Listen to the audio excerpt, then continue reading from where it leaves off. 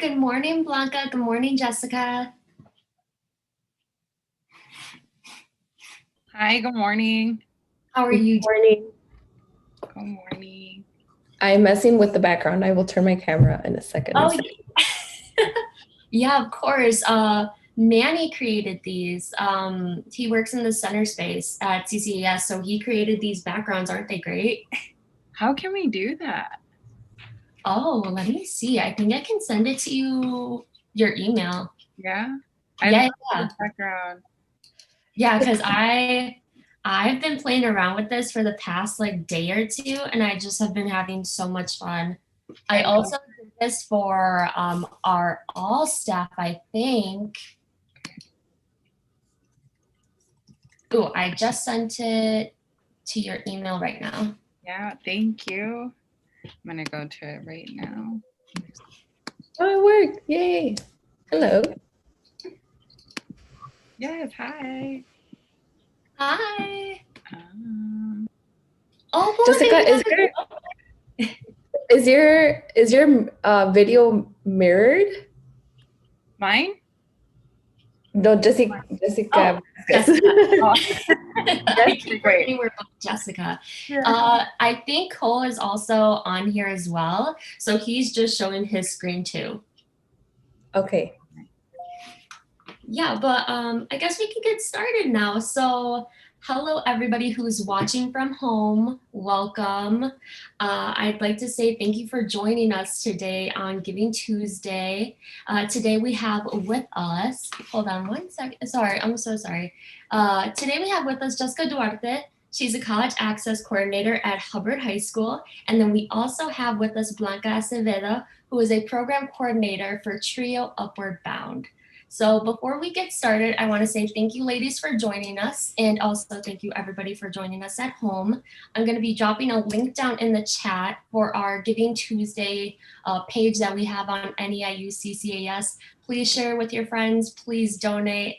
The money that we are raising today is going to our just-in-time scholarship fund for students who are going through financial hardships. So, ladies, welcome. Thank you. Yes, yeah. I'm Yeah, excited to be here. Oh, thank you. Yeah, thank you so much for being here. I really appreciate it. So, Blanca, let's start with you. Tell us a little bit about yourself and what you do at the center. Sure. Thank you. So my name is Blanca Acevedo. I am a program coordinator for the Trio Upward Bound program at CCAS. And so we work with pre-college students with 5 different high schools from Chicago Public Schools. I have been in my current position for 4 years. Before this, I was a tutor for the program. So when I was in college, I'm also an alum of Northeastern. So I have a bachelor's in psychology, Latino and Latin American studies, and I also have a master's in higher education leadership through the Enlace program at NEIU. Yep, so I've been here for a while since I was a student, and I'm excited to be here and to continue with this Giving Tuesday. I'm also an alumni. Yeah, I went to Northeastern Illinois University for undergrad, and I just got my master's degree from there. So I know I'm very excited, but yeah, I love Northeastern so, so much. And then Jessica, same question for you. Tell us a little bit about yourself. Yeah, so my name is Jessica Duarte. I am a coordinator with the Chicago Gear Up Alliance for Hubbard High School, which is on the southwest side of Chicago. And I do a lot of program coordinating there. So really working with a team. We had a much larger team, and now with, changing throughout the years, right now we're working currently with seniors, but before, when we had multiple grade levels, we did have a team of about like 16. And so now we're a little less than half. And it's nice in the sense that, with it being a smaller team, there's more of like that one-on-one availability to work with, students, teachers, the school staff. And so I do more of like the behind the scenes in regards to like planning with the leadership team that I have there at Hubbard High School. And so whenever we've had, like PDs at the center or just like gatherings at the center, it's been really great because working out in the field at the schools, every school site, every school team is just very, very different. And so being able to come together collectively, like everybody, whether it's, at the center or at El Centro, it's always really nice just to reconnect, because I think that's very key for us continuing the work that we do to provide academic and career services to, our students all over the city, as well as, their parents, and just being able to have that connection to bounce ideas off of one another, and just to really re-strategize, especially given, like the situation that we're in today. It's really nice to have that networking available. So yeah, that's a little bit about me and the work that I do with Gear Up at Hubbard. Yeah, so I like that you also mentioned like the small but mighty teams. So I'm a team of 3 right now, and then I'm also a team of 4 because I'm working at Sen High School right now too. Shout out to Sen as well. It's been such a great experience actually working with the students, because a lot of the time I'm just doing a lot of the programmatic work, but it's been nice to actually switch it up, work with our students. They are so incredible. They are so amazing and so dedicated. So thank you for bringing that up. I really appreciated that. So Blanca, can you tell us a little bit about the program you work on? Yes. So we work with Solorio, Back of the Yards, Thomas Kelly, Juarez, and Ishka. And so these are all in the south side of Chicago. We basically work with all students, so no specific grade level at the schools, and administration at the school to provide college access and help with college readiness. We also work with after school programming. We do a lot of STEM. So we like to really involve the students in STEM and get them to be exposed to STEM careers, but also to be able to be mentored by people that look like them, to have that peer mentored relationship with some of our tutors that are college students. And so we do a lot of STEM work through microprocessing with computers. We do coding, especially in these times. We have been doing a lot of our app development work, a lot of our computer engineering programming. We've also done traditional folkloric dancing. And so we also have brought the arts to really enrich kind of that experience that the students are receiving. And then once they're kind of hooked in the program, we're like, all right, now let's do your FAFSA, and do you have your letters of rec, and let's get you working on everything. So it's very nice to be able to get them to do something they enjoy doing genuinely, and they're in it for the activity. And then we're like, okay, junior, senior year, here it goes. Let's get you on a college path. So that's kind of what we do. We also host a lot of conferences. We are very involved with STEM. So again, really looking in the community for faces that look like us that can provide that STEM face to our students so that they are able to relate to them. So that's really interesting that you bring that up. I've always been really curious to learn a little bit more. For those watching who aren't aware, Blanca's program, they usually take kids to conferences across the globe. So I know, what was the last trip that you went on? Was it China? Yes, China. So we've been to China, we've been to Peru, we've been to Colombia, Puerto Rico, Alaska. Alaska was my favorite. And so it sounds like a lot of fun, but it's a lot of work for the students, mainly for the students, because they're actually going from here to another country or another state where sometimes they have to speak Spanish, or they're doing it in a different language.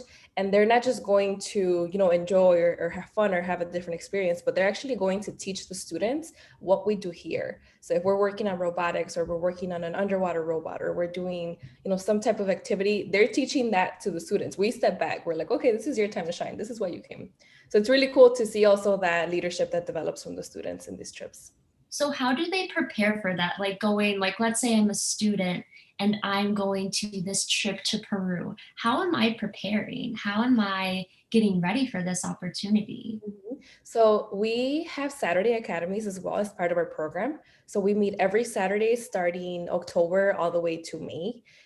So every single Saturday from 9 in the morning till 3 p.m. We had students, right now we don't, but we had students at El Centro or at CCAS. And we use that time to prepare the students. So whichever cohort we're choosing to go to the trips, they're there 9 a.m. to 3 p.m. every Saturday, working on the activity, making sure they master the skill. Then we have them work on their presentation style. If it's going to be in another language, they have to practice in Spanish. And so it's every single Saturday before the trip, basically. That is a lot of time to put in, but that's amazing that you guys are all doing that. Jessica, I know you also put in so much time, so much energy to the programs that you do as well. Can you tell us a little bit about the program that you're working on? Yeah, so I work with the Chicago Gear Up Alliance. We have definitely over 10 high schools across the city, Chicago public high schools across the city. Um, and so first off, I wasn't always in this role. I've definitely grown within the organization. So I started off as a tutor. And so to see the growth in general, like from a tutor's perspective, then to now a coordinator's perspective, is just so different. And so just being able to, one, be very student focused and student oriented and having like that one-on-one direct service in their core classes. Like, I love that. That's like where so much of the magic happens, is with direct service with the students, or in like a parent position, right?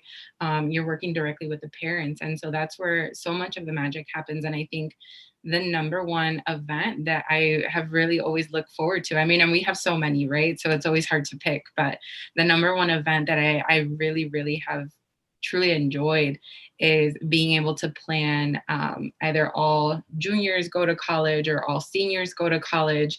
And we have typically tended to wait until about that junior or senior year rather than like freshman or sophomore year, because the goal is that by junior and senior year, the students have really started to narrow down their college and career choices.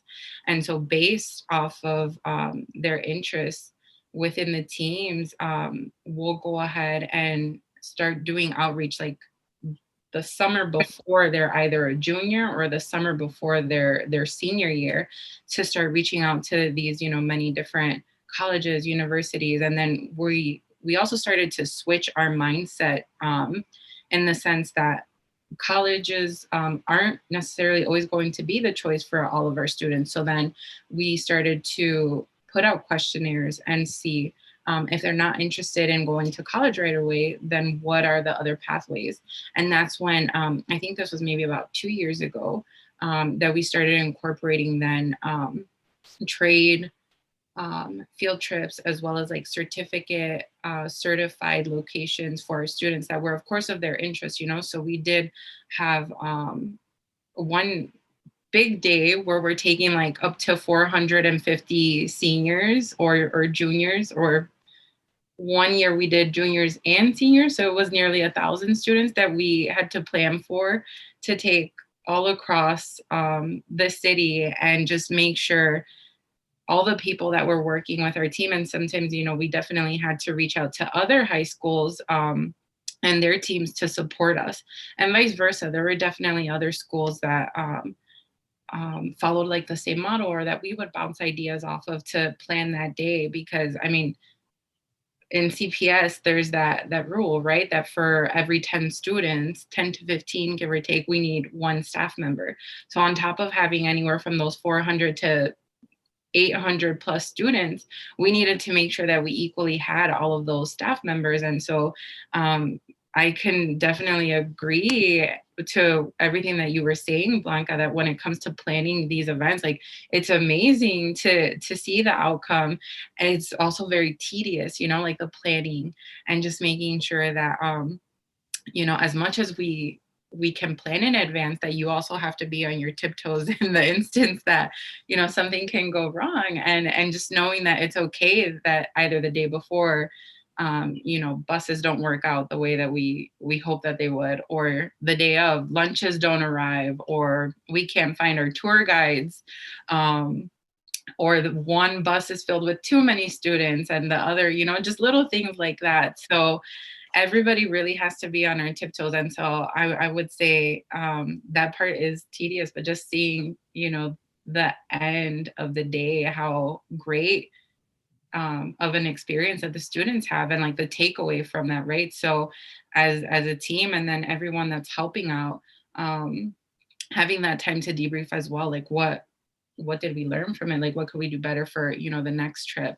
and then also having a debrief with students, whether it's, you know, verbally or written, to collect information on like what did they find very valuable and what would they like to see different for a later time. So that would be my favorite event. And again, there's many, but that's the one.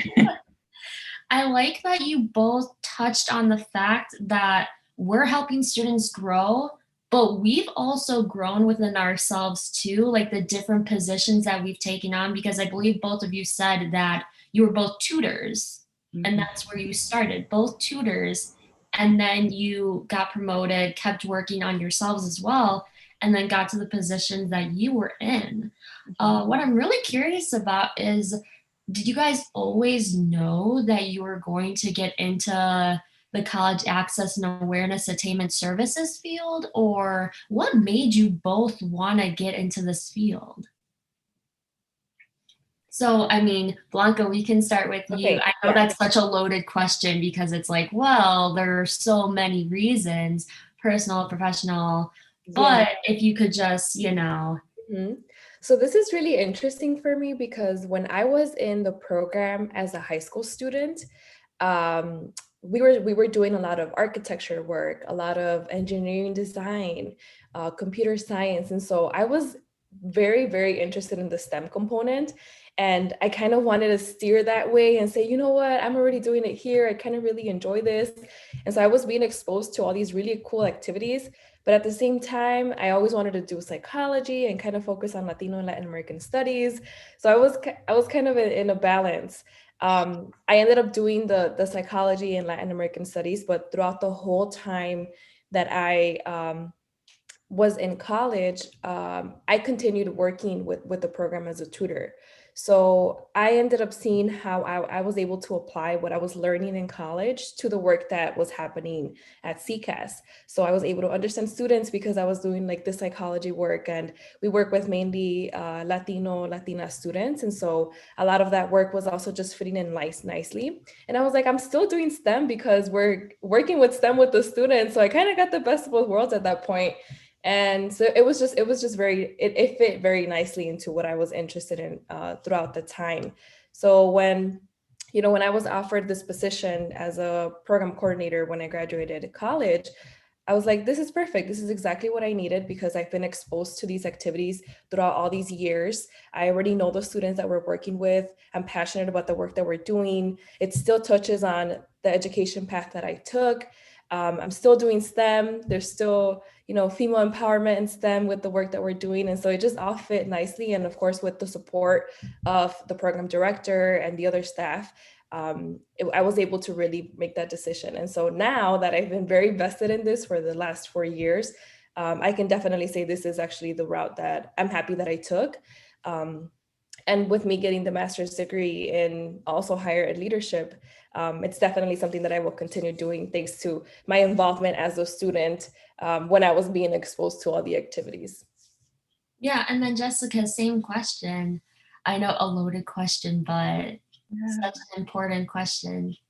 I want to piggyback off of what Blanca said because I can very much relate in the sense that I was also a GEAR student when I was in high school, and so throughout my high school years, it was really the GEAR team. I went to Hancock High School on the Southwest side, which is very close to where I work now at Hubbard High School, and I didn't know anything about like the college process or career process, where to start, who to go to. And I kept hearing about this program that was connected to now CCAS. At the time, it was formerly known as CTC, the Chicago Teacher Center. And they kept, promoting that there was like college and career services. And so I'm second generation here in the US and first generation in my family to go to college. And so my parents, they had just graduated from high school, weren't aware themselves about the college process.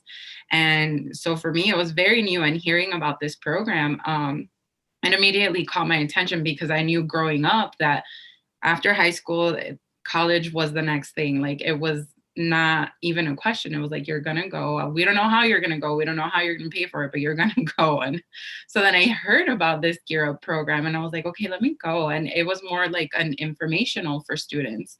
So I went, and it was set up as like a after school program all those years ago.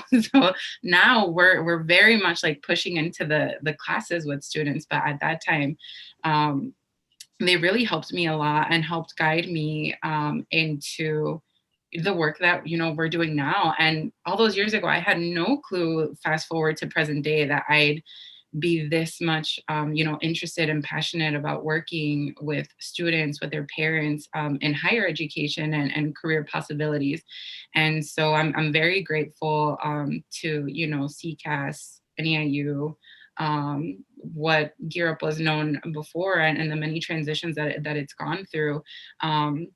Because again, yeah, I never knew that I would be where I am today in this career path, or just feeling so passionate about it. And I really enjoy the fact that we get to, you know, give back to not only our students and their parents, but it's a very, you know, a trickle down effect that then spreads to the community, to, you know, their families.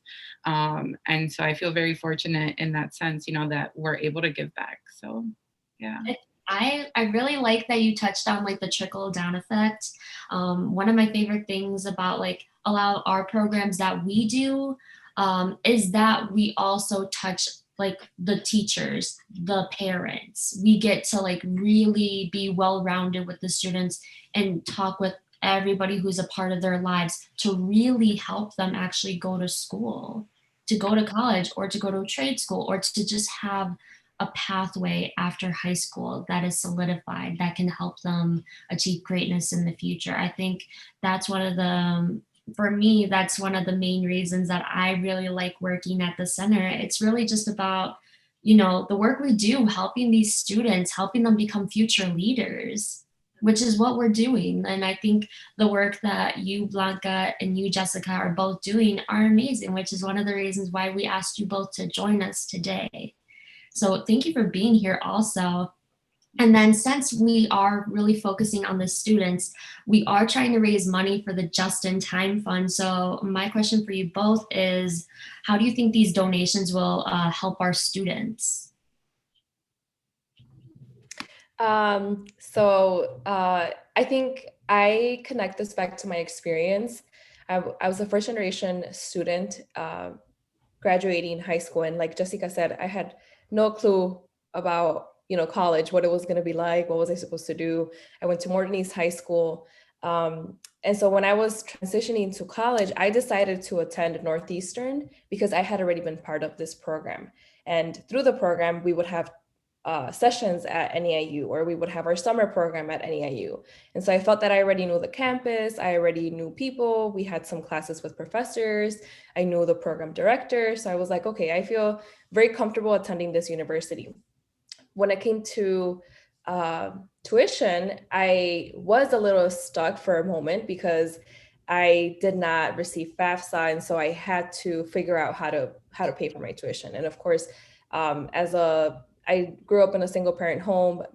There was very limited support. And so I began my scholarship search at Northeastern. So I applied to every scholarship I could through the foundation, through every activity, every association at NEIU. And so luckily I was able to get some from NEIU. I also got some from Morton College, which I was coming out of.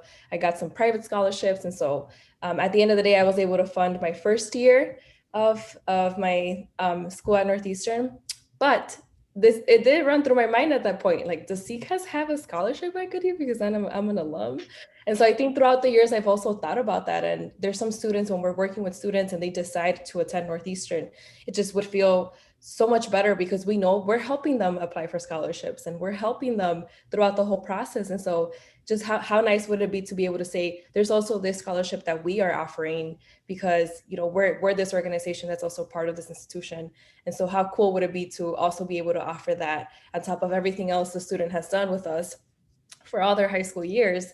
to be able to say, this is what we're able to give you to continue to help you continue your college process. Because I know when I was in those shoes, I would have really benefited from that. So I think that it would be really cool, and it is a great thing to be able to carry out for this year. Wow, yeah, same. I really wish I would have had something like this too. And then Jessica, how do you think this will help your students? Yeah, I think having this Giving Tuesday is really amazing because continuing to be able to give back to our students and helping out, especially in these times of extreme need, right? Like there's so much going on. Many of our students are now like rethinking and re-strategizing. Okay, I thought of either maybe going away or just doing something totally different. And what we're noticing now is that many of our students are now refocusing on possibly staying in the city. Not maybe going away. And so whether it is staying in the city, going out of the city or out of the state, being able to have these scholarships is really helpful for their tuition, for things like books, a lot of the supplies that they will need to get them through, whether it's their first year of college, right? Because many of our students, I'm thinking, generally speaking, here across the city, we do service a lot of African American, Latino students and students that are in the city who have this financial need. And similar to Blanca, I also grew up in a single parent home. And I think the stories that you and I shared, I mean, they're not stories, right? Like they really happen. And many of our students can definitely relate to our situations, our upbringing, and the way that Blanca was saying that those scholarships that you were able to look out for really helped you. And similar for me, if it weren't for scholarships, there's so much that I'd probably be in like way more debt, because I do have some student loans, but I'd probably be in way more debt. And then many of our students, like we do so much to try to make sure that they don't have to take out loans or come out of pocket. And so being able to have this scholarship on top of any other additional assistance that they may receive is going to be super beneficial. So that way, we set them up for career and college success, but also definitely financial, because that financial portion is also very huge. Exactly. I think one of the things that I'm most excited about for like this just in time fund, because this is a new thing that we started about a year ago to this date, actually. One of the things I'm most excited about is because I've known so many people who have had to drop out of school just because they can't afford to pay like maybe $300 for like, an online course, like that little like program that they need to buy for that like course, or their textbooks are too expensive, or the money is just starting to pile up and they're going through financial hardship. It's extremely hard nowadays. So I think something like this, I'm extremely excited for. I'm extremely excited for us to give back to our students, help them achieve greatness through this money, but also through the work that we're helping them do. So, ladies, I want to thank you both so much for joining us today. I really appreciated it. And I also really enjoyed learning a little bit more about each of you and how you guys got started, because both of your stories are very similar to mine. So, I want to thank you both for joining us. Thank you so much for having us, and for, just the opportunity to be able to come in and speak about the work that we do and just being able to give back. We really appreciate it. Thank you. Yes, it was very nice to be able to share, I think, the stories and see how relatable everyone kind of can be, and also how that can impact our students, because they know, that they're working with people that are like them too. And so, yes, thank you. Yeah, no problem. So I want to thank everybody else who's joining us virtually and watching this on YouTube Live. Thank you so much for joining us. And again, please share this link or donate, or, just spread the word. I just dropped the link in the chat, and it's P2P One Cause, the Just in Time One Fund. Thank you both so much for joining me. Bye, guys. Thank you. Bye. Thank you. Bye.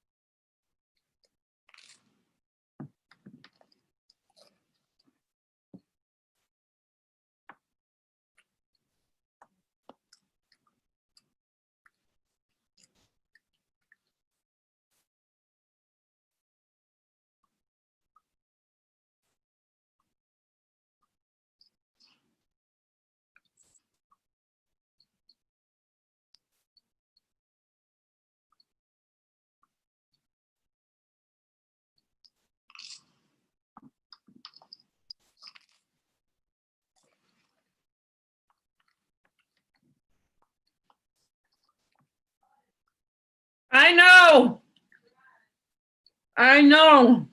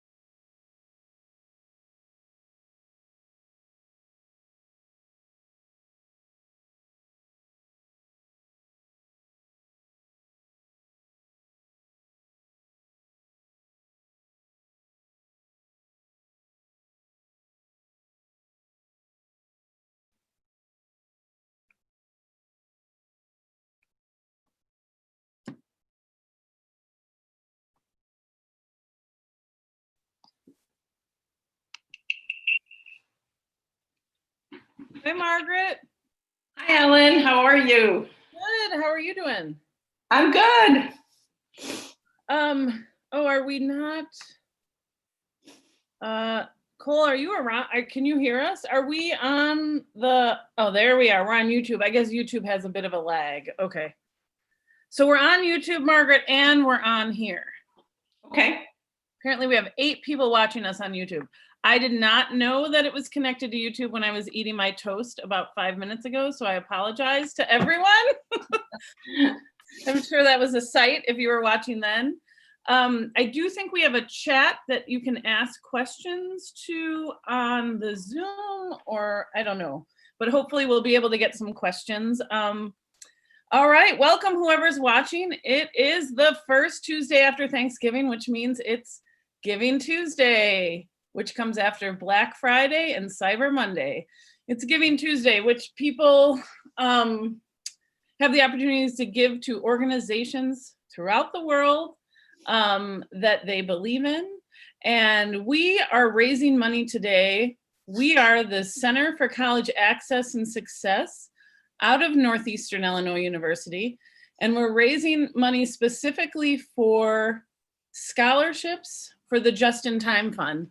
And now this is just a little different than, these aren't scholarships to Northeastern.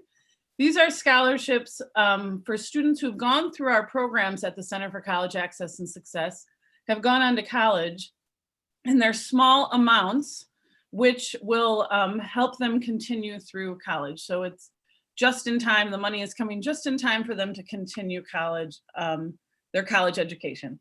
We are raising money now. I don't know if Cole can give us an update on how much we have raised, but it'll go into the Just in Time Fund, and then students will apply for scholarships anywhere between $25 and $250. So small scholarships, it'll reach a lot of students. So we encourage people to give, and we are interviewing today the director of our Gear Up program, which Gear Up stands for Gaining Early Awareness and Readiness for Undergraduate Programs. And we have had several Gear Up grants, and Margaret Boyder Escalona is the director of the Gear Up grant at the Center for College Access and Success. So welcome, Margaret. Thank you. It's a pleasure to be here, Ellen. And I would just second your motion that please donate to Giving Tuesday for Northeastern and for the Just in Time Fund for our Gear Up students and for our students from the Center for College Access and Success. This is a life changer for them. You may think $25 is nothing, but that could be towards a book. That minor things go a long way. So please think about donating to our scholarship fund for students. And I just heard we are at $945 raised so far at 11:33 a.m. So that's really exciting. Thank you to everyone who's donated. We are really lucky to have Margaret here. I think less than a week after Margaret has announced her retirement. And Margaret she is my director, but she is many people's director. She's my direct supervisor, but she is also, I mean, the amount of people who feel like she is their mentor it's huge. We are so lucky to have her and have been able to work with her. Her heart is huge, and she is also brilliant. So that's a good combo for us. What we want to talk about with you today, Margaret, is your experience, like how long you've been here. And I'm really interested on now you're the director of this huge grant, but I'm kind of interested in, and we can talk about that too, but how you came over and where you started, because I heard you speak about it actually a little bit yesterday on a different call. So that sounded really interesting. Well, I came to the center in 1992. So that's a little over 28 years ago in June. So it's a little over 28 years. So I came on a grant that I thought was going to be 2 years and that I would have to look for another job shortly afterwards because it was a grant. Never did I realize that grant would lead to many others, and it would be 28 years of just humble service to our students and families.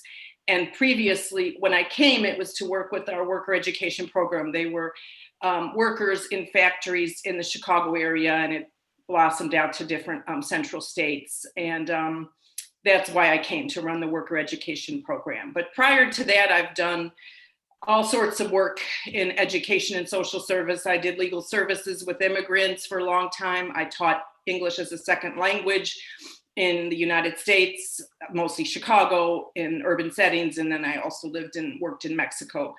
and taught English there. And then I've worked with migrant farm workers, and that was the job I left to come over here to the center. So I've always been working in education with change and with people trying to make a big difference in their life, to see what is it they want in the end and to move forward starting now. So the worker education program ended after 4 years, and then we decided that we could work with parents, because that all of a sudden seemed to be important as you work with students, that how do you get to students? Well, through their parents, because parents, after all, are the first teachers of their students, of their children.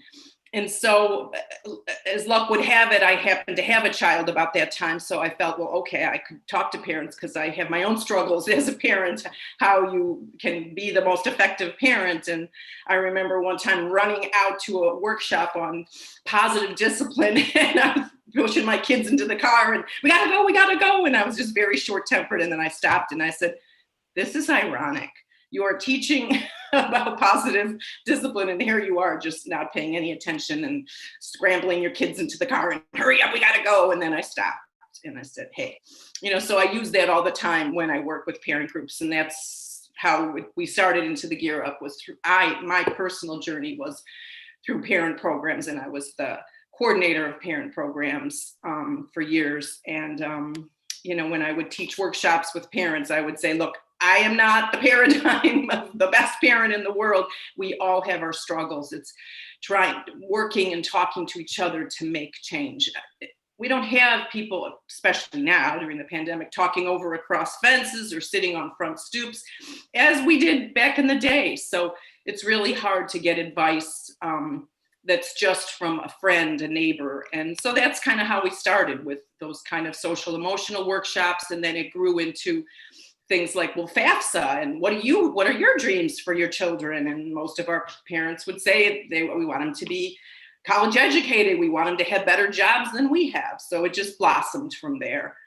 And then when the Gear Up grant was bestowed upon us back in 2000, we always had parents as part of this three-legged stool of working with students, working with teachers, and working with parents and families. And that's just been a joy, because this, you can't work with one without the other. And so I've had, as luck would have it, I've done workshops with students. I've met with them. I've prepared them to go to our student leadership conference with our partner NCEP in Washington. Definitely have had a chance to work with teachers and help our professional development staff talk to teachers about rigor and relevance in curriculum. And then obviously with parents, we've developed this wonderful model that is replicated nationwide, where we hire parents because they are the first teachers of their parents, and they're the ones who are insiders in our schools. They know what it's like to be in XYZ school in an urban setting in Chicago. And so these parent advocates have been with us over 20 years, and I don't think our program would be as successful without it. So again, when you donate to this scholarship fund, you're donating not only to a student, but to the families. And our teachers in our schools often tell us when kids might need something. And so again, this been a wonderful array of programs that help support our Gear Up students and families. And so, you mentioned like your parent work, and I think that work has been just huge in what we do at the center. And like you really started it, and you've been presenting at conferences all over the country, and kind of been like a change maker and a leader with parent work. And you mentioned that you ended up hiring parents of our students. I'm wondering roughly, like a rough number, over your time here at the center, can you guess how many parents of students that we work with that you would hire to be on your team? I mean, because I think I just want to make sure that people who are watching have an idea of like I think our reach is a pretty big reach. I mean, hundreds. I would say we've hired at least 200 parents. Some stay longer than others. Some move on and have moved on to bigger positions within our organization, or have gone on to the CCAS, to the Chicago Public Schools, and done work there. So hundreds. And then it's the impact when you have a small group of parents I would do 7 Habits of Highly Effective Families, and you might have 10 in the room. And of course you wanted 35 or 40 or 50, but the point is it's one parent, one person at a time. And that's how change occurs, is when people can sit in a room and talk about their lives, whether I yelled at my kids too much, or they're on video games constantly. What do I do? How do I redirect? Or my children are in Mexico and I had to leave them for a job. And so again, it's so broad-based in terms of who we've affected through the years. Actually, just right before the pandemic, I was at a dance recital in Chicago, and this person came up. She kept staring at me and she said, "Don't you remember me?" And I said, "You look familiar." It turned out she was one of our first parent advocates, and she ended up now working out in a western suburb, being a teacher assistant. And she said, "Oh my God, without Gear Up, my life would not have been what it is. I was able to help my kids. They're, professionals now. One is a physical therapist, one is doing this and that." And she said, "I'll never forget the program." So it's not just me. I do want to call out for when we first designed the program, my beloved colleagues, Shobha Sharma and Gail Cruz Roberson, were my comrades in arms when we created the program and we bounced ideas off together. So without them, we owe a debt of gratitude to them. And then of course we've had Nelson Choto, Jenny Coulter Zuduaga, who believed in these programs, also worked with parents.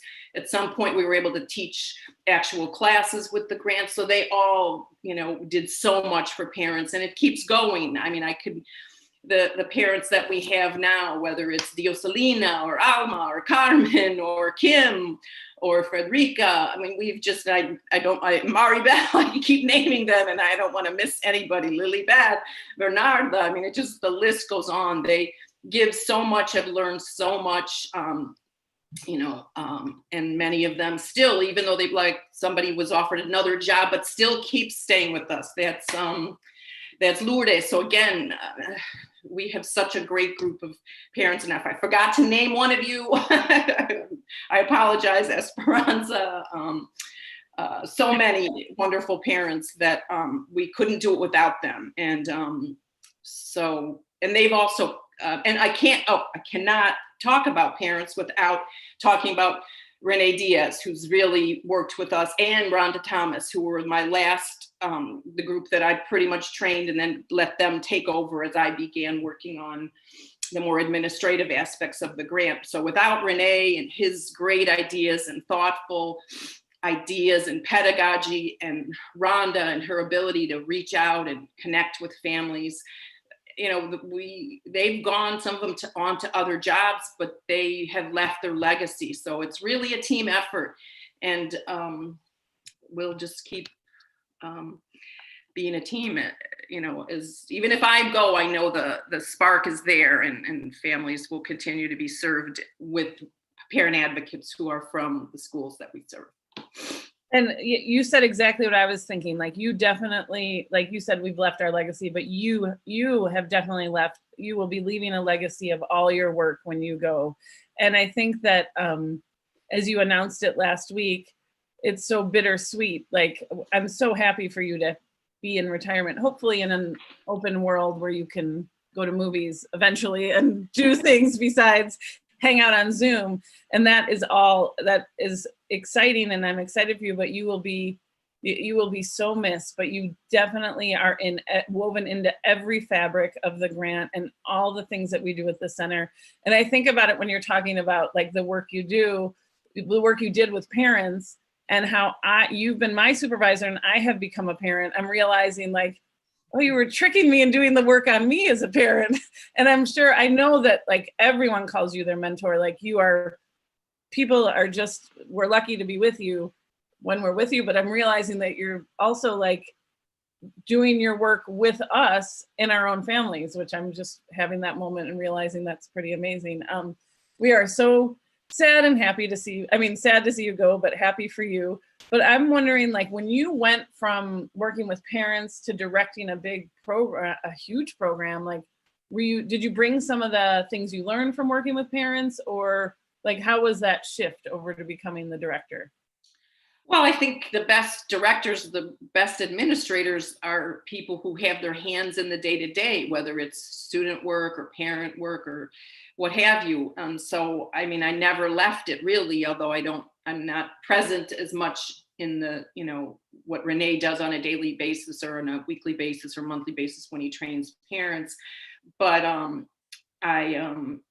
I think you never leave it, so you still have to maintain that connection. And I mean, there's nothing worse when I feel like, gosh, I mean, now it's all different, but even when I haven't been in a school in a while, to just see the life of the school, the lifeblood, to see how our parents, go into the office and meet parents and talk to them and are very empathetic. And so, and again, I have not gone as much as I would have liked. And so that's always just for a meeting isn't enough, but I'm always glad when it's in the day and when there's a meeting, when I can sit in a Gear Up office and observe and talk to people and get to know some of the students. But surely the one thing I was able to do most was always, connect with our parents and our parent advocates. And I think that it is possible, and that's always at the core of what I do is who am I doing this work for? When, you write up a budget, it seems like it's removed, but it's not, because I'll go and I'll ask our managers, I'll say, Lorena, Cheto, Ellen, what do you think would work? I talk to Sarita and say, well, is it coding or is it, what do you want to do, for this summer program? And talk to Susan and Polly and Hermione and what is the best way to connect with our students? And I definitely have another personal favorite program is all the writing programs we do at the center. And again, I use some of those techniques whenever I do a workshop with parents. You have to, because they're so great, but it's just amazing how our PD team who works with students just can get kids to open up and talk about their lives and their sadnesses and their struggles and then their dreams and their hopes. And I think that's just been a wonderful program. And I will tell everybody that we have y'all coming up this weekend. I don't know if anybody can still come, but that's the Young Adult Literature Conference. And we have a great poet from our partner, Cool Speak, Joaquin Zihuatanejo, who's awarded so many prizes. He's a wonderful teacher and mentor and poet. And if you can see him this weekend, Saturday morning, please do. You will not lose out. You will gain so much.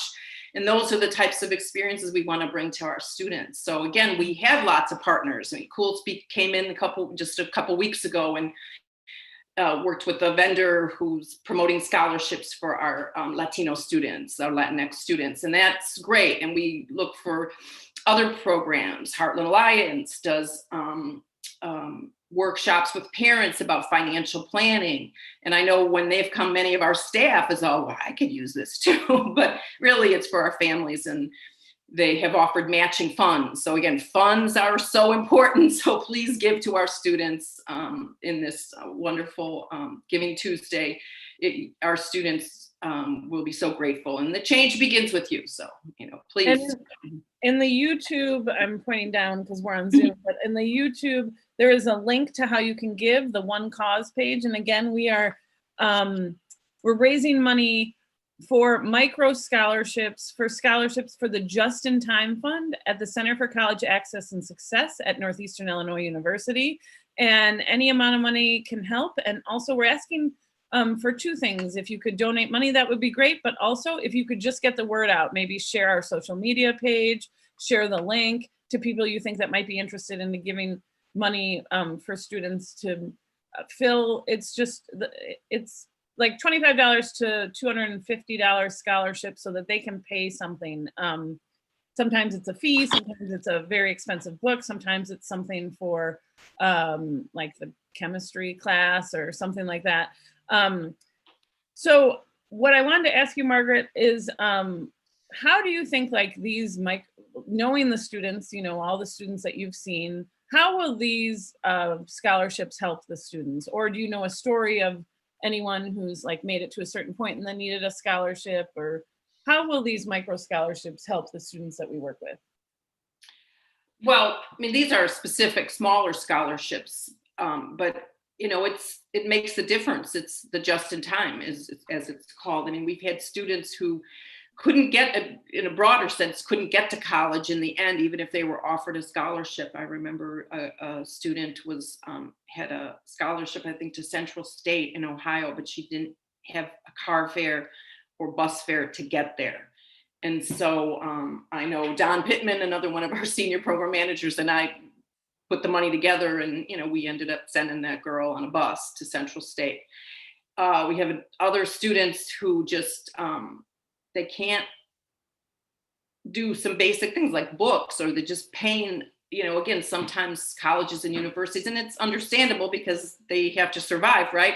But someone's missing $100 and then they can't register for classes, unfortunately. So, I mean, many of our universities have big hearts, and I know Northeastern has been open and let kids in, but not all universities are. So that $100 extra could help pay off that final bill that was just, kids do, month by month, week by week. They come in. I've seen kids go to the bursar's office and say, here's $20, I owe this. So, I mean, these are things that really change people's lives. So whatever you can give, it's appreciated, whether it's $5 or $50 or $500. And I know myself, I have to go and give this afternoon. So I will be doing that. But small is fine. It really makes a difference in the lives of our students. And our families, they try to, they fill out the FAFSA, they put all their information in, and there's still not enough scholarships to go around. And we are always, our team, our Gear Up team in the schools are constantly talking to kids, getting families on board to fill out the FAFSA, talk about what's the best match and fit, what would be the best school for you, and have some hard discussions too with students. Like, you have 2 award letters, which one is best for you? Well, okay, the school you really want to go to, however, you're not getting the money. And so we teach our students how to read those letters. We talk to parents about them.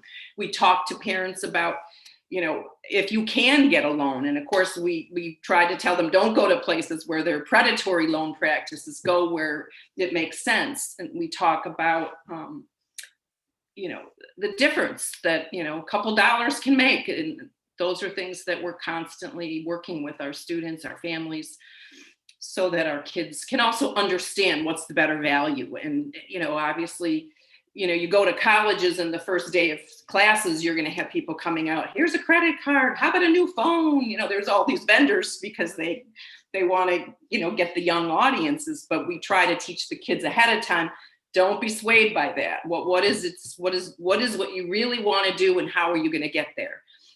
So our students need a lot, because they are oftentimes the first person in their family to go to college. So parents, even though they have this idea of they want college for their kids, they don't really know all the steps. So that's our role. And once you get to college, it is, how do you save and not go out and buy things? If our kids are in dorms, they need to learn how to not, go out and buy food and party and all those things. We have so much to do to prepare our kids. And we do offer a 7th year for our kids to, when they're in their first year of college. And these are the kids who will be benefiting from these scholarships. They're Gear Up kids who are in college, who just need that little extra.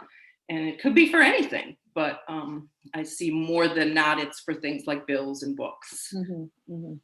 That's an interesting thing I want to remember to tell students is, don't sign up for anything on the first day of school outside in the quad. I mean, you might want the t-shirt and there might be a bag or a water bottle, but maybe just hold off on all of that. And that's really, like, don't sign up for anything the first day. We're seeing in the chat that we are at $945 still. We have some new donors, Maureen Biltman and Sarita Brown, our very own, CCAS's very own Sarita Brown. So thank you all for giving. I also want to ask you, Margaret, what are your plans for retirement? What's going to happen? What happens next when the world opens up, or maybe even just you want to watch a whole season of some show? Well, I'll do some book reading and some shows watching, of course, but I will do something. I hope to work with parents in a maybe a consultant manner, or work on writing. I'd like to do some of my own personal writing. So I don't know. I know it's gonna take a while because I've been here for 28 years and it's a lot, and it's bittersweet. I'm gonna miss it a lot, but I think now's a good time to go, and our team will carry on. We have an excellent team, and we will.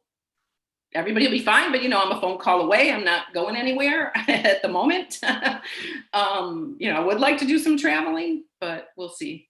It's all, I just want to take the time, sort of navigate where I want to go and think about it without, doing the regular 9 to 5. So, and which of course this job is not a 9 to 5. It's really, it's at all, times of the day. And I know our team is out there talking to students now, after school hours, on Saturdays, weekends. So we have a lot of people who work so hard, and our legacy, is a great one. And I'm just so proud and humbled to have been involved in all the programs at the Center for College Access and Success, and particularly Gear Up. That's the last one I've been involved with. So please give, please donate. Every cent counts. Our students, our families, our teachers will be forever grateful.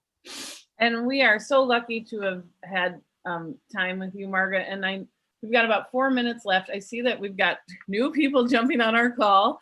I want to ask you, Margaret, if you were to think about like one of the highlights, what was one of the highlights of your 28? It doesn't have to be the best highlight because it's probably hard to think that way, but what is, one of my highlights with you was that y'all conference. That was a good time. But like, what is one of like your highlights thinking back, or a couple of them, or? Oh, that's putting me on the spot. There's so many. Okay. I mean, again, I'm always just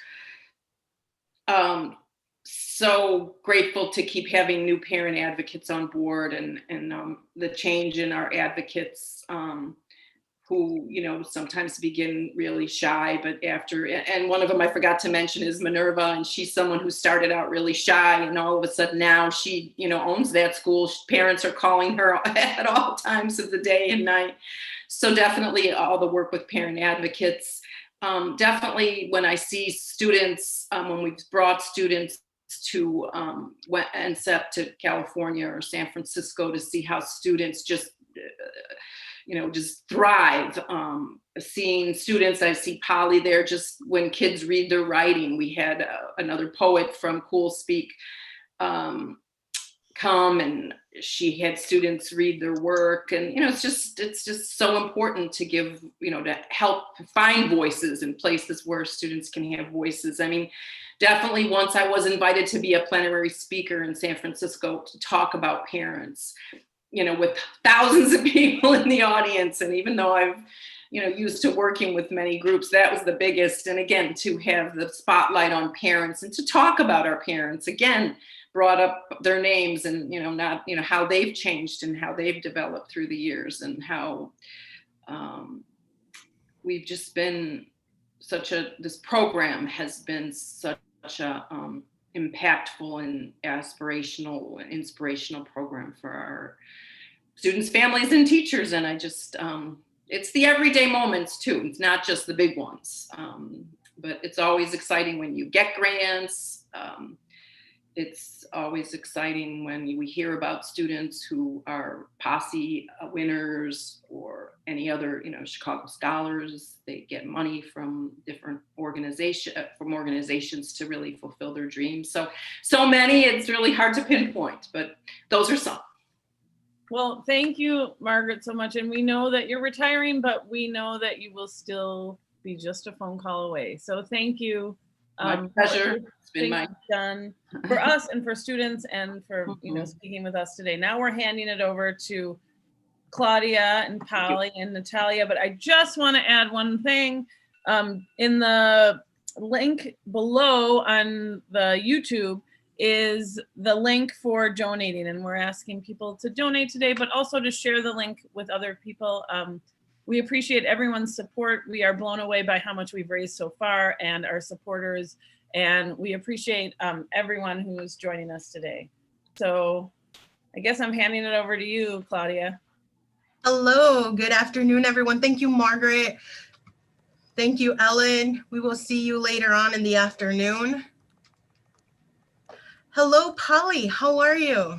Hi, how are you? I'm good. I am now thawed out. I don't know if you caught our live session this morning at 10 a.m. No. We were out in the parking lot at our future CCAS site, Yeah. El Centro campus at Mhm. 3390 North Avondale. It's a gorgeous building.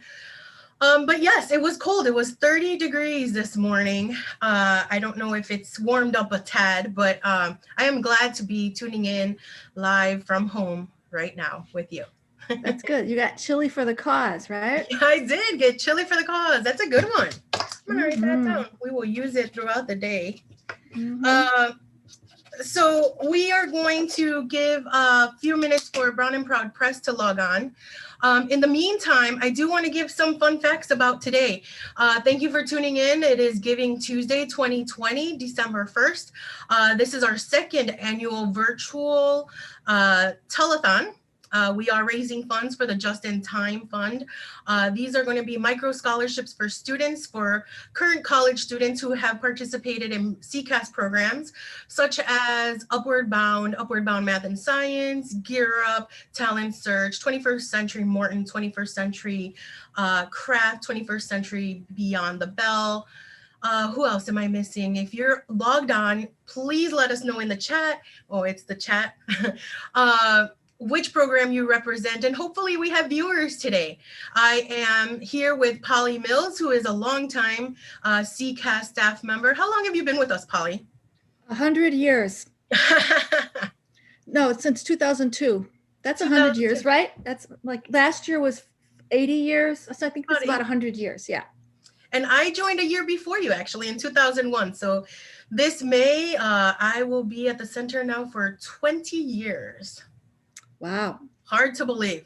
Yeah, you look about 19, so it's a mystery to me. I wish I was 19. Sometimes I wish I was 19. I don't wish you were 19. No, that would have been end of college, that transition year. Nah. And I see that Lupita is going to be joining us. Oh, there she is. Hello. How are you, Lupita Carrasquillo, right? Yes. Yes. From Brown and Proud Press. She and Polly Mills are joining us to talk about the partnership that Brown and Proud Press has brought to the center for our students, specifically the Gear Up students, correct? Yes. Yeah. Okay. Yeah. So if you want to introduce yourself, Lupita, go right on ahead. So my name is Lupita Carrasquillo. I am the lead organizer with Brown and Proud Press. It's a collective of creatives of color that get together and produce not only zines, like little magazines, but also workshops and pre-pandemic some events and things so that people can not only perform but share stories. And I think that ever since we partnered up with Gear Up, we've been so much more youth focused. Mostly before that, we did workshops with adults at festivals and things like that. So we're really happy that Gear Up's helped us get into the classroom. Personally, I'm an artist and poet and a teacher. I'm teaching right now. So I'm just on break. So if you see any children, that's what it is. Where do you teach? I teach at Oak Park Friends School in Oak Park. So I facilitate their extracurricular activities whenever they're not on their actual Zoom through District 97. So it's interesting. Yeah. It's a very interesting work to be doing right now during a pandemic. But it's great. I really like it. And I love the youths. That's great. Tell us a little bit about your educational background. Where did you go to school? Where did you grow up? How is it that you came to, you're one of the founders of Brown and Proud Press, correct? I'm not one of the founders of Brown and Proud Press. I consider myself part of the second generation. The first generation folks have moved on to other endeavors. They've created other collective. I don't know if you've heard of For the People Artists Collective. They focus on creating visual art to support movement work that's being done in Chicago and beyond. So a lot of Black Lives Matter, Trans Lives Matter work to decarcerate, things like that. And I am a product of Chicago Public Schools. I went to Chase Elementary for elementary school, and then transferred to Augustus H. Burley, which was a magnet school in like Lakeview. And then I went to Lincoln Park High School. So I've seen a lot of different settings that are dependent on how much resources people have. I did not grow up with that much art being taught in school, but I did take extracurricular like art classes at Marwin, which is also like in the city. And yeah, I've always loved art, and I've definitely been raised with the idea of like, you should be a doctor or a lawyer or all these other things, which are very awesome things to be. But I really want to spread the message that I wanted to hear when I was younger, which is that I could be anything and that I could create and not just fit a mold. So that's a little bit about my educational background. I went to Roosevelt University for college, and I changed my major so many different times. I didn't end up graduating, but I ended up making my own program. I studied social justice. So that's a lot of what we talk about at Brown and Proud Press as well, is that we make it relevant to current events and systems, and just try to give some language to kids so that they know that if they're struggling, it's not their fault and that they can do something about that. And it starts with storytelling. That's great. Had you stayed at Chase, was Clemente your neighborhood high school? It would have been if I lived there, but I, like many people in Chicago, I claim Humboldt Park as my neighborhood because that's where my abuelita lived, and that's where I like was most of the time. But we've lived in all kinds of different neighborhoods: Rogers Park, Jefferson Park, like, you know, more on the south side, more up on the north side. So really living always like 40 minutes away from school definitely took a toll. But yeah, I was very lucky that I tested into Lincoln Park High School because I didn't have that many options for other high schools to go to. I probably would have gone to like Rickover, like a military academy or something. Mm-hmm. And I asked about Chase and Clemente because, or Wells too. I think some students that go to Chase go to Wells as well, but those are two gear up schools. So that would have conveniently been a nice segue from education to career where you work with gear up once again. So it'd be a full circle. Well, I can attest, we figured out that she was an elementary student at Chase while we were there, while the PD team was there working with teachers. We didn't figure out whether we worked with her individual teachers, but I'm claiming all the credit in the world for Lupita. I think she's awesome. I think she's brilliant. She's one of the smartest people I know. She's somebody who is creating her own way. I mean, we talk about through Gear Up, helping kids make that transition from college to the rest of your life. I mean, from high school to the rest of your life. And for many people, the traditional route of college is the way to go. But for somebody like Lupita or my own son, who's also a musician, an artist, a creative, sometimes people have to create their own way, but I feel like she's equipped with what somebody needs to do that. So she tried out college, she gave it the old college try, and she realized she needed an alternative, and she's creating her own alternative, which I think is something to be really proud of. Lupita should be proud of herself. We can claim credit and be proud of her for her creative approach to life and the service that she does. I mean, her creative approach is tied in with a commitment to social justice, which you've heard her speak about, and I've seen play out, you know, on the day-to-day in my partnerships with Brown and Proud Press. That is a great segue. Yeah, Lupita's kind of the lead. She's like the administrative lead. So I work with her a lot on getting contracts signed and stuff. And I think she's the one who rallies people together to get stuff done. She rallies friends and artists and friends to meet the need, right? And because we know that she can meet almost any need, we're able to dream up things. You know, we're not limited to our own abilities. We have this awesome partner that can make dreams come true. That's amazing. That is a good segue. How did this partnership unfold? Well, I learned about Brown and Proud Press through an existing partnership that Gear Up had for a while with the Chicago Public Library and the Chi-Teen Lit Fest. And the Chi-Teen Lit Fest was a partnership with that awesome festival for young writers that happens every year in Chicago. Yeah, I think I had a deal going with the library where we were supporting some Gear Up teachers in the schools and to write curriculum to support the Chi-Teen Lit Fest. And in exchange, the library would sort of lend us their cool partners. The partners would get a small stipend, but then we get to work with the partners. So I was able to bring Brown and Proud Press to a project we were doing at Harlan High School. I think that's where it all started about 3 or 4 years ago. And where two sped teachers were co-teaching a little cohort, math and English. And they decided those two teachers had come to YAL and our young adult literature conference that I guess we're going to hear more about later today, that attracts teachers from Chicago Public Schools and beyond. So they had fallen in love with one of our keynote speakers, Eve Ewing, and her book. Shoot, I should have brought it along, but there was the book about the Chicago closings, the school closings of 2013, where 50 Chicago public schools were closed, and the teachers came up with an idea with a lot of support and partnership and thinking from Brown and Proud Press people about a project involving developing zines as a way to let the students use math to look at some of the statistics of what happens, which schools were closed and where they were closed, and mapping.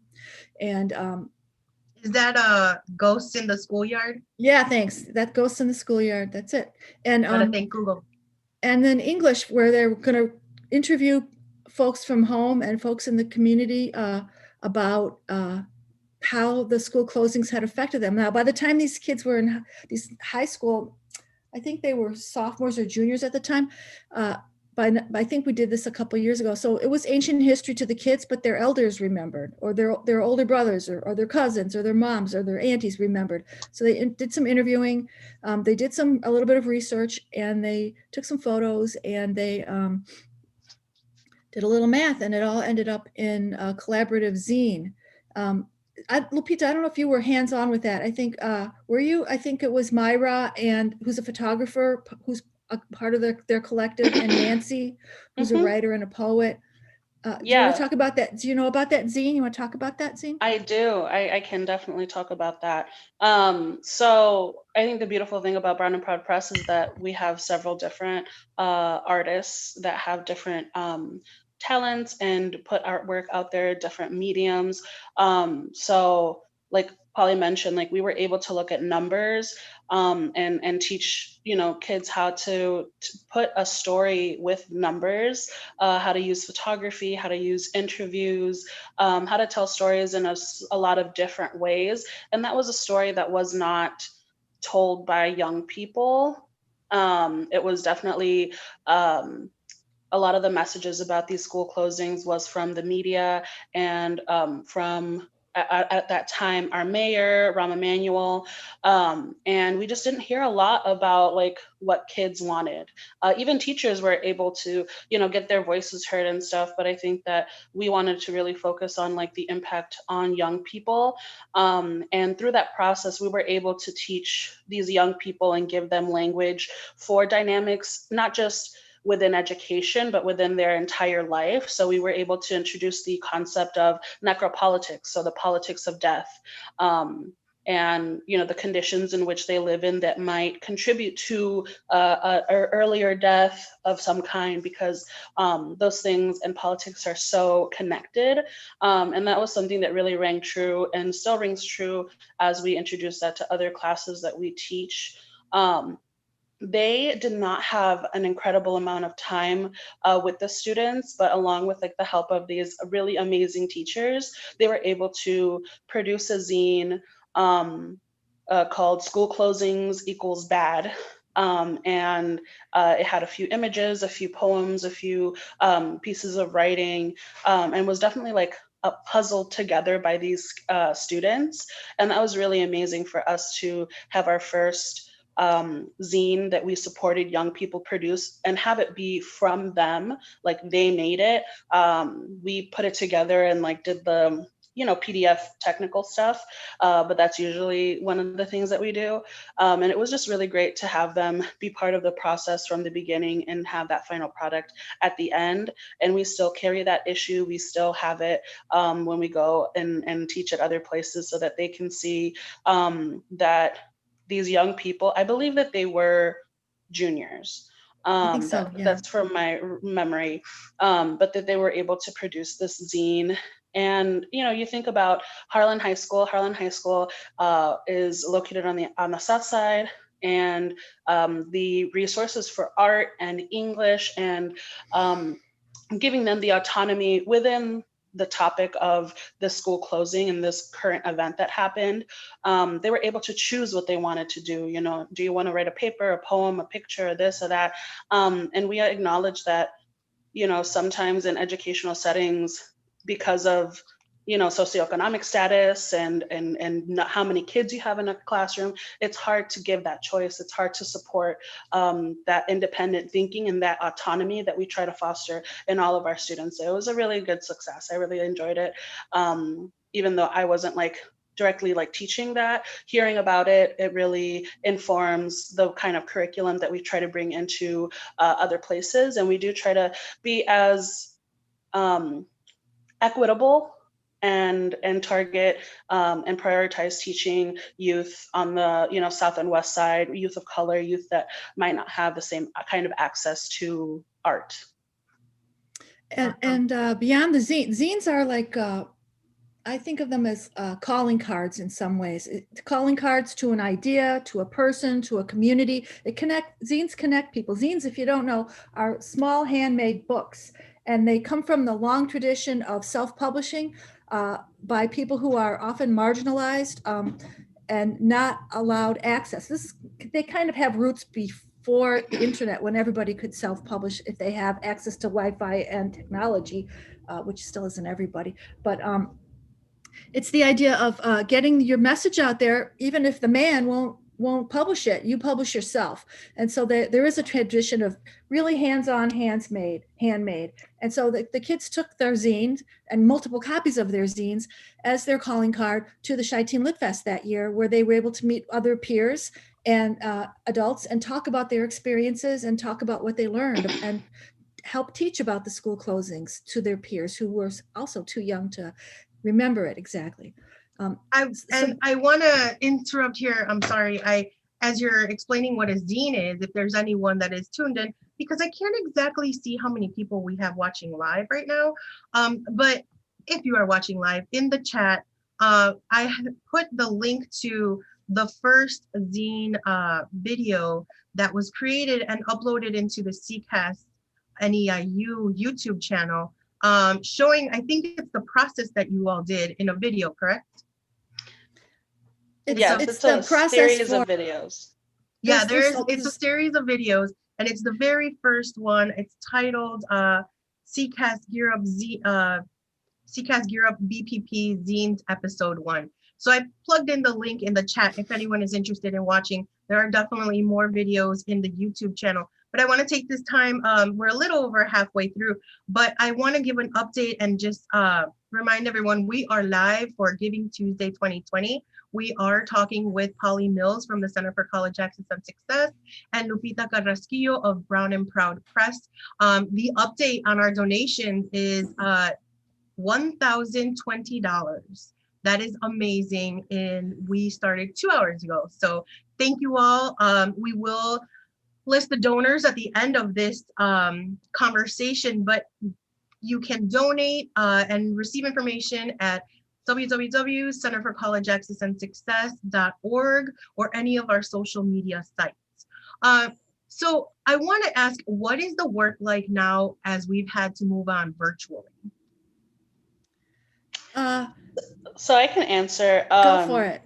The first iteration of trying to give some of this curriculum to students while not having them physically in front of us, it definitely it challenged the fact that like we are very hands-on and very tactile. So like normally we would go in and teach students how to fold paper, how to do everything physically in order to produce their zine. But now that we've moved on to digital zine making, we've been able to use a website called Canva, which gives a lot of different options for creating any kind of digital piece of work, whether it's a flyer or logos or business cards. But we have taught students how to use Canva to make zines.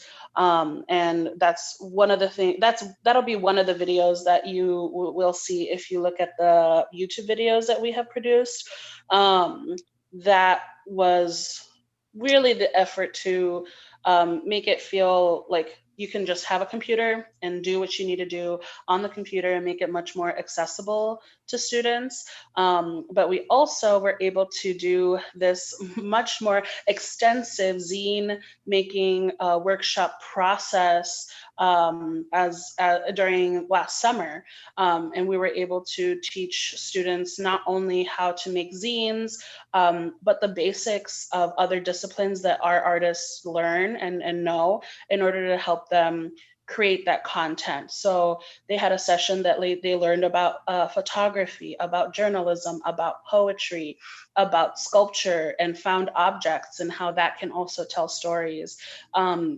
We just really wanted to do our due diligence and give as many resources and information to students so that they feel like, okay, I know how to make a zine, but I also know how to do all these other things.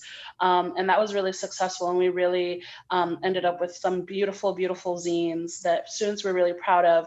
And it just really became full circle because after that, a few of the students that were in that summer program were able to partner up with us for Shy Teen Lit Fest that just passed. And we were able to put on a workshop and teach other teens how to make zines. And that was really bringing it full circle. We don't just want to go into the classroom and be like, here's some skills, you're never going to use them again.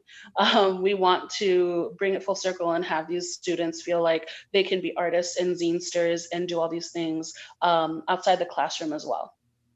We leaned very heavily on Brown and Proud Press for our summer program, our live program 2 summers ago, and that's how we got to know just what they're capable of. Wow. And so when we envisioned this last summer's program, My City Summer Online, we couldn't imagine it without Lupita and her friends, her collection of artists that span, Chicago and reach out to LA.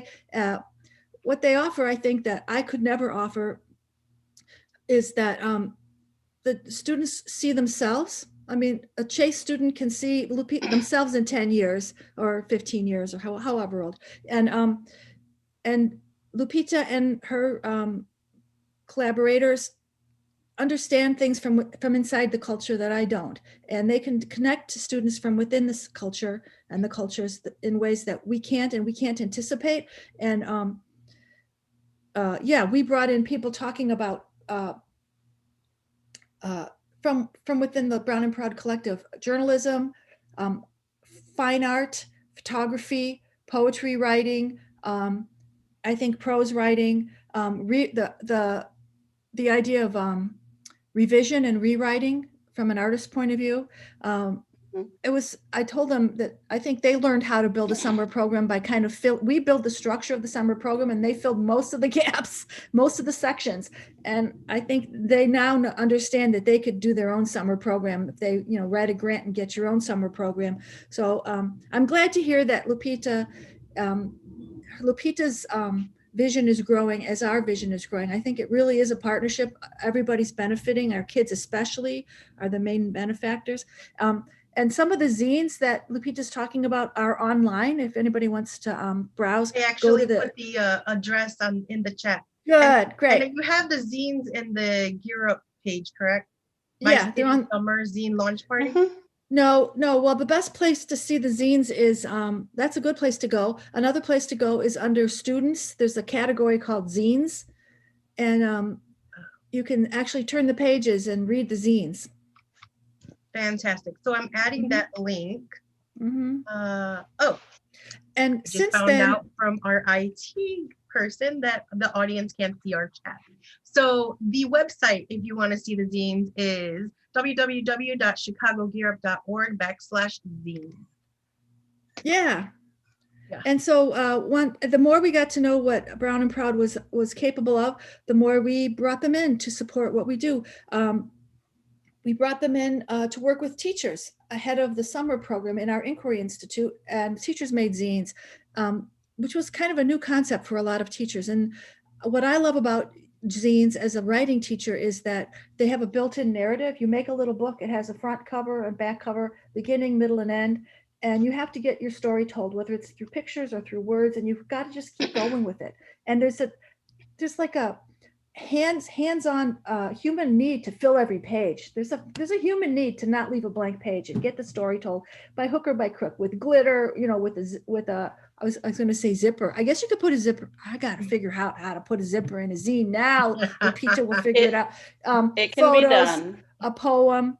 And if you look at our zines, one of the zines is written by somebody who is a writer. And so her zine is 99% narrative with a couple of background photos. Other kids made their way toward narrative by looking at family photos, and we get a little life story of the family moving from Mexico to Chicago and looking back at their grandparents' life and their life in Chicago now. So there's so many ways in with the zine. And so they've also presented at our Young Adult Literature Conference, and they'll be presenting again for any teachers online who want to make zines again with us. There will be an opportunity to make zines with Brown and Proud at the Young Adult Lit Conference. Yes, that is fantastic. You mentioned that. Some of you may know, if you're tuned in and know about YALL. YALL is this weekend, December 4th and 5th. It's a Young Adult Literature Conference. It will be virtual this year for the first time after 21 years, 22. 21? I think 21. 21 years. And I also more than that. Sorry, more than, it's got to be more than that. I think it's more than 20. It was 1999. Yeah, that's more than 22 years. I also want to send a shout out to Tantanisha Jones, who donated and says, I appreciate y'all, the YALL conference. Thank you, NEIU, for professional development opportunities. So thank you for tuning in. Thank you for your donation. We have about 3 minutes left, and I want to know if Lupita can do something with me real quick in Spanish. I don't want to put you on the spot if you're not comfortable. It's okay, I can try. Awesome. Estamos aquí para el día de Giving Tuesday, conocido como un día para dar en todo el mundo. Estábamos hablando con Polly Mills, que trabaja con el centro de nosotros en Northeastern, la Universidad de Northeastern Illinois University y el Center for College Access and Success. También tenemos a Lupita Carrasquillo, que es parte de una organización que se llama Brown and Proud Press. Ellos trabajan con los estudiantes de Gear Up, básicamente con Gear Up, y están ayudándoles con algo que se llaman zines. ¿Se puede traducir eso en español, Lupita? Yo digo, son como libritos que no necesitas mucho dinero para hacerlos. Es una manera que puedes decir tu historia y historia de tu gente, de todo que está pasando en tu vida, en tu comunidad. Y es una manera para poner tus palabras en los libros de historia. Los libros de historia, nosotros no estamos escribiéndolos, pero cuando estamos haciendo zines y libritos, estamos diciendo que nosotros somos historians y que las historias que decimos son muy importantes y deben tener en todo el mundo, con todo. Perfecto. Entonces, queremos agradecerle a Lupita por estar con nosotros. Sé que ahorita es su tiempo de almuerzo y está trabajando actualmente como maestra. Y le queremos dar las gracias por estar con nosotros hoy y todos los días cuando nos ayuda con los estudiantes en los veranos y durante el año.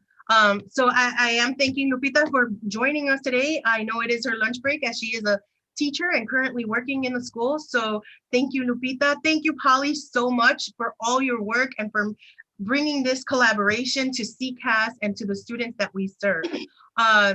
Again, any ending thoughts, final comments? So Yes. I think that with Brown and Proud Press, a big part of our effort is to create healing in our community. And I know that sometimes some of that pain can come from educational systems and being treated like a customer or like a test score or like a number. And we really want to humanize these students and make sure that they have an avenue to express themselves and heal. And that's a beautiful thing to be able to do alongside other curriculum that they get in regular school. We really feel like that is something that gives our work like so much more value as well. Well, thank you so much, Polly. I am so sorry we ran out of time. But again, donate. Today is Giving Tuesday 2020. On next is David Sperling, former CCAS staff member, and Renee Diaz, current coordinator of the Lurie's Partnership for Internships called Discovering Healthcare Careers. Thank you so much for tuning in. Have a great Tuesday, everybody. You too.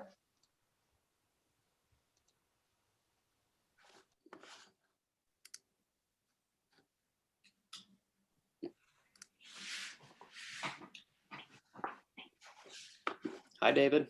Hi, everybody. Hi, Renee. Hey, Cole. how are you, Cole? Good. How are you guys? Good, good. Happy to see you guys today. Good to see you guys. I was like, Cole, you're not cold over there? You're outside the central building. Yeah, if you guys want some fancy backgrounds, we made some Giving Tuesday backgrounds. Nice, nice. Very cool. So how's it been going today? So far, so good. Busy. Busy.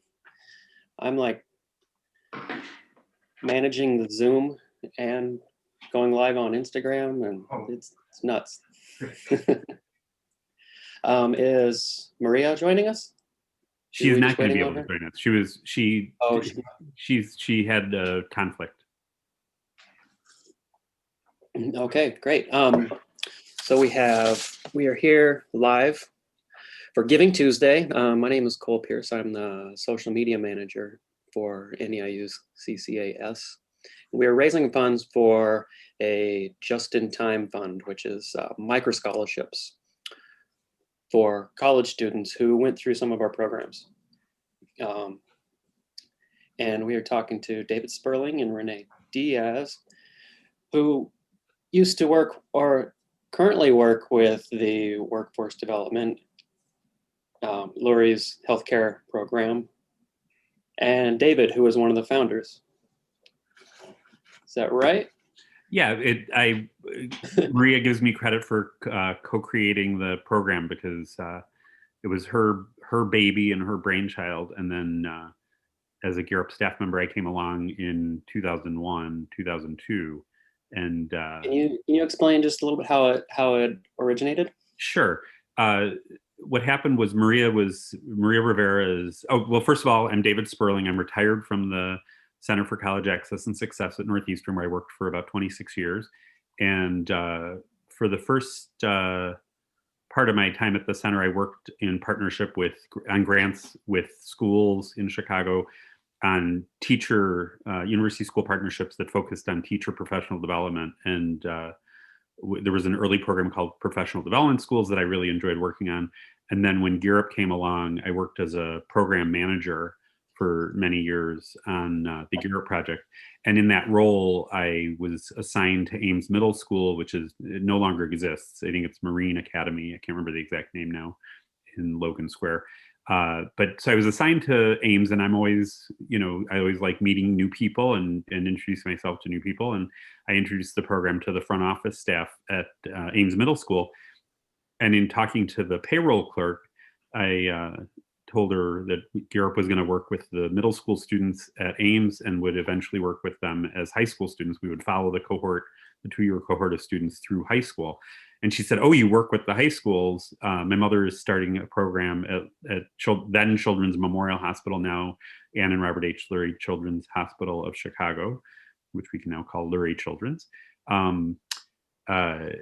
So Melissa Garcia at the time told me that her mom was starting a new program trying to recruit high school students for early exposure to healthcare careers. and that I had to meet her mother. And I was like, you know, you don't understand. We're not in the high school yet. And she's like, but you have partnerships with high schools. And I said, well, we're developing them. And so she was very interested in putting me together with her mom. So that's how I met Maria Rivera.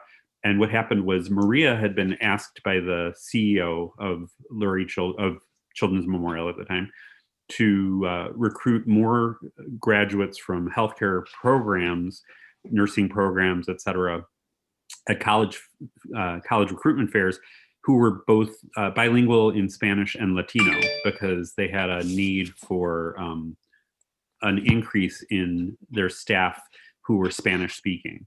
And so Maria said, well, when I go to the college fairs, there aren't a lot of graduates who are Latino and bilingual in Spanish. So I think we should really start working with students in high school to help make them aware of both the careers that they would be eligible for and what they would need to study in college to become, you know, to be ready for a career in healthcare. And so she had partnered at the beginning with a community-based organization that didn't end up working out very well. It was an organization that she had real trouble with, and she was really upset at the time that I met Melissa, and that's why Melissa wanted me to meet her, was so that we could connect Europe to the program. So that's how it all started. And it's also, I have to say, one of the reasons that I became passionate about what we refer to as elevator speech or elevator pitch, what would you say to somebody if you met them for the first time, was because there are several times, my experience both in work and in my personal life, there are times when what you say to somebody, you know, makes a light bulb go off in that person's head, and they think about an opportunity they want to connect you to.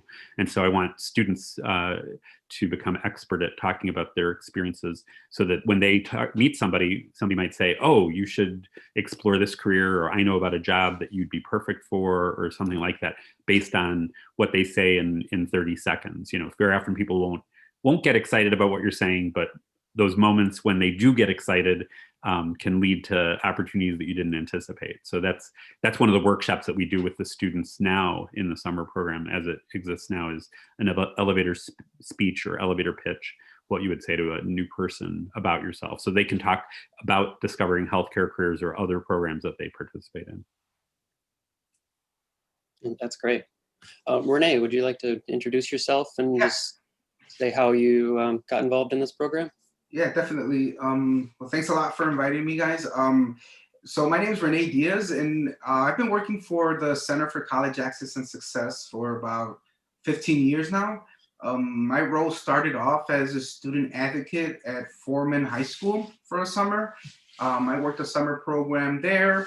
And then after that, I was able to apply for a more permanent position with a grant that was working out in the Cicero and Berwyn community.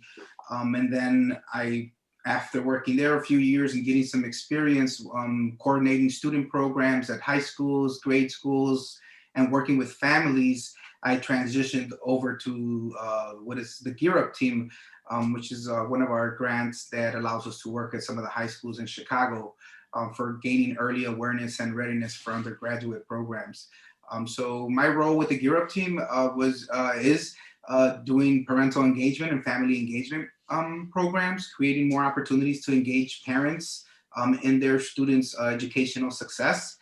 And within that, I got the opportunity to develop relationships and be able to, I wouldn't say replace, because I'll never be able to replace David in the position, but I was able to fill in for him not being there and continue to be the conduit between our organization, the Center for College Access and Success, and the Robert and Robert H. Lurie Children's Hospital of Chicago. They are now called the Workforce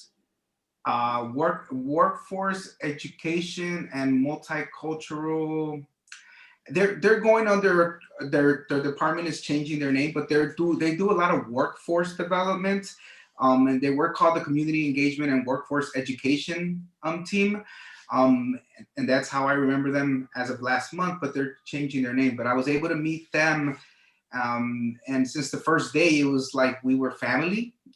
They're a great team to work with, and it's definitely a lot of the work that David set the tone for.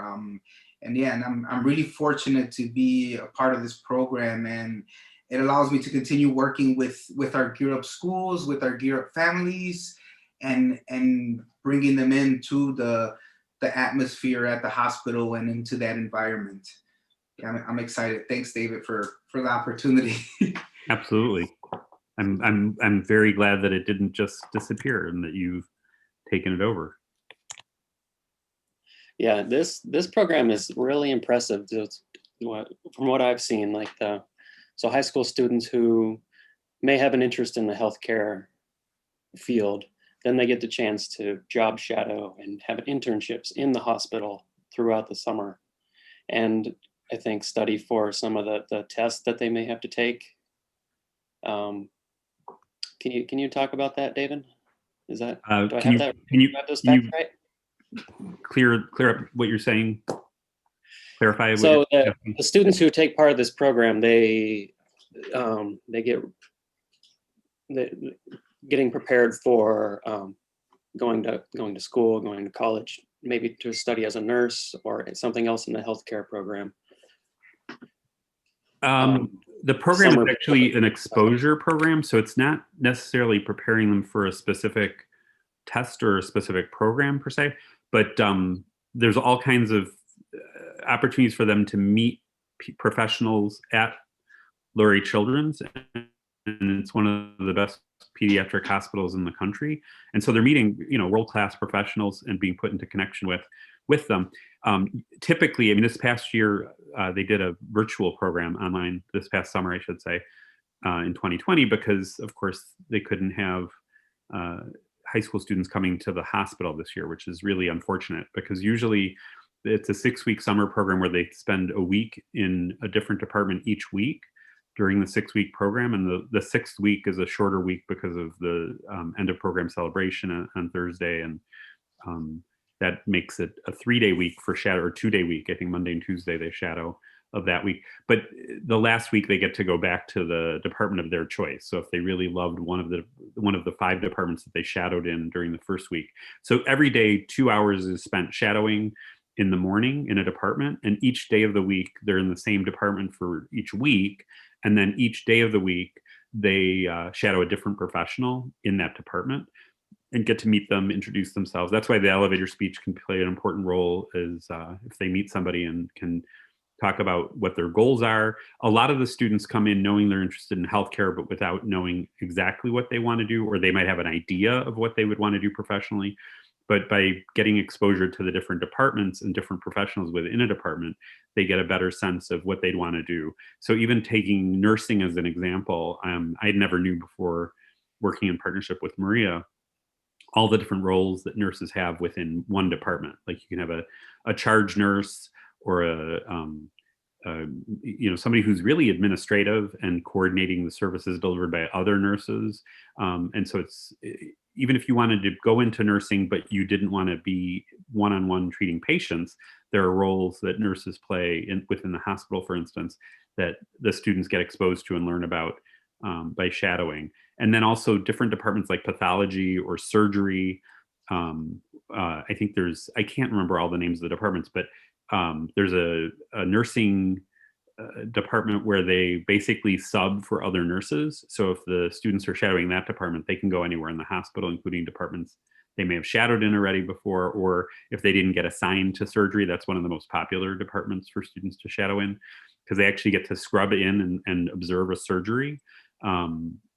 So a lot of students want to do that, but if they're part of I think it's the resource team, I think they call it, they get to go to different departments, and they might get to go to surgery one day through that, or any of the other departments. And really, there's nothing that replaces getting to meet, get to know, and see firsthand what the job is that somebody does. And then also we ask the professionals that they're shadowing to share their career path, their education path, how they got where they are now, and if they have any future goals.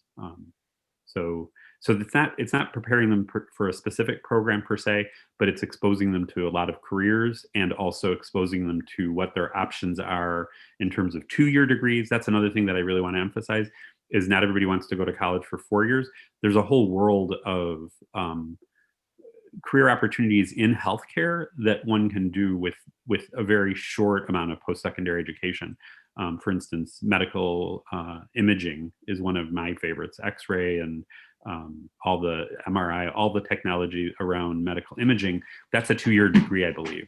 I do think, as in any career, a 4-year degree is always going to get you better salary and more a better position. It is possible to get on the ladder in healthcare careers with just a 2-year associate's degree, or even less than that, I think. I'm not sure if Lurie Hospital hires, I don't think they hire CNAs. And I don't even think they call them CNAs at Lurie, but certified nursing assistants. There's very specific things you have to do for different hospitals to get the positions. So it's really invaluable having the exposure through discovering healthcare careers. And there are other programs as well, besides discovering. That's just sort of the jewel in the crown. That's how Maria got started.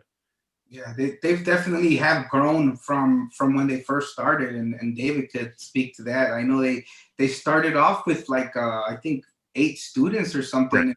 And now this past summer, because we had to go virtual because of the pandemic, we were able to serve 100 students with that quality of programming that we would regularly serve 50 students with each summer. So it definitely has grown, and it's in I mean, I've worked in the field of education, college access, and career preparation for a while in the Chicagoland area. And to be honest with you, from the programs that I participated in, there's a lot of really good programs, but I think Discovering Healthcare Careers is the best program out there right now, available for high school students who are interested in a healthcare career and are looking for that exposure. I think it's a really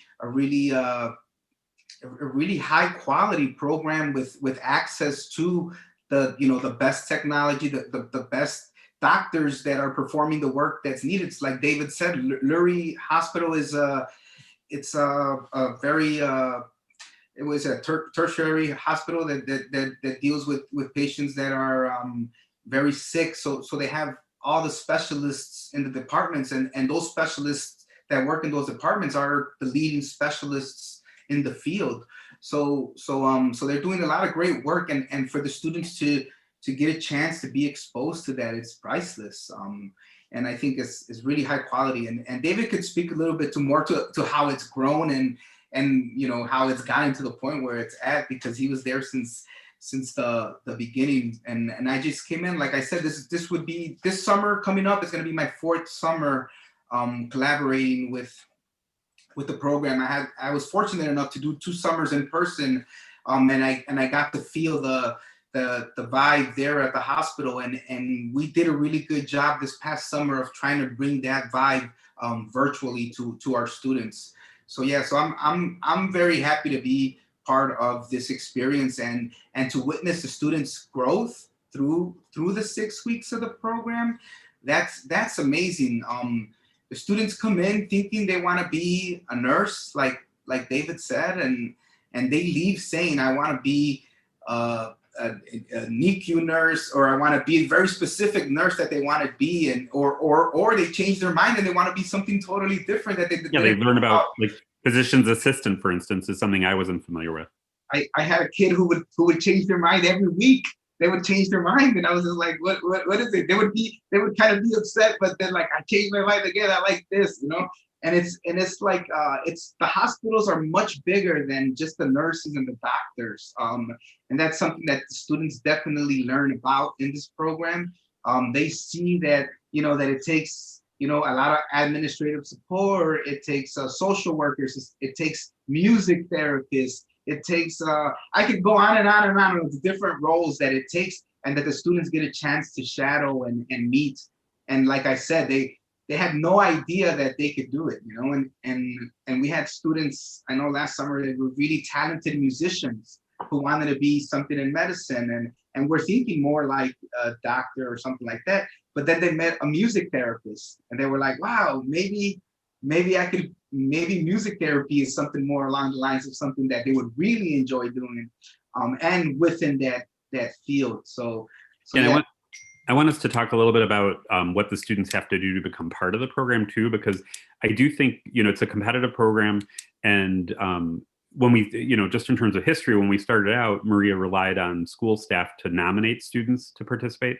And that was, sometimes worked out well, sometimes didn't work out so well, depending on who was doing the nominating at the school and for what reason. Like sometimes they thought that the student really needed an extra experience, but really wasn't that interested in healthcare.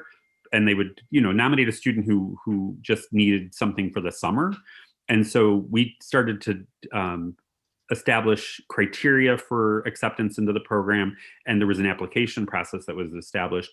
And then Renee now and me previously are integral, and Europe is critical in recruiting students. And we're not the only partner. There's also Career and Technical Education, which is the CTE program through CPS, through Chicago Public Schools, that also has nursing programs at the schools that also is a pathway for students to become involved. So Maria partners with other organizations, but Europe has really been the source of the majority, or the more students than any other one group.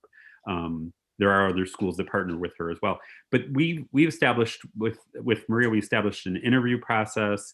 The students are required to get 2 letters of recommendation.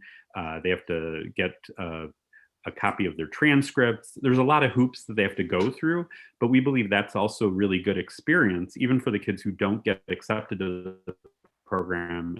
And what we always say to the high school juniors who are going into their senior year, the rising seniors, and then we tell them, if you don't get it this year and you really want to do it, you should reapply next year. It's not that you're not qualified, it's that it's a competitive program and somebody else got the spot. And very often we will preference a senior who's graduating, who's a rising college freshman for the program, because they can't participate after their senior year in high school. It's only open to current juniors and current seniors at the high schools. But so the application process is very rigorous, but it's also a very good learning experience. And then they have to sit for an interview, which I think is one of the more intimidating things that I personally have experienced in my life. I still don't like going on a job interview, and fortunately don't have to. But I think it's really good practice. What I always say to students too is, the more you do something, the better you get at it, and the more prepared you feel for it. And it's like 4 or 5 of us are interviewing one student candidate, which could be, it is intimidating. But we usually do make it very clear that we're friendly, and we try not to be scary when we're doing the interviews. But it's really good practice for them to practice the interviews. And then during the summer program, they compete for actual real world positions at the hospital with other students. So we divide them into groups of 5 or 6 students each, and we do mock interviews where they apply for a position. And we coach them on, what questions would you ask at an interview? Like, when will I hear from you? And we coach them on, you can't ask how much somebody earns, but you can ask what the salary range is for a position. So things that'll help them come across as young professionals in an interview setting, so that when they're out there looking for work, that they're more likely to get hired into jobs too. So I think from the beginning to the end of the program, it really, even before the program begins, they're exposed to a lot of really good experiences that they learn from. And learning by doing, I think, is really critically important. So I've always loved the program. And the other thing I want to say about this is, I have a personal passion for this kind of program, because I went to college not knowing what I wanted to study. And I think that's very demotivating as a student. You're not going to work as hard or put as much effort into college if you don't really have a sense of what you want to do post college. And I think, lighting that fire in students of becoming passionate or excited about a career and knowing what they have to do to get there is very motivating in terms of sticking to school, especially if you're I think everybody has a subject that's challenging or they need support with while they're in college.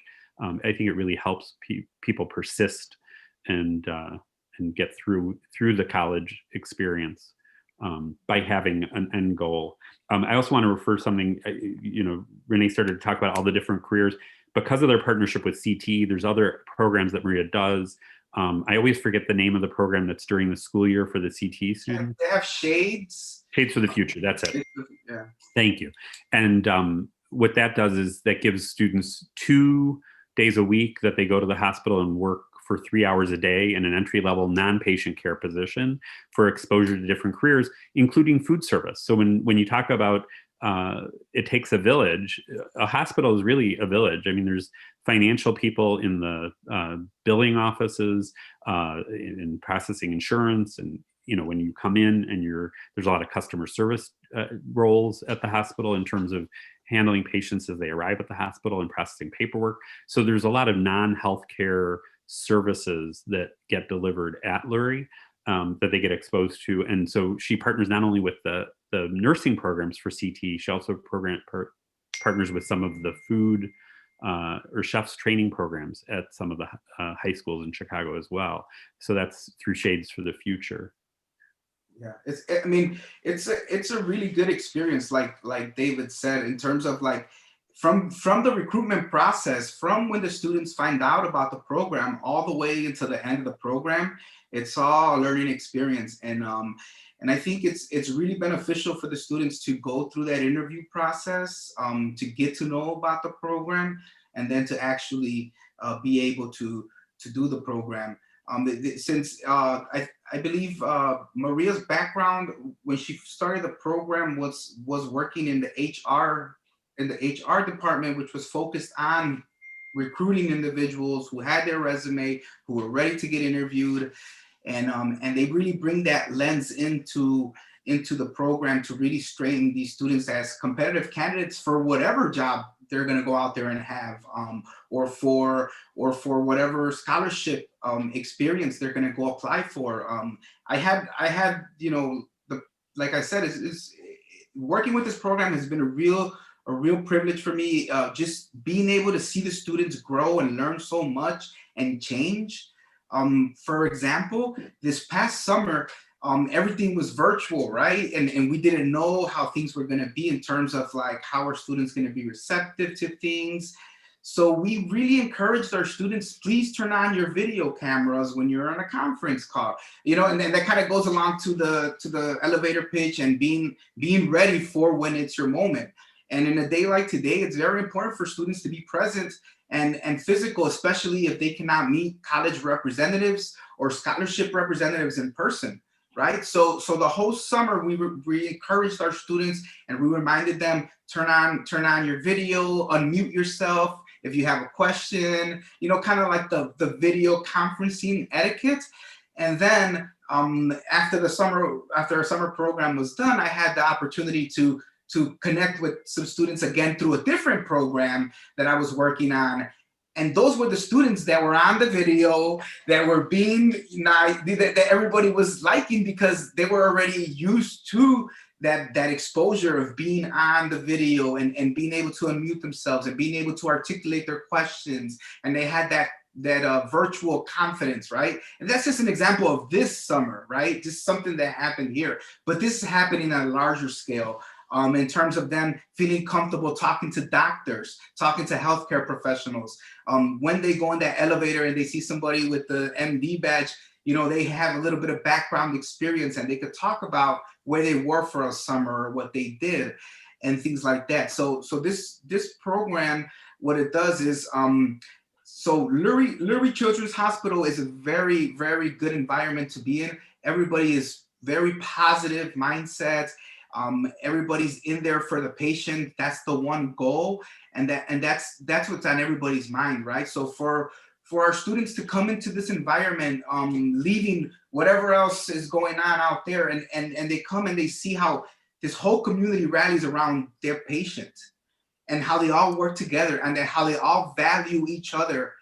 Down to the person who does the cleaning, down to the person who does the cooking. Everybody is treated equally. Everybody is a part of the team. And critically important to the care of the patient. Yeah. Yeah. And so even, down to the doctors, down to the nurses, everybody is a part of of caring for the patient, right? So they start to see that, and they start to live it more than anything, and then they start living it with each other. So now you have students from across the city, coming from as far south as Morgan Park High School, which is like on 100 and I'm slipping my mind where it's at.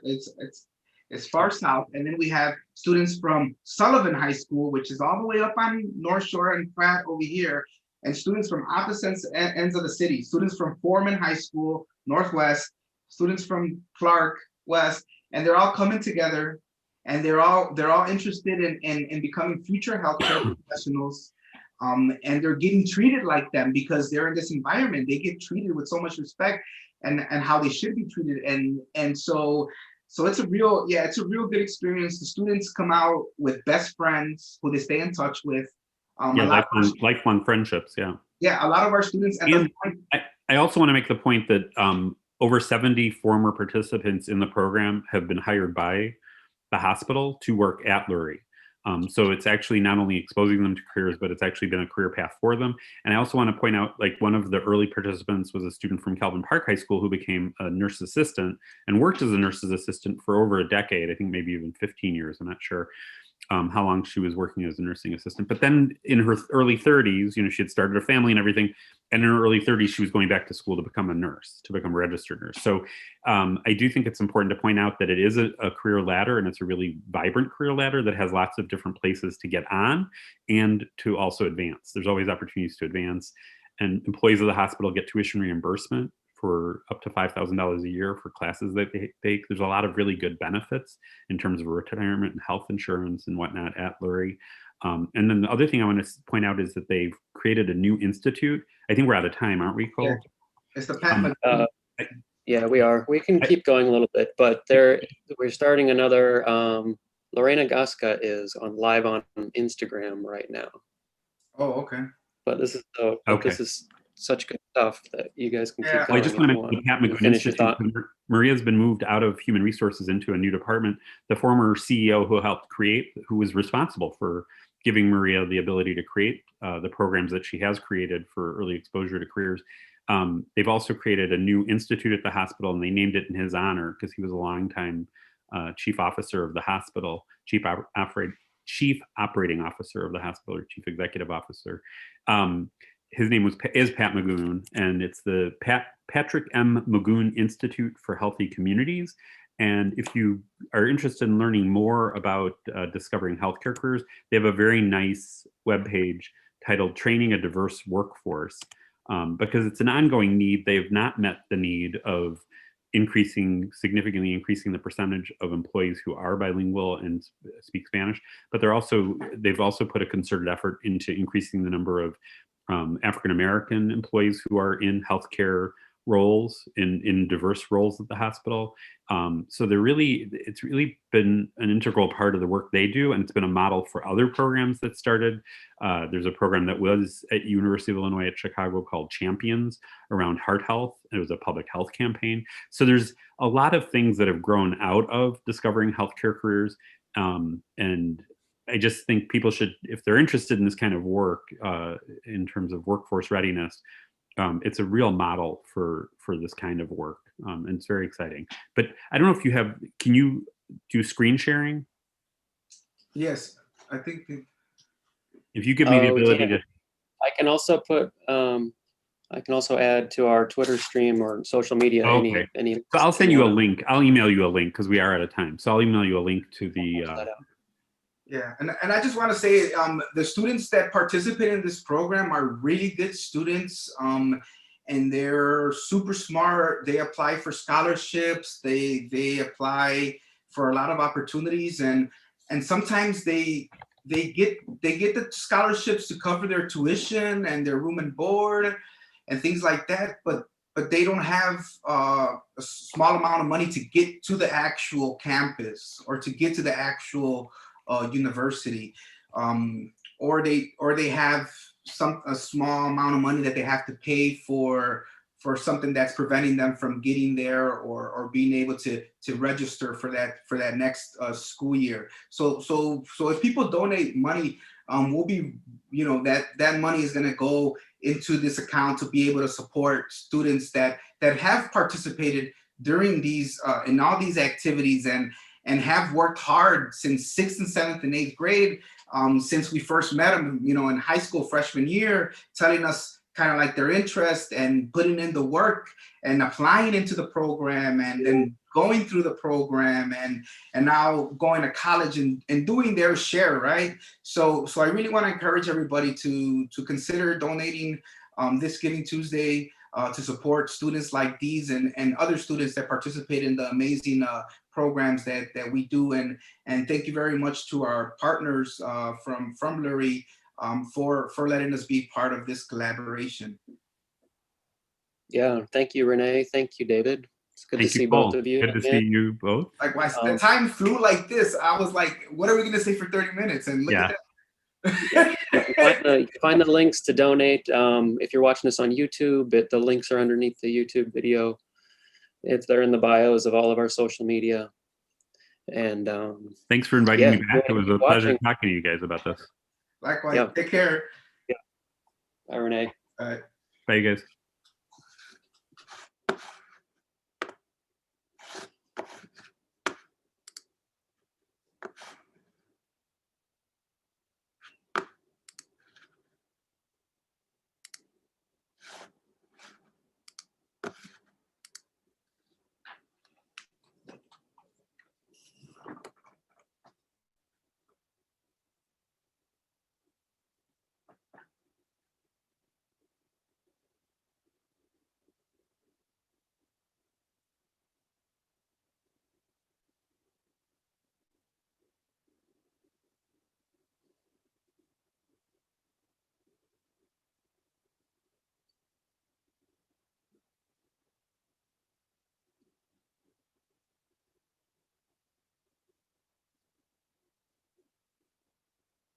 Helping them out.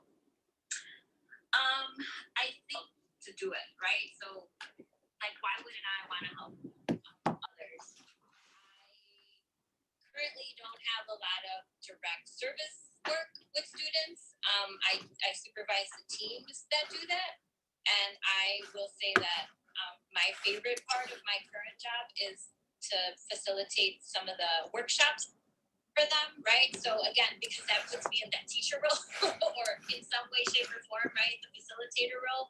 I get to interact with people. I get to ensure that they're learning new things. So I don't know, full circle, right? Like I've always wanted to teach, and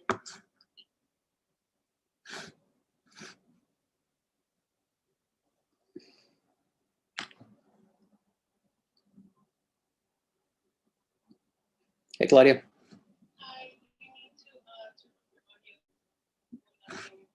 Okay.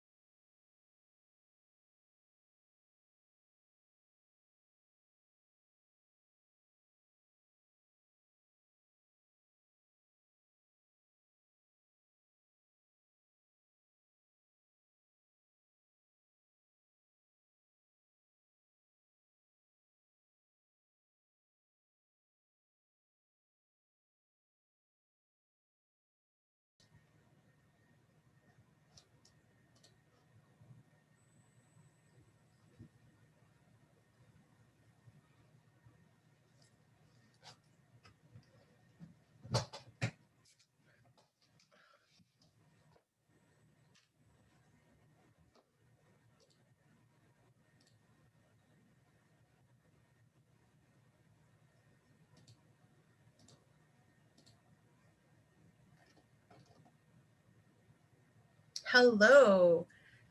We are live on Tuesday, December 1st, Giving Tuesday. We are raising funds for the Just in Time Fund, which will be offering micro scholarships to students. We are going to await the arrival of our guest, Tiffany Jackson. Tiffany Jackson.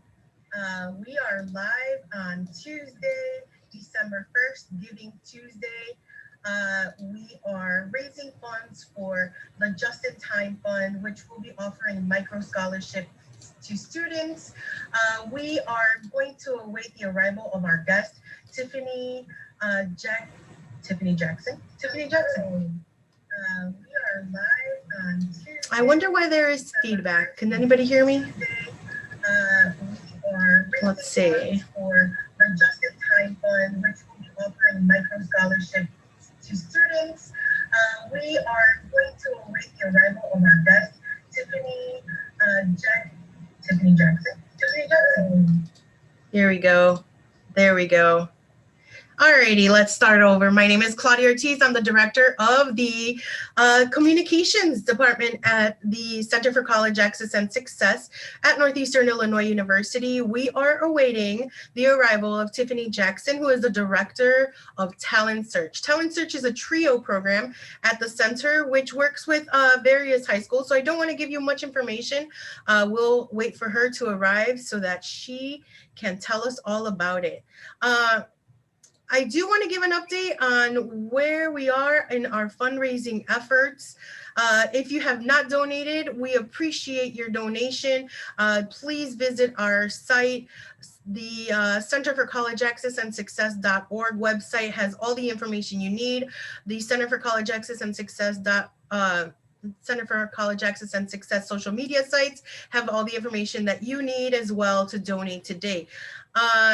Let's see, we are at our goal is $3,000. We are at the $1,350 mark.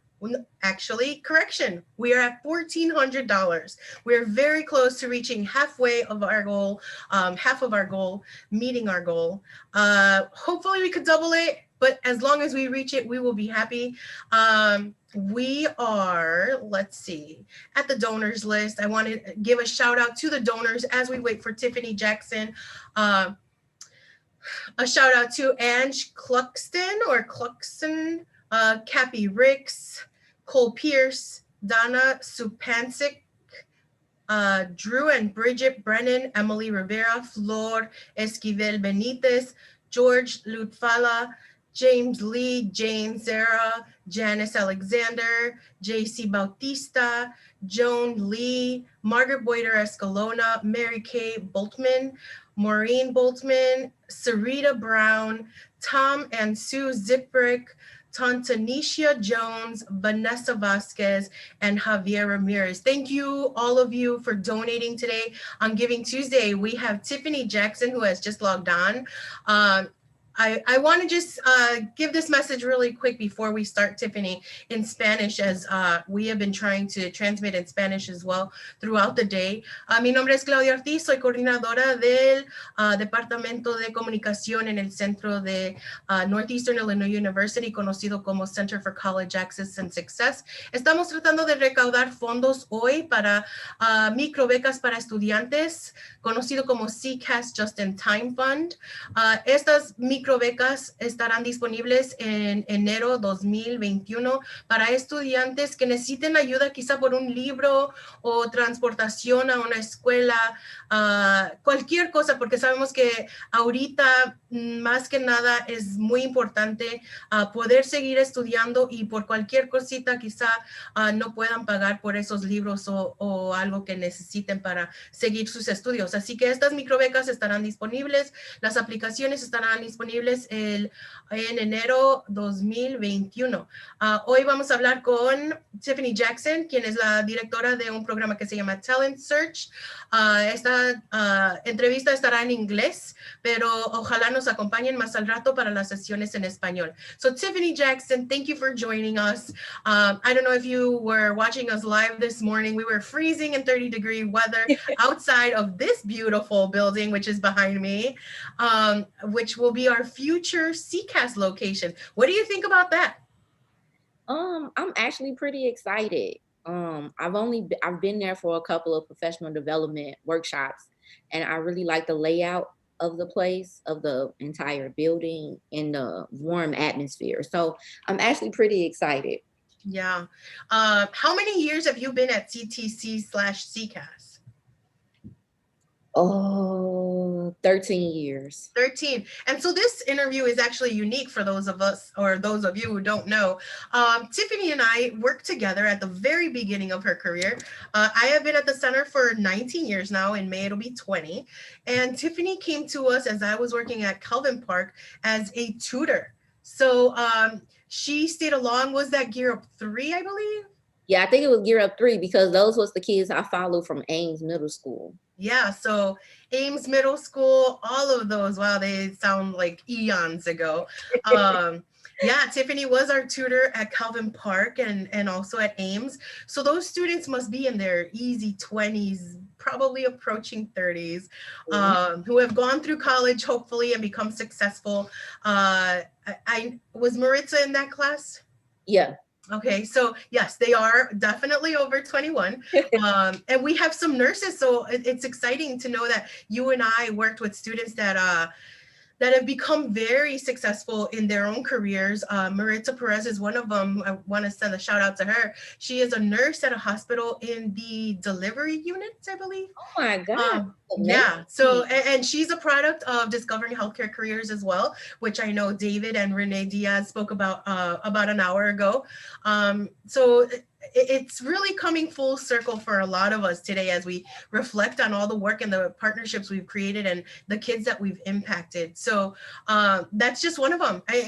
There's so many stories, so many students, even Valeria, I can't remember her last name, but Valeria from Calvin Park went to Northwestern and she's an actress. Did you know that? I did not know that. I want to say Rosero. Her name is Valeria Rosero. She went to Northwestern, studied theater, and she is an actress. She does commercials. That is cool. Amazing. We are old, Tiffany Jackson. So tell us, still young. Yeah, tell us first, what's your educational background? Where did you go to school? Where'd you come from? Let us know. So I come from the west side of Chicago. I went to Steinmetz High School, and I actually dropped out my junior year. And my teacher, his name was Stephen No. He was my world history teacher from the IB program. So the IB program stands for the International Baccalaureate Program.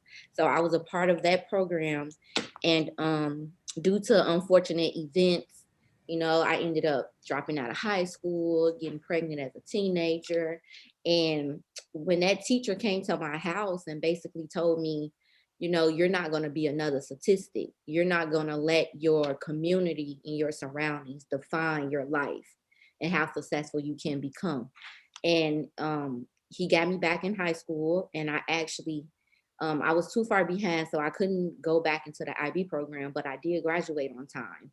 So that was pretty amazing. It took a lot of hard work. It took a lot of dedication because I was also pregnant. So it took a lot of, I had a lot of support from the school itself as well. And we actually had the talent search program at Steinmetz too. And I signed up and seen a couple of universities, and I said, you know what? I am going to go to one of these schools. And I actually applied to Northeastern Illinois University. And I had to submit a personal statement to explain why I had all Fs my junior year, and how I can put my mind to something and better myself and not allow those F's keep me down. So I was accepted to Northeastern. However, I did have to take a remedial class, which was math. 92, I will never forget it. We was not allowed calculators for our placement tests, and I was so unprepared. So I ended up taking a remedial class, but I ended up being the official tutor for that class because I was actually really good at math. I'm not good at taking tests. So I became the official tutor for the class, ended up passing the class, and I actually I was walking down a hall going to financial aid office, and I seen looking for like a flyer for looking for tutors for Gear Up. And I'm like, you know what? I need a job. I got to take care of my new daughter. So I ended up applying, and David Sperling and Laura Lee Seuss were the two that interviewed me. And I told them my story, and they was just like, oh, yes, we need you because I feel as though you can motivate these kids. You come from the, similar backgrounds, and I was like, you know what? I really have my heart set on being an accountant. My degree is actually in finance and accounting. I double That's majored. right. I remember that. And but as I started working with the kids day after day and having kids not want to come, like our 8th graders from Ames didn't want to come to Saturday class to make up their math and English class. And I had to talk to a couple of kids like, listen, we got this, we can do this. And I was able to relate to them, and I was able to convince them to go back into class, and I was like, you know what, I'm built for this. I think I want to do this. And I just started thinking like, I want to be that same motivation and support that Mr. Stephen No was to me when I was in high school. And we actually still keep in touch. He is the principal. He became the principal of Steinmetz, and then now he's a principal at a South Suburban school. That's amazing. And so tell me about the road you've taken since you started as a tutor with us. You've changed roles throughout these years. Yes, I actually, CCAS is really like my extended family. I started off as a tutor, and then when I graduated, I was a tutor at first, and then I was an extra help. And then after graduation, I became a college coach. And then when I started my master's program at Northeastern, I became a coordinator.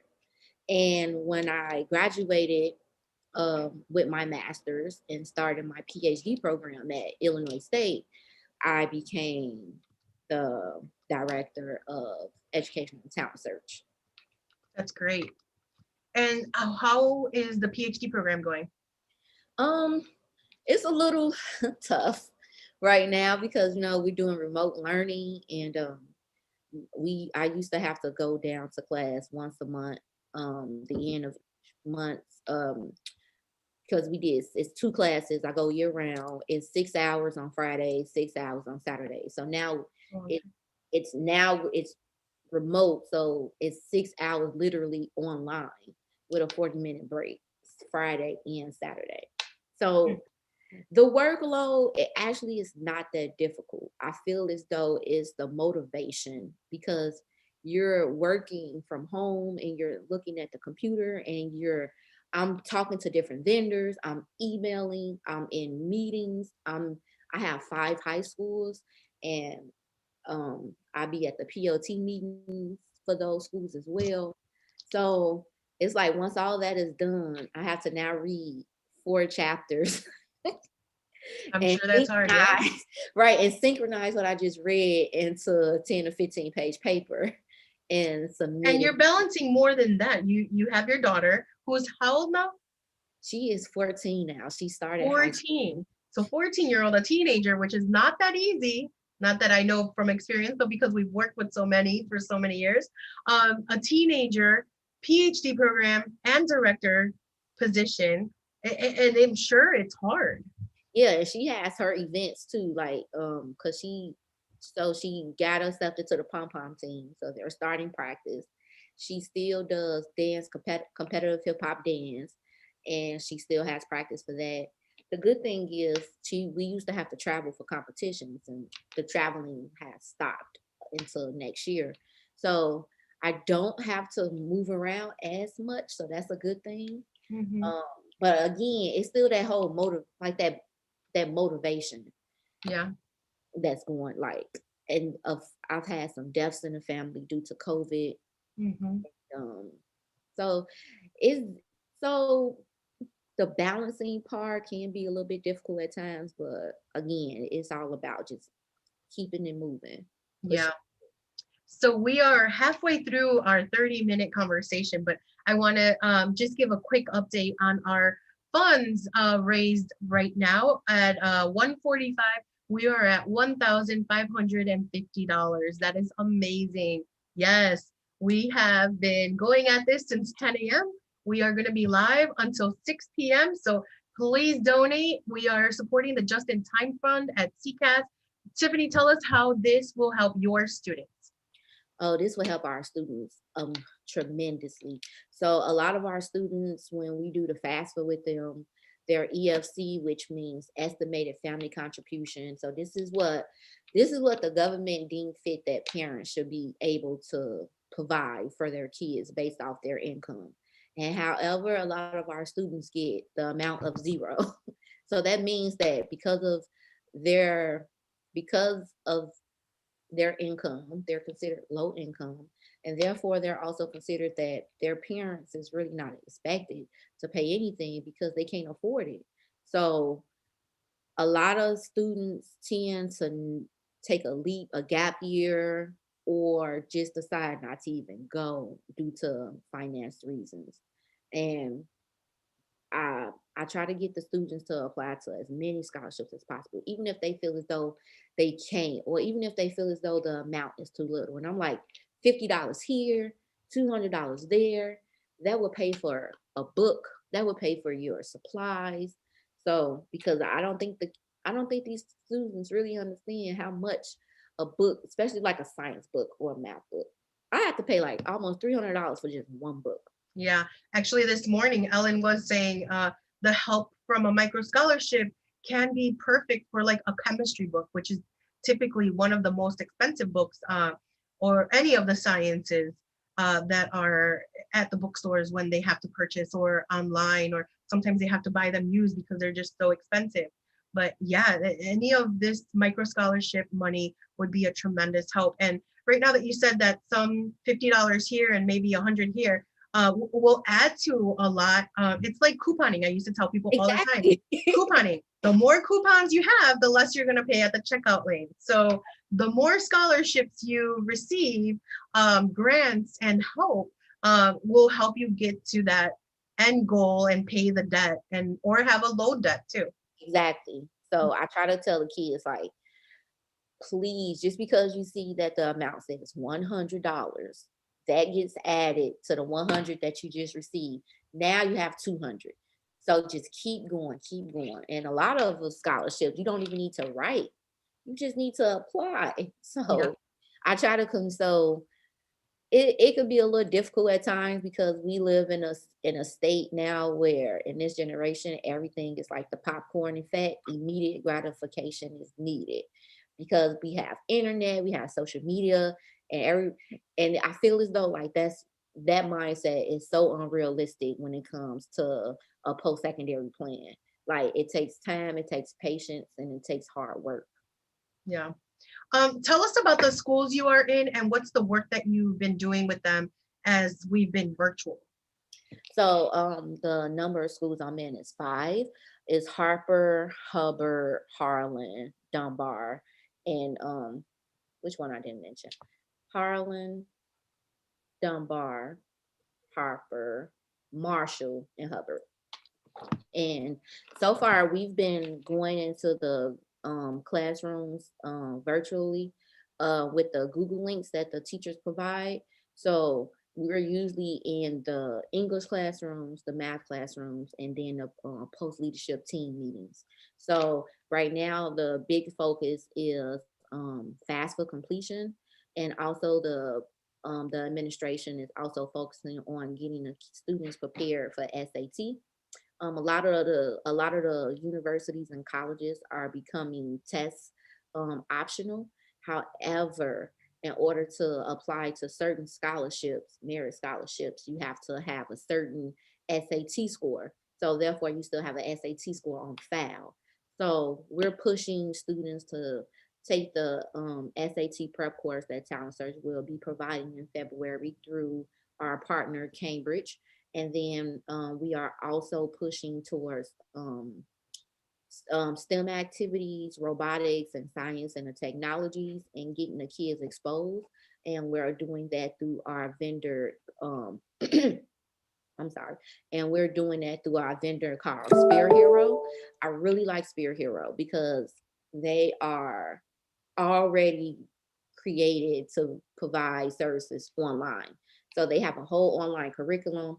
They directly deliver materials to our students in their home, which is little small robots that can be directly programmed from their app. And they also provide training for our teachers and my staff members. So we are in the class. So that's going to start next week. We'll be in the classroom once a week. And that program is actually specifically for Hubbard, because we have over 350 students signed up for that through the science department. So what is the name of that program again? Spear Hero, SPHERO.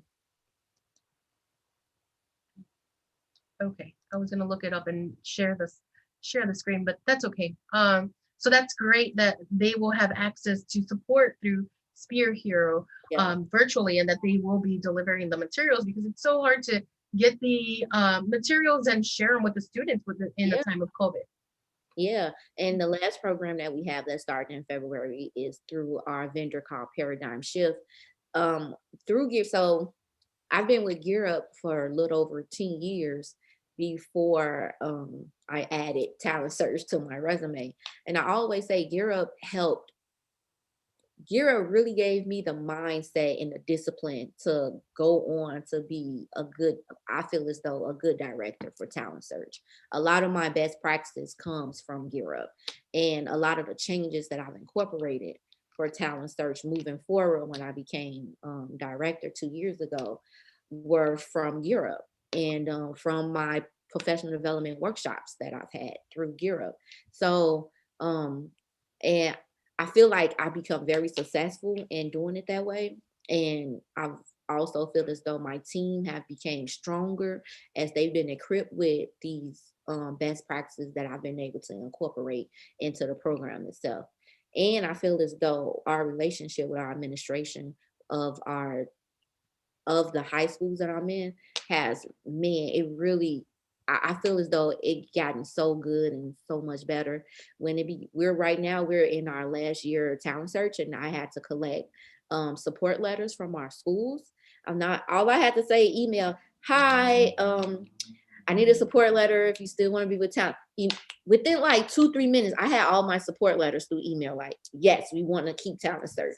So I felt really good about that. That's fantastic. So it's the end of the grant and you're going to reapply for a new one? Yes. Okay. Yes. And with the same amount of schools? Yep, with the same amount of schools. With the exception of actually one of our schools, which is Harper High School, because they are actually in their last year of the school itself. Oh. So we're hoping I've reached out to the administration of Team Inglewood. So we're hoping to add their school to replace Harper. That is, that's unfortunate when they close schools and lose grants like that. It's a disservice to the students for sure. It definitely is, because it's like, how we gonna service the kids in that community? They have to move further to go to Inglewood now. Or the long commute. And for the long commute. That happened when I was at Foreman, yeah. I think Austin closed. Yep, I remember that. Yeah. Tiffany, after all these years with CCAS, we'll end our conversation because can you believe 30 minutes went by so fast. We have 6 minutes left on this Giving Tuesday, and hopefully if you're watching, you have donated, and if not, we still have all day to donate to the Just in Time Fund that's gonna benefit some of Tiffany Yes, I'm Jackson's donating students. as soon as we're done. Yes, donate, please. Visit the Center for College Access and Success.org website or any of our social media sites. Tiffany, after all these years, we're gonna wrap up with, is there a memorable experience, a family, a student that you have served throughout anytime throughout your career that stands out predominantly in your brain? Yes, I would have to say a student by the name of Tavon Higgins. I kind of like adopted him like my little brother. We met his very first day freshman year, and he he just reminded me so much of my little brother. And he really didn't have any support at home, and I remember I was doing poetry slams to get students to open up and just to get an understanding of their feelings, because I always tell when I do when I do workshops with the teachers on classroom management and best practices, that when a student walk into your room and you feel as though like the behavior is so disrespectful, they're being belligerent, and this is your first time seeing them, it's not towards you. It's something that they're going through. It's something that they just experienced. It's something else. It's not you. And true enough, we're all humans, and students need to learn how to handle their emotions and not be disrespectful. And Tavon was one of those students that was just a handful. And I remember the assistant principal at Dunbar, Miss Alexander, called me to come talk to him, and we talked. He was comfortable with me. He opened up with me. He went back into the classroom and behaved very well the whole day. And ever since that day, the attendance office, the principal, the assistant principal, whenever something bad, even if I wasn't in the office, even if I wasn't at that school at that day, my phone would ring like I was really his big sister. I had to be the one to go to this. I remember leaving Harlan, which is on 95th of Michigan, to go to Dunbar, which is on 31st King Drive, because he got into a fight. And I had to, it was like I was the parent that I had to be the one, because he had no parent. They had nobody to call. So I personally took on that responsibility. And to this day, we speak, we talk. He ended up, he was gonna drop out of high school, and I had to talk to him. I helped him get into alternative school, and so he can graduate on time. And now he's in a what do you call those almost like when you go to Dawson Tech and you get into those 1 year certification programs. So he's completing that now. So I still assist him in any way possible that I can, as far as bus cards, because the thing is, like, a lot of these kids, you are the only support system that you have. And just like how we tell teachers that you have to wear multiple hats, you have to be friend, their mom, their dad, their teacher, their counselor. And us in this position, in this profession, we have to wear multiple hats as well. And so I feel good that we touch so many kids' lives, and they're able to get that extra push or that extra motivation to continue on. So I think, and so I'm not sure where Tavon would be if I haven't met him. You know, my hope is that he'll still be doing as good as he is. But you know, I'm glad that I was put in that position to talk to him, to relate to him, and to become his family. That's fantastic. Well, thank you so much, Tiffany. We are glad that you joined us on this Giving Tuesday, our second annual telethon. It's a very different virtual experience, but we are glad that you joined us, and we hope that people continue to donate throughout the day, as we will have our site up and ready for your donation. Any amount will be greatly appreciated. Thank you, Tiffany Jackson, again, Director of Talent Search at the Center for College Access and Success. Up next is going to be Jenny Coulter Zuluaga. She is a former CCAS employee. She is now a CPS specialist, and we are so happy to have her with us today, and partnering with us to date. So she will be on with us shortly, or she is live with us right now. I just want to say Before Thank we you, Tiffany. I just want to do a quick update on our funds and what we have raised. We are at $1,600. We have now passed our halfway mark to our goal. Yes, thank you. Continue to donate today, Giving Tuesday at www.centerforcollegeaccessandsuccess.org or any of our social media sites. We are going to also give you a quick rundown of the update on the schedule for the rest of the day. Kate Thomas will be on at 2:30. Gina Gamboa is a Spanish session at 3 o'clock. Susan Gar will be at 3:30. Irma Ortiz is our interim director at 4 o'clock. Dion Brown at 4:30. Cappy Ricks at 5 o'clock. Our parent advocates will be speaking in Spanish at 5:30, and we are closing it off at 6 p.m. for this December 1st Giving Tuesday. Thank you, Tiffany. Jenny, take it away. Thank you for being here with us. I believe you are going to be interviewed by Jessica Vasquez. Have fun.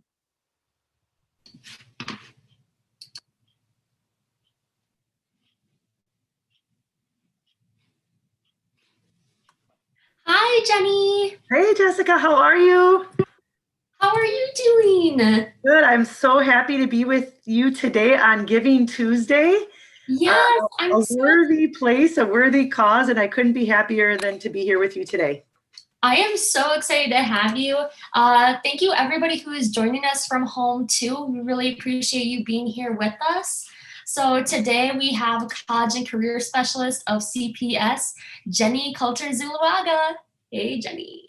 Hey, thank you for having me. I have my guest along with me. If you saw him pop into the screen, the youngest supporter of Center for College Access and Success here in my house, Gabriel. So he may pop in and out as he's virtual learning to show his support.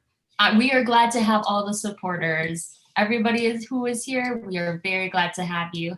So Jenny, thank you for joining us. Can you tell us a little bit about yourself and give us a little bit of background as to your relationship with the Center for College Access and Success? Yeah, thank you so much, Jessica, for the invitation. There's nothing I love more than talking about the Center for College Access and Success in Northeastern Illinois University. As you mentioned, I am currently a college and career specialist with Chicago Public Schools, proudly serving Networks 1 and Networks 14, which is the Northwest side. But before I was a college and career specialist, I was a proud member of the CCAS family and the Northeastern family for over 18 years that I worked at the center. So very, very proud to be a part of this community and to be back in dialogue on this very important day in supporting the mission of CCAS. Yes, I was extremely excited to have you here as well, just because you did such amazing work at the center when you were here, and you are near and dear to everybody's hearts. So I'm sure we have so many viewers here for you specifically. But yeah, so can you tell us a little bit about what you do as a college and career specialist? Yeah, the work that I do with Chicago Public Schools very much aligns with the work that the Center for College and Access and Success does. As a college and career specialist, I am charged with supporting all things post-secondary, so college and career, for a set of network schools. So again, I mentioned I was assigned to Network 1, which is a group of about 35 elementary schools on the Northwest side. So that goes from Albany Park Multicultural Academy, which is a longtime partner of CCAS, all the way west, almost to the airport. We have middle and elementary schools. The work I do with the elementary schools is a lighter touch than what I do with the high schools, but because of my foundation at the Center for College Access and Success, in particular with the group with the Gear Up grant, I understand how important early awareness is for 6th, 7th, and 8th graders, and even younger than that. Getting them exposed to high school transition, getting their families involved, and getting them some early awareness of college and career options is hugely important. So it is my absolute pleasure to be connected to those 35 elementaries and support the counseling teams and the principals there. At the high schools, I'm a little more involved. I serve 6 high schools directly, and work with their counseling teams, with their principals, with the network chief to support connections with post-secondary partners. I serve as a lead on the enrollment and admissions team in the Chicago Public Schools College Compact. So really connecting high school principals, counseling teams to post-secondary institutions, career opportunities, partners, post-secondary partners, college access partners, and the like. Yeah, so I know you were talking about the high schools right now. So some of the high schools that you're working with overlap with some of the high schools that we currently service right now too, correct? Yeah, I have the pleasure of serving both Roosevelt High School and Foreman High School, which are both high schools in the Gear Up grant served by the Center for College Access and Success.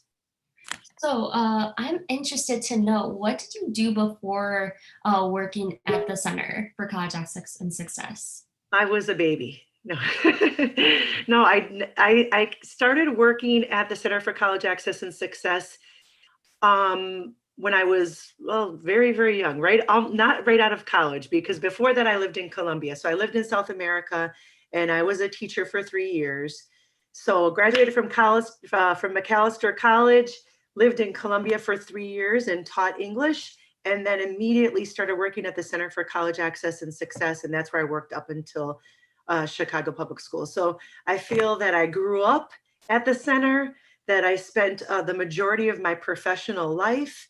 My most amazing mentors and partnerships and friendships still exist within the Center for College Access and Success. And I can't imagine a better place to become a professional doing the work of college access and supporting students and continued learning and professional development than the Center for College Access and Success.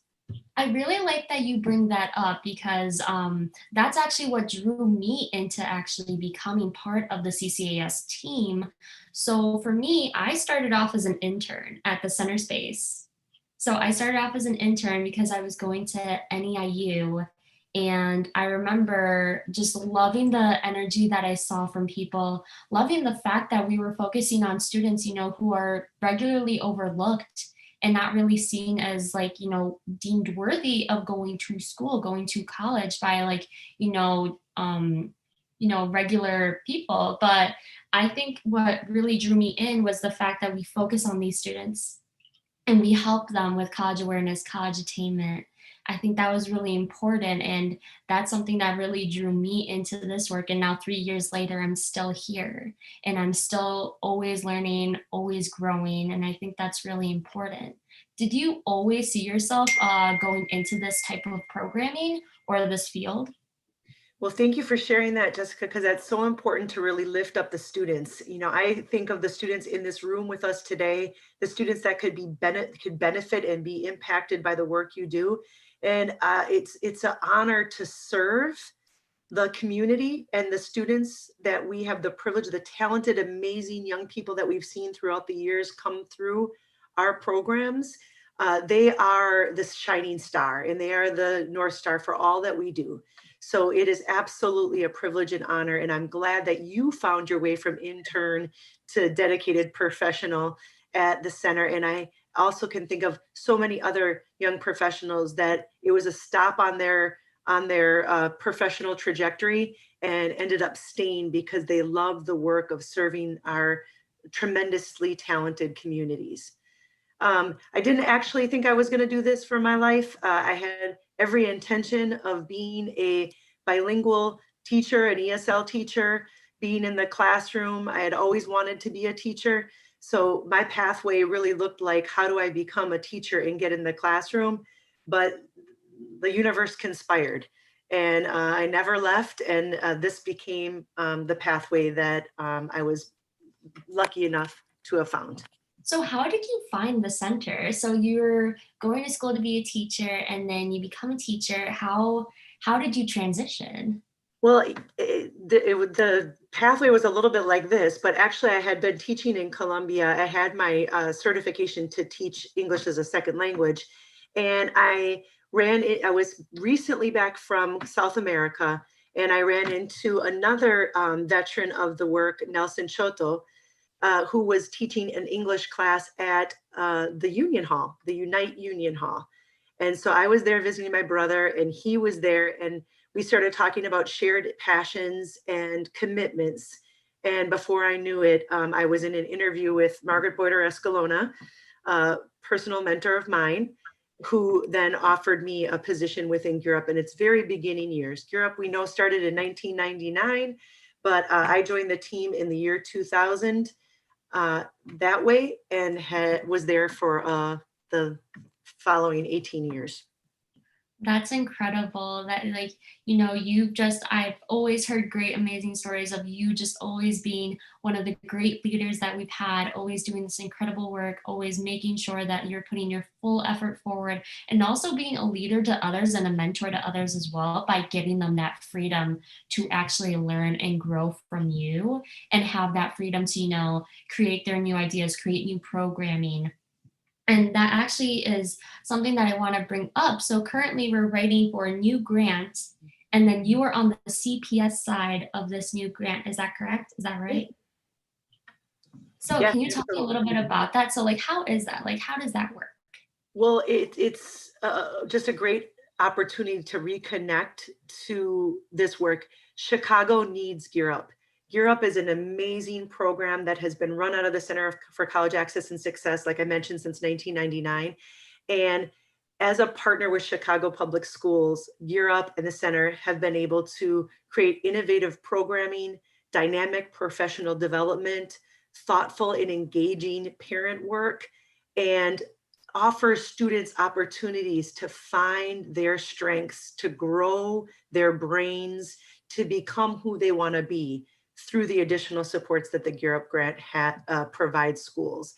So it is an absolute honor to be a part of the writing team that will be working to get another GEAR Up, because Chicago needs GEAR Up and GEAR Up needs Chicago. This is a partnership that has been long-standing, and I will put every last ounce of my energy into providing whatever support the center needs to submit a powerful partnership grant that really highlights all of the innovation, all of the professionalism, all of the student-centered vision that the center has to offer, getting that put forward in a proposal that can be funded so we can continue the good work here in Chicago. That's a really great segue to my next question. I was going to ask you, what do you enjoy most about your collaboration with us? Oh, so much. I mean, I don't even know where to start. I mean, it usually starts with relationships. I'm sure other people that you've interviewed today have spoken to the relationships that are built in the work, both relationships amongst colleagues, relationships with partners that we've had, longstanding partners, that I still enjoy the partnerships that were created at CCAS. I'm still able to be a part of them with Chicago Public Schools. The partnerships and relationships with the students and families throughout the years.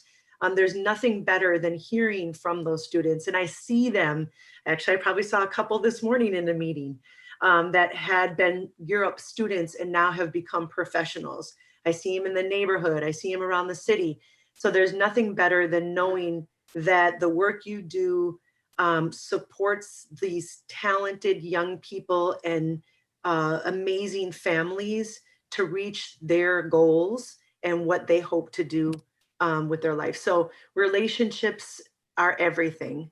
I've also been the great beneficiary of tremendous mentorship myself, and it comes in 1,000 different forms. Pretty much every colleague I've worked with, if you are on watching today, you have impacted me, you have helped me grow, and I have learned from you. So I am grateful, glad to be here and show my gratitude to all of the colleagues that I had the opportunity to work with.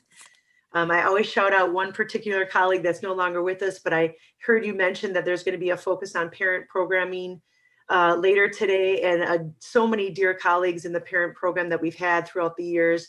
But I have to lift up Norma Lopez, who was one of our original parent advocates from one of the beginning GEAR Up grants, actually GEAR Up 2, who was a mom and a powerful figure in Humboldt Park. And she taught me so much about how to engage communities, how to do this work humbly, how to be a fighter and never give up, and how to have the highest expectations for our students and really lift them up. So I have to bring her name into this Giving Tuesday because she is always an inspiration for all that I do.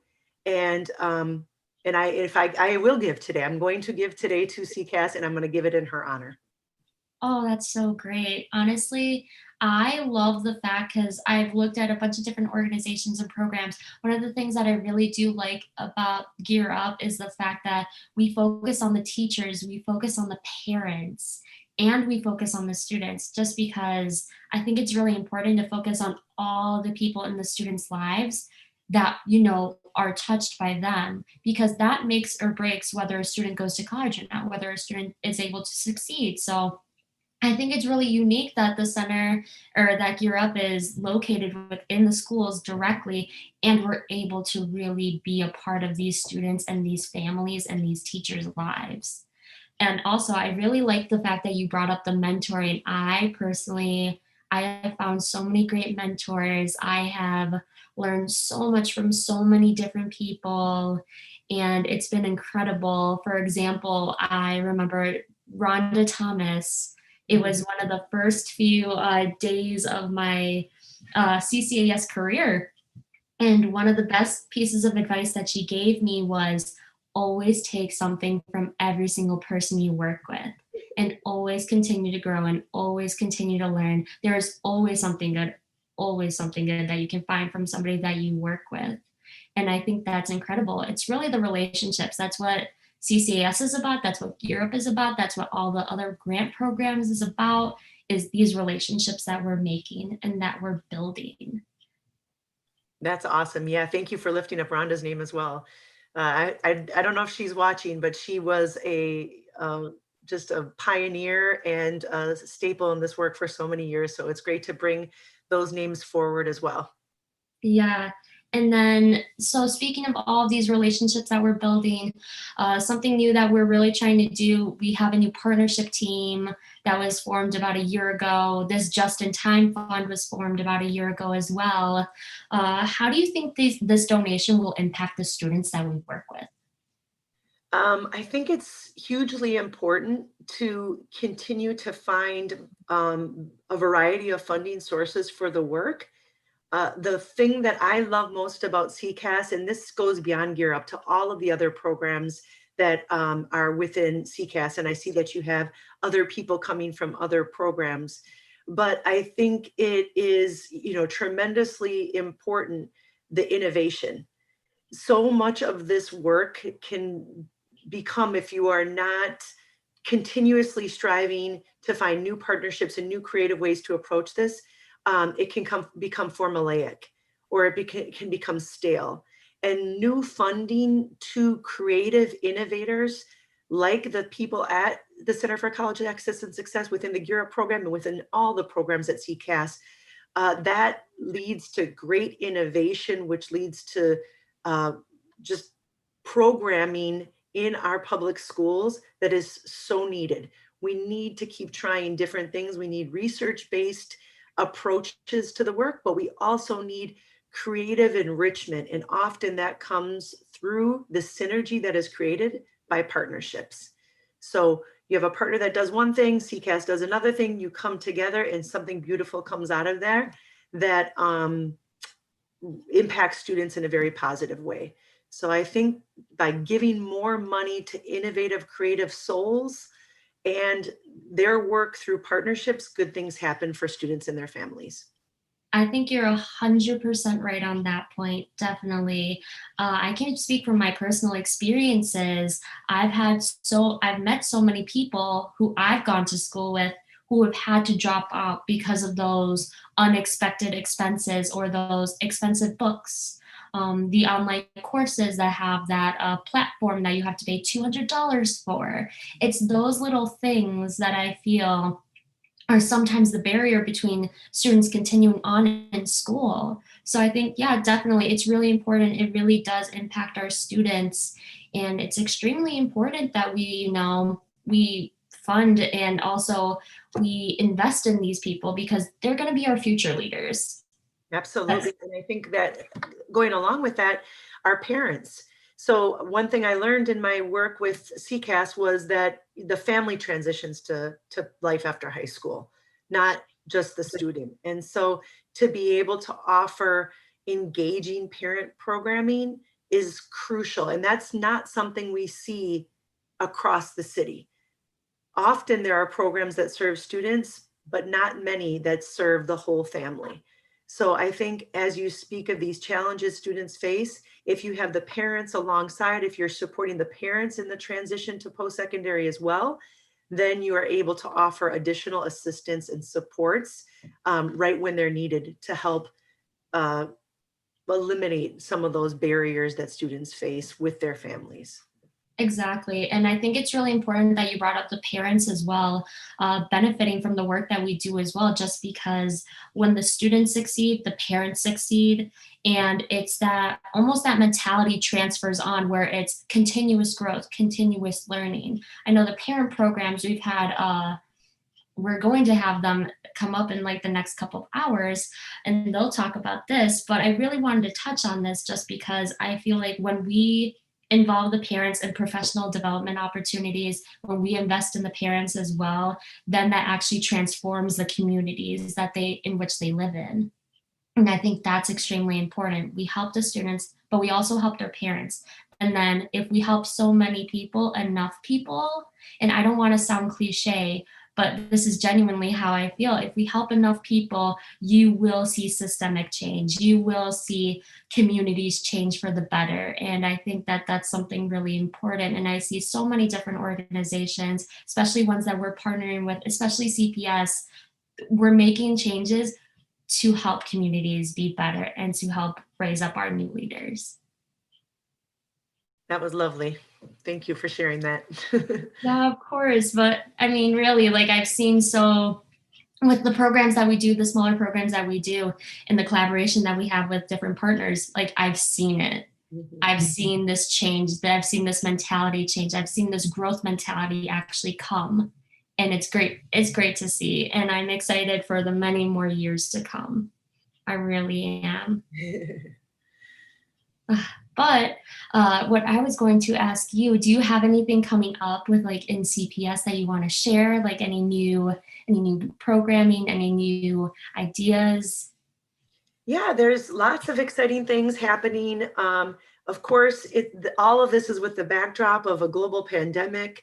So it has been a challenging year, and putting a bright face on a kind of a crisis moment in our global, in the world right now.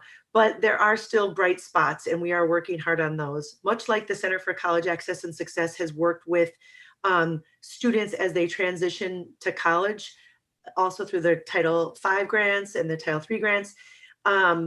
CPS has gotten some funding to support schools in reaching out to the class of 2020. So that is one thing that I'm working on that I'm really excited about, that we've found funding and supports and staffing to be able to continue to work with Chicago Public School graduates as they are moving through their freshman year of college, with a particular focus on those that had aspirations of going to college, and we weren't able to secure college enrollment evidence. So for me, that's very exciting, because we never want to just leave the student at the door of graduation. We work with them throughout summer in a summer transition period, and it has long been a hope that we would continue to work with students beyond that, because you don't just magically become this college ready magical adult when you transition through a summer. There is a period in which you continue to need supports. And I know that the Center for College Access and Success has been on the cutting edge of that for a long time in supporting college freshmen through this transition and beyond. And I'm excited to report that Chicago Public Schools is also dedicated to that and has found funding to do that this year. So I would say that is one thing that I am personally excited about. We have a lot of college freshmen that need support. The class of 2020 got a little bit of a raw deal in their whole second semester of their senior year. And many of them found themselves in very, very difficult family situations, financial situations, and are in need of an additional advocate and more financial and academic support through this first semester. So that's one thing I'm really excited about that I can speak to. Yeah, I definitely 100% agree with you. 2020 has been a year, and especially for the seniors, the class of 2020 who are now freshmen, like it was just such a big transition for them, especially, you know, regularly it's a big transition. And then virtually, you know, changing the world, that's a huge transition. But yeah, I'm so glad to hear that you all are actually going to be doing something with the transitioning like during like the summertime as well, just because that's such a crucial time. Especially I remember from my personal experiences, I had so many questions. I felt very lost like during that like transition time where I don't have my counselors, where I don't have my teachers, you know, originally to be like, hi, I have a quick question, I need help, because everybody is going into their different pathways. So I think that even having that almost type of mentorship during those really crucial months is extremely, extremely important. So I'm so excited to hear about that too. And I'm excited to hear more things about that in the future. Definitely. But I wanted to thank you, Jenny, so much for coming on here. I really appreciated it. Thank you for taking the time out. I really appreciate it. Yeah, it's my pleasure and honor. Thank you so much to the whole CCAS community for your dedication, for all you do for the students of Chicago on a daily basis, and for their families and for their teachers and their school communities. You are a well-needed shot in the arm of innovation and creativity and support and energy. And Chicago Public Schools doesn't want to imagine a world without a strong Center for College and Access and Success providing us all of the support and partnership we need to continue to do this work. So anyone out there from this community that is watching, thank you, thank you, thank you. And please give on Giving Tuesday to this very worthy cause. Thank you so much for saying that, Jenny. And then actually speaking of the Giving Tuesday, we just hit 17,000. What? Wait, 17,000? Or no, 1,700. I'm so sorry. It's been a long day, everybody. That is awesome. It's $1,700. Thank you, Colleen Lee, Nan Glenn, and Sylvia Soto Ortiz for your donations. We are extremely appreciative of it. And thank you, everybody, so much. Yes, please, please, please, in this YouTube link, like in the description down below, you can actually go to our Just in Time Fund page on P2P One Cause. And please share that with your friends. Please donate. And then Jenny, thank you so much for joining us today. You are welcome. All right, thank you.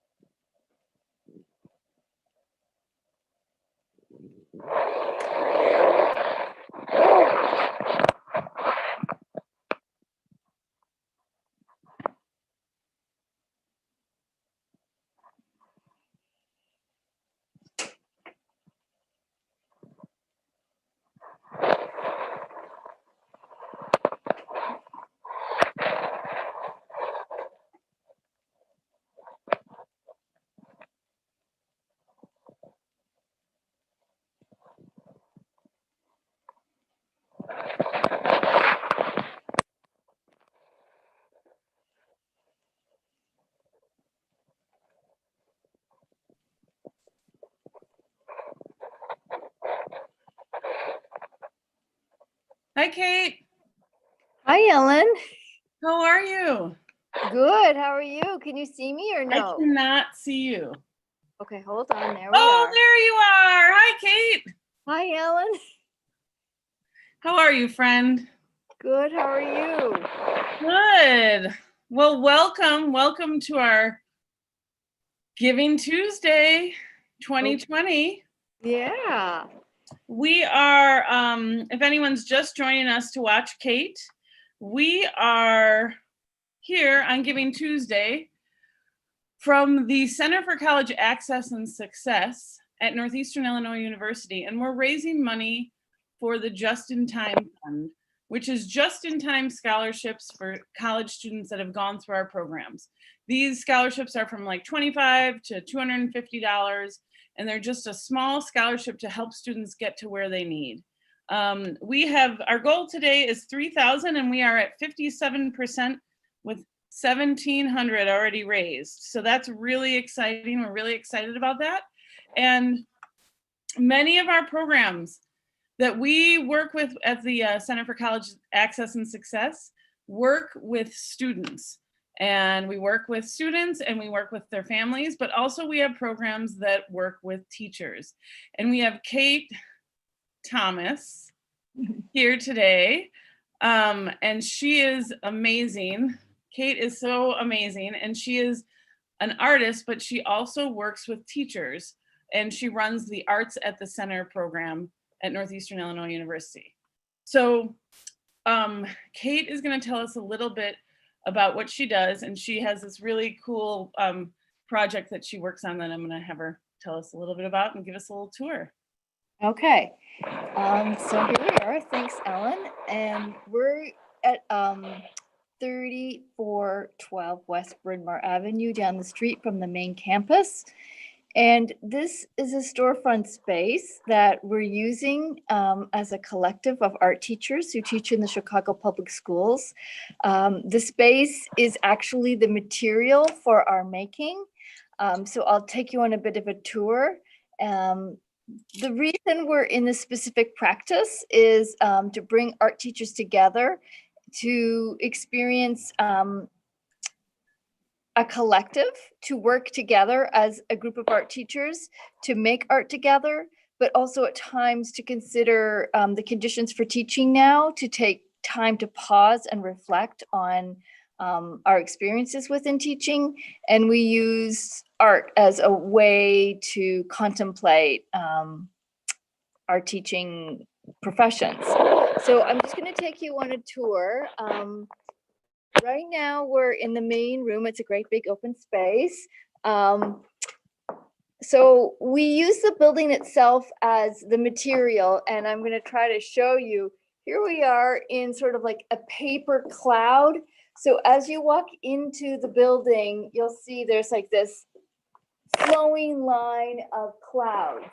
And this installation, I'm not sure if you're aware of site-specific installation, but site-specific installation addresses the space where you are.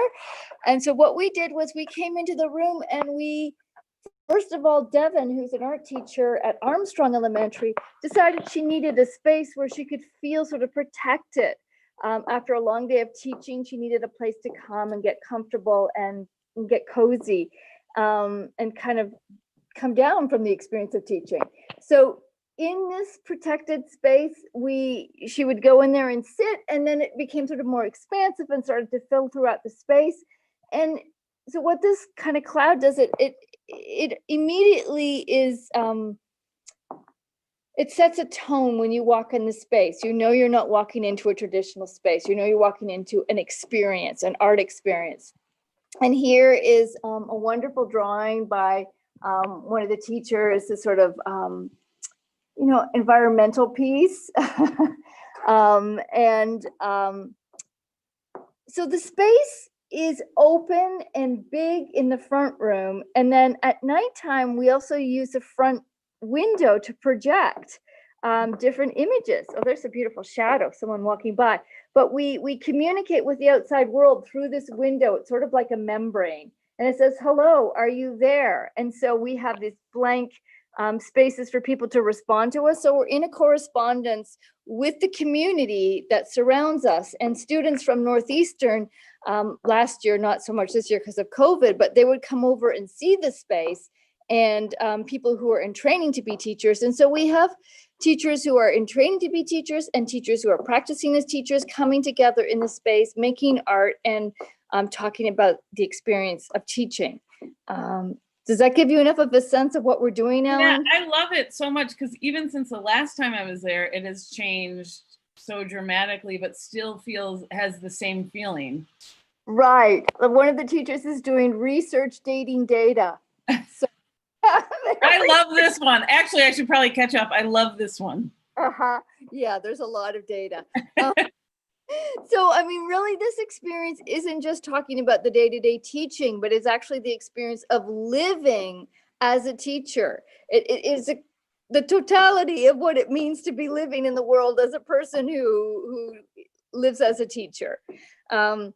So anyway, it's a really special space. This is sort of a meditation zone with a reflective surface and different materials, and people can come and sit here and just kind of contemplate, sit in the beanbag chair and just relax, because schools don't really have the old teachers lounge, so there isn't a place just to relax and talk to your colleagues. So you can talk to your colleagues here, but you can also work through the challenges of teaching through art.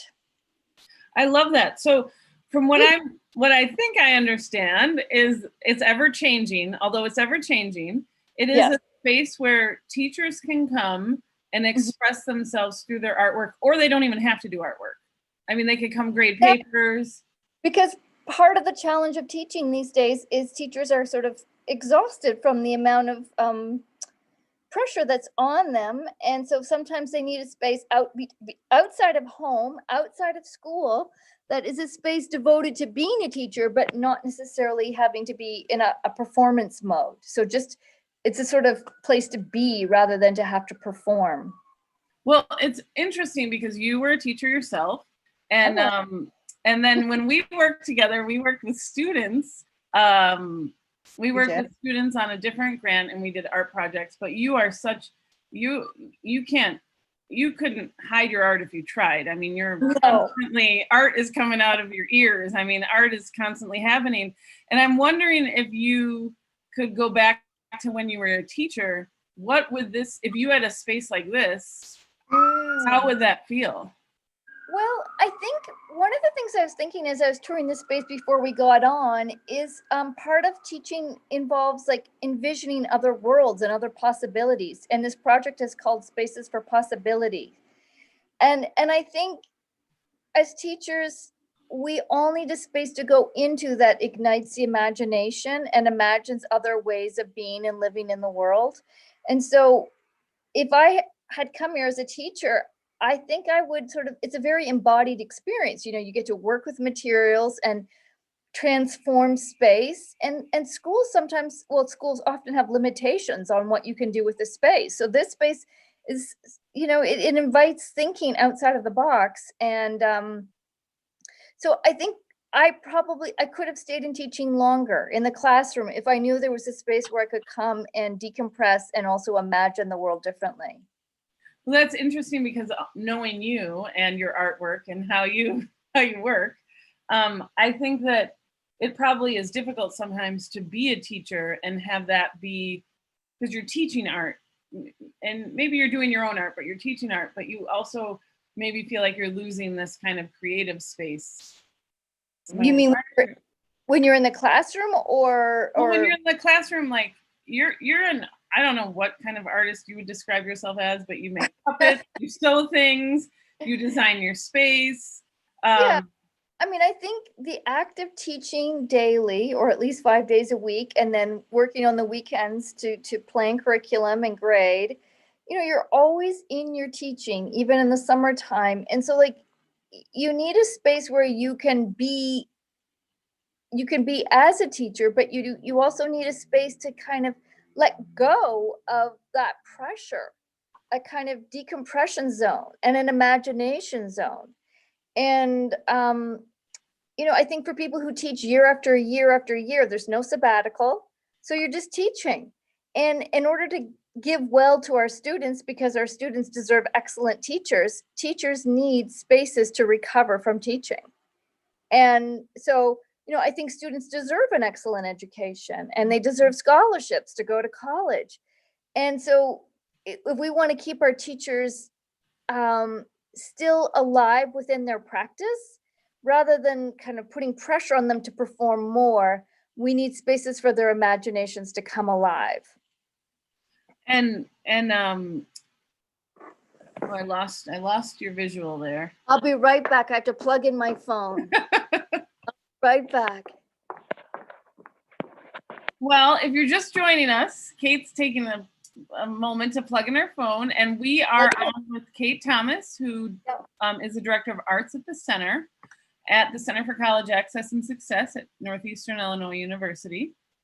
And she is showing us her space called Spaces for Possibilities. That's right. So you know, I think that teaching is a very demanding profession. And it's hard to ever be prepared enough. So this space just allows people to come in and think differently, think otherwise, imagine the world as it could be different. And I remember that when I was there last time, you were like prepping, I think the next day for a workshop.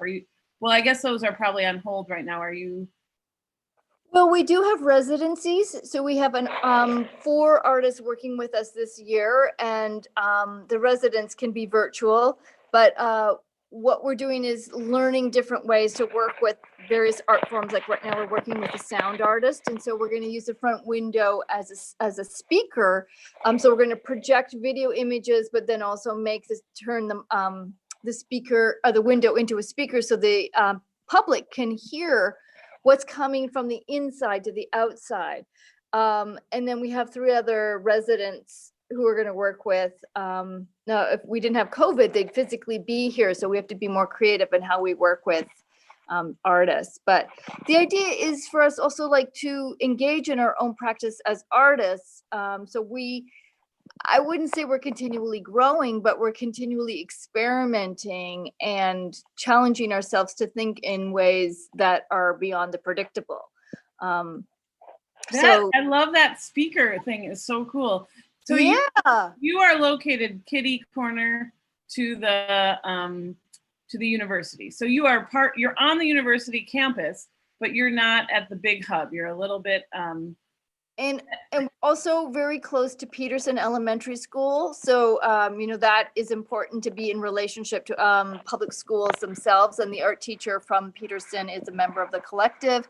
And so people kind of find us and wander in, and it's also through word of mouth, and people are always invited. So if you're an art teacher or you're a teacher who is creative and you hear about this practice and you're curious, you are absolutely welcome to join us. This is not an exclusive club. This is a practice that involves people being open and willing to try new things.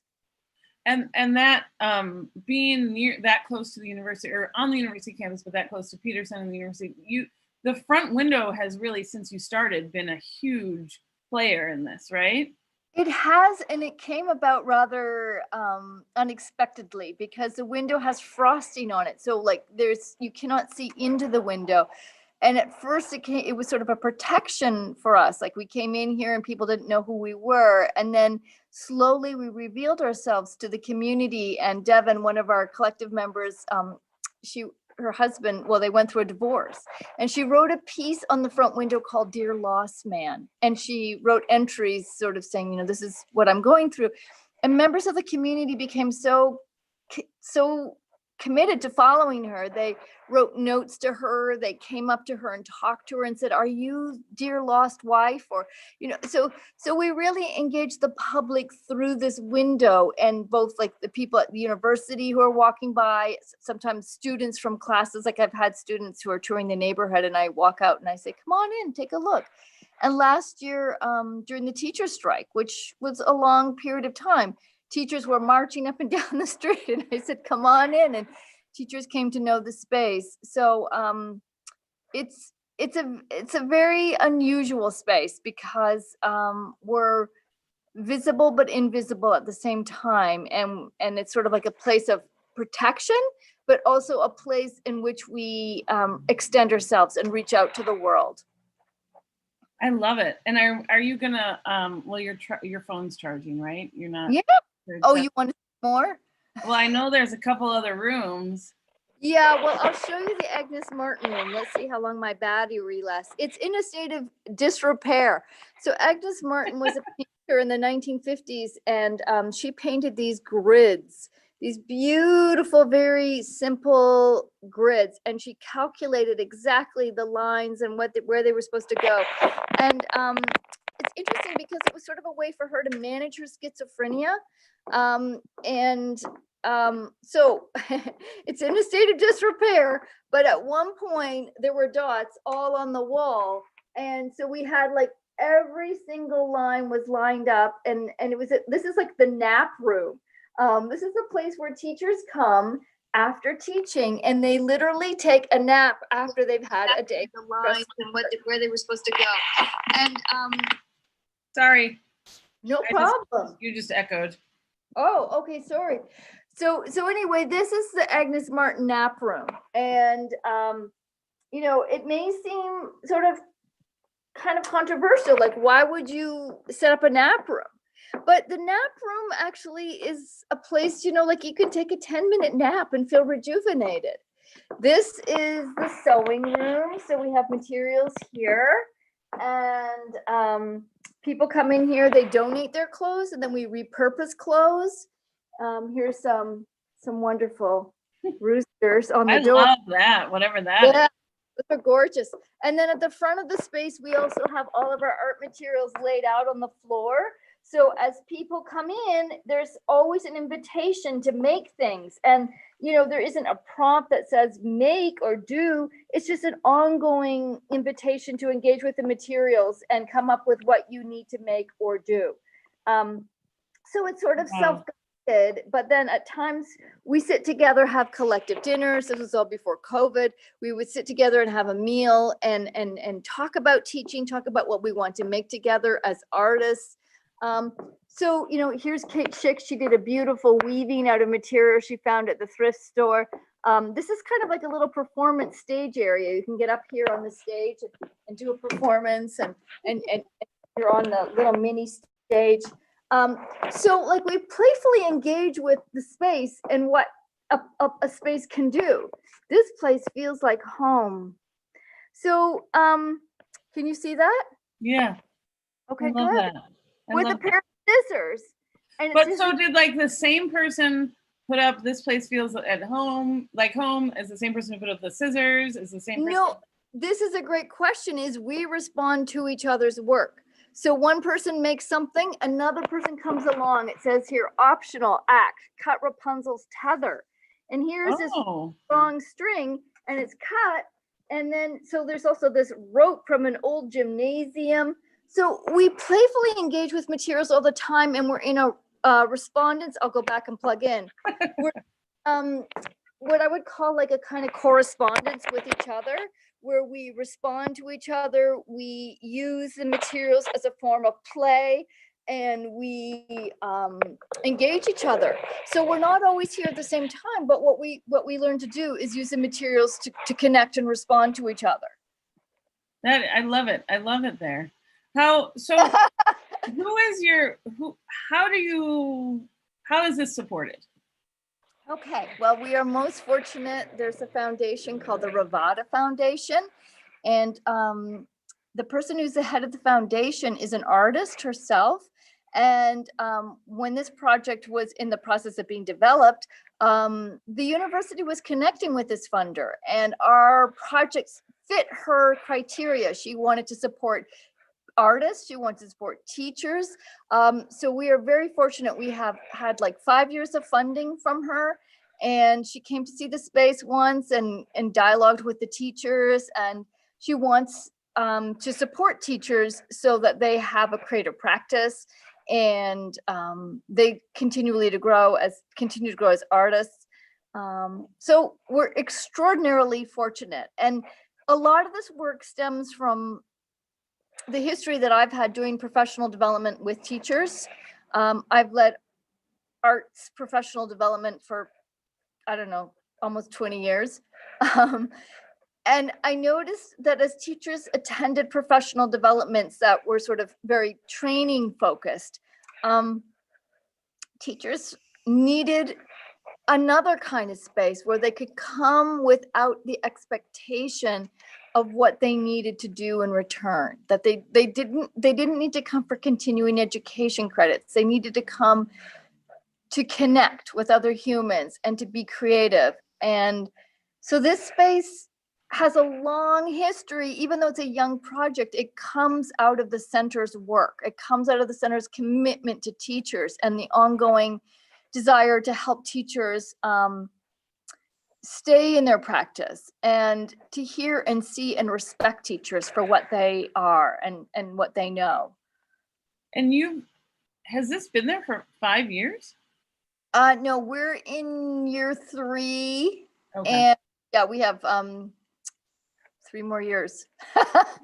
So yeah, no, our practice, and I mean, it's really beautiful and fortunate to have this amount of time to develop a practice, because often, artists have to, obviously, we won't be here necessarily forever, but the main thing is we've solidified as a group, and we're very strong and committed to each other, and the space itself is critical to our art making. I love that. So I'm wondering, is it only art teachers? Are you only seeing art teachers as part of your collaborative? Yes, art teachers are presently the main people who come into this space, but other people are welcome. I mean, it's an artistic practice. So if you were teaching in a different discipline, we would want you to engage the space in a creative way. So, I think if you were to come here and say, I want to do, I guess if you wanted to do mathematical equations on the wall, you could. But I think the main focus of what we're trying to do is to think artistically about teaching. Like, this is a space for us to kind of consider, what is teaching? How do we teach? This is a beautiful piece. We went to Vancouver to participate in an international art exhibition and symposium. And we met this artist from Spain, and she shared some of her work with us. Like, these are maps, but underneath it is a photograph of skin. And so there's this is a map of a city. Beautiful, beautiful piece. So, we are always experimenting. One day, Donna, one of the teachers, just brought in a whole bunch of pencils, and we wrapped them up, and then we started drawing with these pencils in circles, and we just kind of got ourselves working with the materials. And she had this abundance of pencils, and we were just like, what are we gonna do with them? And so we experiment, we play, we make up our own stories here. And is this where you're doing all your art now, or are you still doing art? I mean, is this now? This is it. This is this space is, it's very consuming, and it's very relational. So I'm always, making space for people to come into conversation with each other. And so it's a social practice in addition to a material-based practice. And where is your artwork? I mean, can we see is that shown anywhere? Well, I did the Agnes Martin room, and even Falling Apart, and I made the little stage, which I don't know if you can see. I love the stage. From a distance. And so what's really beautiful is there's an emergency light on, and the front window of the building, the front window is always open or visible. So you look in at night, and this one window is lighting the stage. And I thought, oh, how poetic. You can walk by at night and you see an empty stage, almost as if like an invitation, a provocation. Hey, who's going to stand on the stage? I love it. A lot of what we're doing in here are sort of like these mini provocations, and not everything has to be towards what is actualized. Like, you can put something up as a kind of, oh, here's some more of the dating adventure. But we have this kitchen in the back for people to come and have some food. Oh, that's great. Yeah, and then some people put stuff up on the walls, and here's a poem that was written. And so really every inch of the building is a kind of material consideration. And we read books together, and we talk, and in here, this is a really funny one. This is the closet. So we had a visiting artist from Denver, and she came in and she used an existing grid, and she developed this rubric, which is so wonderful. And the criteria is the way you wear your hat, the way you sip your tea, the way you smile. And then she wrote, truly scrumptious, jewels in your crown. And just like these beautiful, beautiful poetic renderings, half-assed, try harder, needs improvement, train wreck. And so, you know, really, this was during the strike, red, union, strike, people's blood, labor and delivery. Wow. Yeah.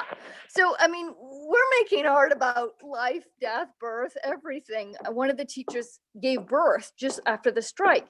And when I came in the room, she had this huge, this beautiful piece of red silk cut in this octopus shape, and then all these extensions from it painted. Wow. And it looked like labor. Oh, wow. Labor in many senses of the word. And then over here, we have the smock that this teacher who painted on the storefront window during the strike wore for 25 days. And these are all the markings because she painted labor slogans on the window. And then this is like the thing that the teacher who made the red splatter, she put this silk down on the ground and made these splatters. And so, you know, this stuff just kind of comes out of people. You don't have to say, oh, can you please do this? Like, this is stuff that people, because this is an open space, there's permission, they make and they do. Wow, this is amazing. And I'm so glad that you can share this with us. Well, it's a little secret artist world. Yes. And you know what? I think that is the beauty of, like, I mean, everybody should have a secret little space to make artwork in, you know? And when you be public, you can be, but if you need kind of incubation, go and incubate, because incubation allows us to kind of preserve potential. We don't always have to use it all. We can just come here and rest and not have to make a big performance. Oh, I love it. I love it. Well, thank you so much for sharing. And I know you worked with students before. I mean, you've always worked with students. Always, yeah. Indirectly working with students now because you're working with their teachers. And I just want to, you know, plug again to anyone who's listening that we are raising money for Giving Tuesday, and we are asking for money for the Just in Time Fund, which is for micro scholarships for our CCAS alum who've gone through CCAS programs who are currently in college. Yes, give money to students so they can go to college and they can be the next generation of teachers too. So we absolutely have to support students to get an education. Without that, you know, it's really hard. We need as many students to go to college and have the wonderful world of ideas presented to them. Yes, yes, yes, yes, yes. Thank you a million, Kate Thomas. Oh, it was really fun, Ellen. I enjoyed giving you a tour. And if anyone wants to come by the space, 3412 West Bryn Mawr, give us a knock on the door. In fact, just write a note on the front window. Awesome. Awesome. Write a note. Okay. Well, someone should be on shortly for the next interview. But thank you so much, Kate. Bye. Thank you all. Bye. Give. Thank Bye. you. So I don't know if anyone's still watching. Now I just feel like I'm talking to myself, but we are waiting. I don't know who's coming on next. I'll check the schedule. And maybe they are on Instagram. So maybe no one is coming here. Let's see.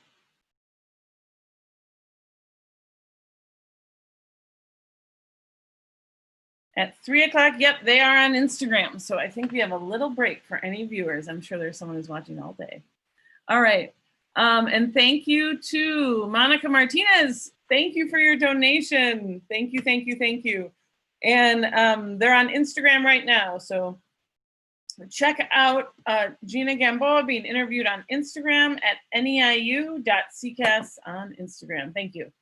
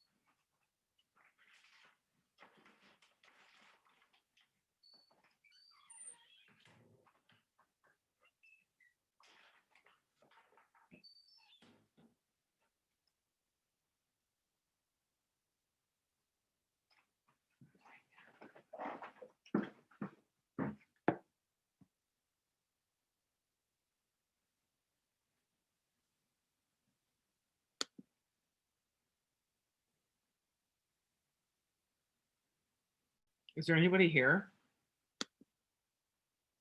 Wait, that's not my screen. Hello. Hola. I'm just looking for Claudia.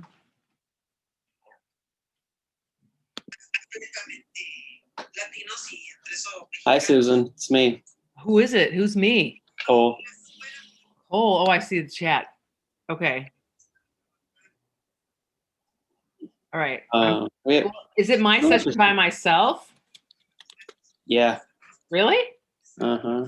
Oh my God, really? So I'm gonna sing about the Young Adult Literature Conference. Is that what I'm doing? I thought I was gonna be interviewed. I have some interview questions, yes. But myself. Mostly about drumming up Yale. Oh, is that okay? So how does this live thing work, teacher? Like, is this what's going to be happening at the Young Adult Literature Conference? The same concept? Yeah, we're actually live right now. I can see. Is it wrong that we're talking? You know, it's just like what people want to hear anyway. You know what I'm saying? Gina and Claudia are talking on Instagram right now. Nice. Oh, Claudia would rather talk to Gina. I get that. It does make sense. Okay. So, dun, dun, dun. Are we ready to start? We're waiting till 3:30. Yeah, let's wait until 3:30 because Okay, that one. we're gonna be quiet now. Yeah, I'm gonna mute. Okay. If you want to like have show and tell or anything, you can share your screen. No one has done that yet, but it's an opportunity. I was thinking of that, but I wasn't sure what was going to happen. So I'll go find my stuff. Okay, bye.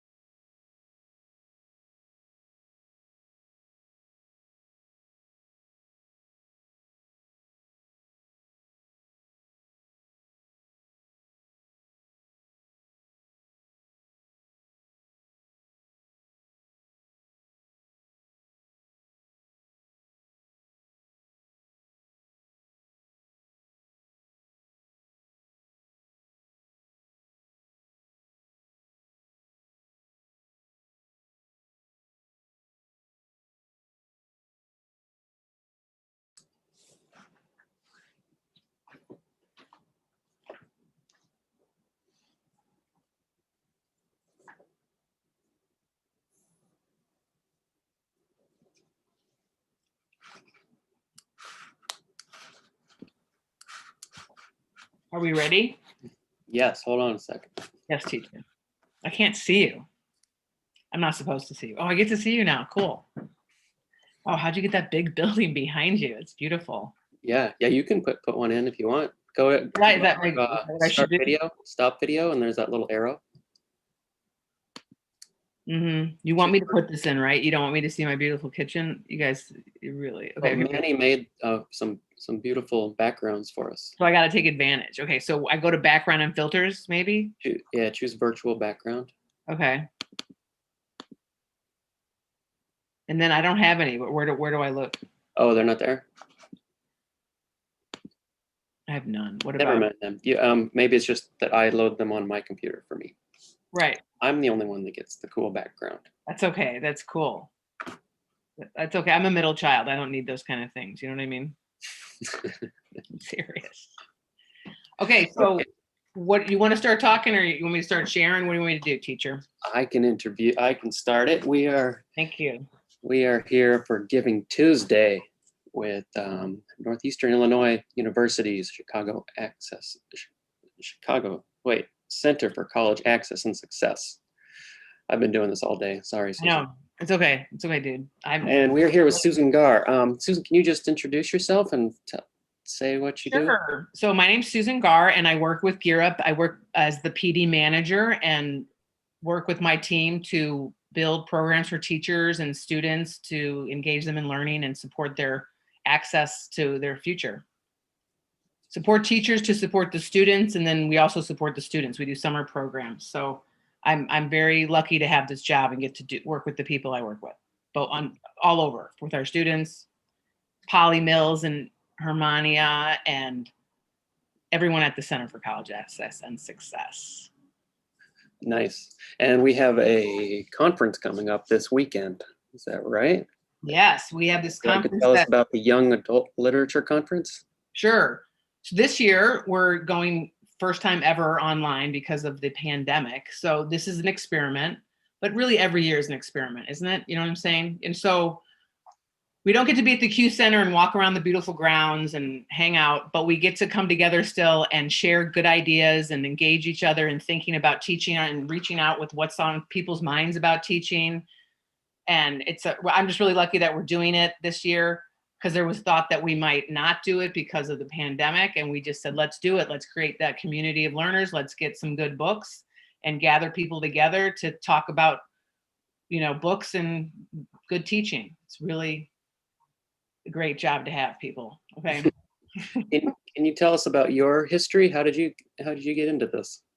Oh, I got into this through literally, I taught at Roosevelt High School, and NEIU was working with Roosevelt, and I got to work with Heather Pate, and she brought me into the center. And then through the center, I worked with ITL, LRE, different grants in different schools, and then got working with there was more like a PD, a professional development team or literacy team throughout the whole center a little bit. It felt like it wasn't just a Gear Up thing. It was kind of working all the programs. And I fell into working with some of them and planning programs and, just being a part of a team and making things happen, from everything from like Units for Books, which is an excellent program we have, and not as in full capacity as it used to be. And just also through the Summer Inquiry Institute, the Young Adult Literature Conference, and then summer programs for the students as well. Right. But it's mostly working with teachers. Mm-hmm. Yeah. Can you explain the YAL conference? So YAL conference years old. Mm-hmm. Yeah. Wait, say what you said?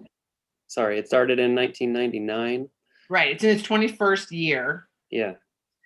It started in 1999, and it started out of the Westtown Network with Mary Massey and Karen Moran, working with schools like I'm not going to remember, Otis and Lozano and other Westtown schools, and the teachers were like, we want other books. We don't know about all the latest books, or how can we know about this? We're teaching all day. It's too much work. And Mary and Karen were like, well, let's have a retreat and let's get good books and, expand people's understanding of how to use young adult literature in the classroom, or how to just enjoy it yourself as a reader. Like it's such a great, if you want a quick read, go get some of those young adult books, and they really feed the brain. They feed the brain and the soul. So anyway, that's what they did. So it was a retreat the first year, and then it kind of grew into just now then becoming a young adult literature conference, where we pick 6 books or 8 books. Participants go to 2 workshops based on one of the books, and then they're also mailed a copy of the book so they could read it before, or they're actually, when we were in real life, people were given them at their schools and they took them home and read them, or they gave them to their students, or whatever it was good. And we then meet at the conference and we read these books together. It's complicated, because then from out of the conference, then it grows the Units for Books program, okay, where then we say, hey, you like those books, aren't they great? Don't you love those books? And they say, yeah, we love those books, but I want this book. And then someone said, okay, write a unit on that book, and we'll buy the book for you. Gear Up will buy the book for you, and then you can do it in your classroom, and then you can tell us about how you did that, and then we can tell other people, and maybe they'll try it too, and they'll want to use that book. I mean, it was like that whole thing, like, and then those teachers would come back to the Yale conference the year after and present what they did, how they worked with the book. Yeah, with their here's the students. book I tried. This was really great. It really worked well. Or I paired it with this book. Or, hey, you should do it too. You should write one of those units. It's really not that hard. It sounds harder than it is. So, it was a great community to be with, because I was a teacher for a while, and I didn't have access to good books. I went into the book room and I saw books like Gone with the Wind. Okay, did you hear me say that? Now, granted, this was back in 1990 or whatever when I went into the book room, but Gone with the Wind, heavens to Betsy. No kid wants to read that. Please, get rid of that book. Sorry, book, but it's true. And, so it was just like, how do we get good books, and it's kind of, but now we have like Donors Choose, and we have small grants, open books. We have all these places that we can go to, but also Gear Up was one of those resources as well, which was really great to be one of those resources. And we hope to be again if we get funded for another Gear Up grant. But yeah, so it all just sort of fed into each other. And it was also a lot driven by what the teachers were asking for, and then what they were doing. And then they would showcase their work, and other people would be excited, because teachers really only want to learn from other teachers. You know what I'm saying? So we're not cool as the teachers are. Thank God for the teachers. So, and that brings me to this year's y'all conference. We have about 6 teachers presenting. Some are doing a digital playground on Friday night. They're showcasing some kind of digital tool that they've learned in the last year or so, and it's working well with their kids. And others are actually going to showcase some units they did through Gear Up or with Gear Up, or just on their own, because of the going online remote learning. So that's kind of fun. I mean, I think it's really fun. And I'm really grateful for those teachers to say, yes, I'll share my work. And we also have another teacher for the lunchtime meetup. A teacher from Sen is going to present about independent reading and the idea of, am I doing this right? ? As if there's a right? And she's going to share her ideas and also hopefully the conversation will move into what are we doing in remote learning land to help support kids' independent reading. So, is it too late to register for this? No, it's not actually. You can register, and hopefully people who are, if anyone's listening, I'm sure many of my fans are, but if you register today, you get free books. So you want to register December 1st so that you can get the 2 free books courtesy of NEIU and CCAS. And but you can also, I think, register through. Do I say this out loud? I don't even know if we put a deadline on there, because I'm just still in. I don't know what the deadline is, but today's the deadline. Today would be a good deadline. Yeah, today would be a great deadline. Then everyone gets free stuff, when you register. And if they're watching on YouTube, there's a link to our website right underneath the YouTube video you can click on. I can't see that, but yeah, don't worry about it. Or go to any of our social media and go to our bio and find links to register. So and maybe someone's like, well, what books are you talking about? Maybe I could share my screen and show you what books we're featuring for this y'all conference. Yes, please. Is that acceptable? Okay, let me figure this out here. My eyes are going a little bit, with the COVID and being online all day. It's okay though. Wait, I Ooh, don't want to be cool. here. Do we get to read your email too? Yeah. No, I'm trying. I can't. This control tower. Oh, there, I can move it. Control tower's in my way, dude. Dude. Okay. We just watched The Big Lebowski as our little family movie night the other night. It was so good to see again. It was so good. So Just these a moment for the dude. Sorry. Such a white man's movie. Okay, so here we go. It seemed a little racist too towards Japanese people, but anyway, we'll talk about that later. So I can't see what people see. So is this not big enough? Too big? No, that's good. I can read it. Okay. So normally we pick 8 books or 6 books. It depends actually on the cohort that Gear Up's working with or the people that we think will attract to the conference. But this year we picked 6, and we picked them based on what we're kind of going through with the pandemic and the protests and the uprisings, and just and what we thought our kids might like to read and our teachers might like to read. So if you see here, we got Braiding Sweetgrass. That was such a beautiful read. So she writes about how we're all connected and nature, and it's like a great book about climate change, but it never scares you that much about climate change, but it secretly should scare the bejesus out of you. Okay, but it's beautifully written. All right. So she kind of asked, the woman is Robin Wall Kimmerer, as you could read, and she's asking questions like, about reciprocity, how about gratitude, about other things too. So it's a beautiful read. And then They Call Us Enemy, George Takei. I never thought I would be able to blend Star Trek with the Young Adult Literature Conference. This was my dream come true. Although I did not spend enough time fangirling George in our workshop, we focused more on the content. But this graphic novel is so good. Like you can read it like in 2 hours, or for those of you who are better, faster readers than I am, an hour. You get through it. The images are amazing, kind of manga, like feeling a little to them, and it's an incredible story, and it's really sort of a story that leads you into realizing how many stories there are about families who've experienced this, and it opens that whole door to learning about what that experience was like and how are we learning from our history kind of stuff, And then How to Be an Anti-Racist by Ibram Kendi. Who's facilitating these books? Oh, so I'm doing the one on They Call Us Enemy, which is why I could talk about it so well. Hermione is doing Braiding Sweetgrass, and How to Be an Anti-Racist by Ibram X Kendi, where they're going to talk about it's Dr. Nauman from the reading program and Dr. Jill Hallett. They're both, I think, from the education department, and that's going to be really good, talking about ways to talk about racism in the classroom, as well as looking at language and I don't know, I can't even remember the rest of it. Sorry, I failed. But I don't know. Did you read that book this summer, How to Be an Anti-Racist? I think everyone read it this summer. You couldn't even buy it in the bookstores. Just say you read it, Cole. Okay. I read it. Okay, good. Okay. No, so the point with him, he's talking about the idea of racism and looking at how do we change policies, because policies, it's the racist policies that create the racism, or is it the racism that creates the racist policies? So he talks about every ism, and it's I have to read it again to tell you the truth. I would lie to you to think that I could talk about it eloquently without reading it again.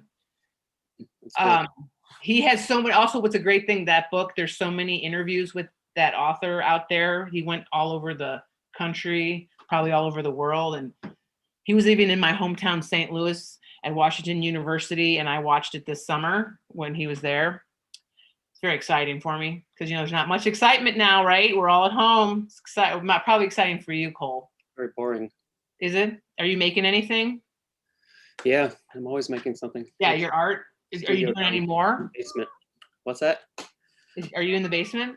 And I'm not in the basement now. There's no internet in the basement. There's no internet in my office upstairs. Oh, sorry, I got distracted. So Photographic is another graphic novel, and it's a biography on this incredible photographer who's a Mexican woman, and she has been all over, and she took pictures. I mean, it is gorgeous book, and it's like an, oh my, this woman is so fascinating. You got to read that. You could read it in an hour or less, I think. Incredible. The Diary of a Young Girl by Anne Frank. Everyone knows that book, but the Polly is doing this one, and she's focusing on journaling and how journals can keep us sane, especially in times of isolation. I go back to photographic and say that we have Gina Gamboa and Claudia Ortiz are presenting on this, and they're going to focus on a summer program that they did in Morton around documenting our lives during COVID. So it's like basically her photographs, this woman, Graciela Iturbide. I don't know how to say her last name. I'll probably be the first to say. Cole, how do I pronounce that? Iturbide. Oh, I like that one. Okay. Yeah, so I don't know. I tried to look it up online and I couldn't. And I watched even a documentary and they never said her last name. I was really upset. Okay. I was like, thanks a lot. But that wasn't why I was watching the documentary. Anyway, my point is that she basically is documenting her life. Like her photos are her. She would go into the town and meet people and talk with them and eventually be like, can I take your picture? You know, it's amazing stories. And then Stamped from the Beginning is the adult version of this book, Stamped: Racism, Anti-Racism in You, a remix of the National Book Award winning Stamped from the Beginning. And it's Jason Reynolds and Ibram Kendi. And Jason Reynolds is an incredible author. I'm sure a lot of teachers know that name. He writes like 2 or 3 books almost every year. Jason Reynolds wrote with that, he wrote All American Boys with some white guy. I can't remember his name. And then he also wrote this series on these kids who are track runners. And I can't remember the name. I'm not very helpful, but an incredible author. If you don't know him, you got to know him. Anyway, we don't need to go through all this, but we've got a lot of great things planned. Friday night, we're going to start off with Tracy Crowley from Home Story Chicago, and she's going to do a little activity with us. It's going to plant us right in the good setting for thinking about the year that we've been, or not such a year, but the 8 months we've been in this pandemic, and thinking about what home means to us. And then Mo Kelty is going to take us into an activity that's going to challenge us about listening and taking directions and the lines we draw. And then we got some zine making on Friday night, looking at some digital notebooks and thinking about how to develop a community online. So there's lots of great stuff. Really on Friday night, though, you don't want to miss the bingo and duck races that will happen at the end of the night in the clubhouse activity, which there'll be prizes, people, okay? And Jam and Jenny will be leading us in these bingos, and you can talk about whatever you want to talk about. And if you need a breakout room, we'll give you a breakout room, to go hang out. But again, there are prizes and everyone's a winner. Okay, so they should show up for that. Some people might be thinking, how am I going to know where to go? What link do I go to? And so what we're working on now actually is creating a couple ways you're going to get your whole agenda sent to you by Dan Laubacher, who organizes everything for these conferences. And so you'll have your own personal agenda, but also never fear, if you don't know where you're going, at the website, we'll have a web page that will be like the conference at a glance, and you can find your room and click on it and be there. So we're hoping to give people options on how to find their way around and navigate this situation, since we've never done this before. And we're all, hoping that everyone's gonna be patient with it and know that just call Dan at 773-555-5555 if you have any trouble with anything. I'm just kidding. And what I'm trying to say is, we know that everyone's going to be patient, and we're going to take all of your feedback because we'll just make it better. And if you give us all your feedback, we won't have to use it again, because by the next time we do this, we'll already be back to normal. Do you know what I'm saying? And if not, we'll have all the feedback and we can do it again online. Maybe we could even do it online at the Q Center. That's what I was thinking. Wouldn't that be great? We could all be there, but not be together, Yeah, So we just sit in our little dorm rooms. Yeah, just sit in that little dorm room, like Star Trek room, Sounds fun. Yeah, it doesn't. Okay. And now, one other thing that's really exciting for us is we have a keynote speaker on Saturday morning, and this is a poet from Cool Speak, Joaquin, and many other Gear Up people, I believe, have heard him and seen him. I've heard good things about him. I went to one of his workshops at the NCEP conference, and it was wonderful. And so this should be really good. And you know, the last couple years we've had a keynote. Maybe not last year, but the other years. What normally we never really did. Sometimes we'd invite Jeff Wilhelm in, you know, and he'd do some pre-conference workshops on reading and active reading, and those were pretty cool. And some teachers were able to get out of school for the day because their principals were like, yeah, sure, we believe in you going to learn more. Do it. It's great. You know, teachers were like, yeah. Some principals didn't let them go at all. That was really disgraceful. Okay. So anyway, we got some teacher showcases, and then we have the workshops about the books. We run those twice. So every participant picks 2 books, and those are the workshops you go to. And we have another crazy idea, Cole. Can you talk with me about this for a second? Sure. Before you do that, can I just want to plug yeah, please. The Just in Time Fund that we're raising money for. It's micro grants for college students who have been through our programs, through CCAS programs. Anything from $25 to $250. Like if they can't afford a chemistry book or something like that, they can apply to get one of these micro scholarships. So how do they apply? How do they apply? I don't know how they apply. You'll have to ask. No, I will. Eleanor, So if it was like an essay or just an application, or you know what I mean. That's interesting. I think that's great. I hope it's a quick application, because it's usually like emergency funds. No kidding, right? Good point. So what you wouldn't really want to, if you're in an emergency, you don't need to think about it. Don't make try to write the right essay. Yeah, I got to do a thesis statement. I'm in an emergency. Okay. Okay. What did you want to ask?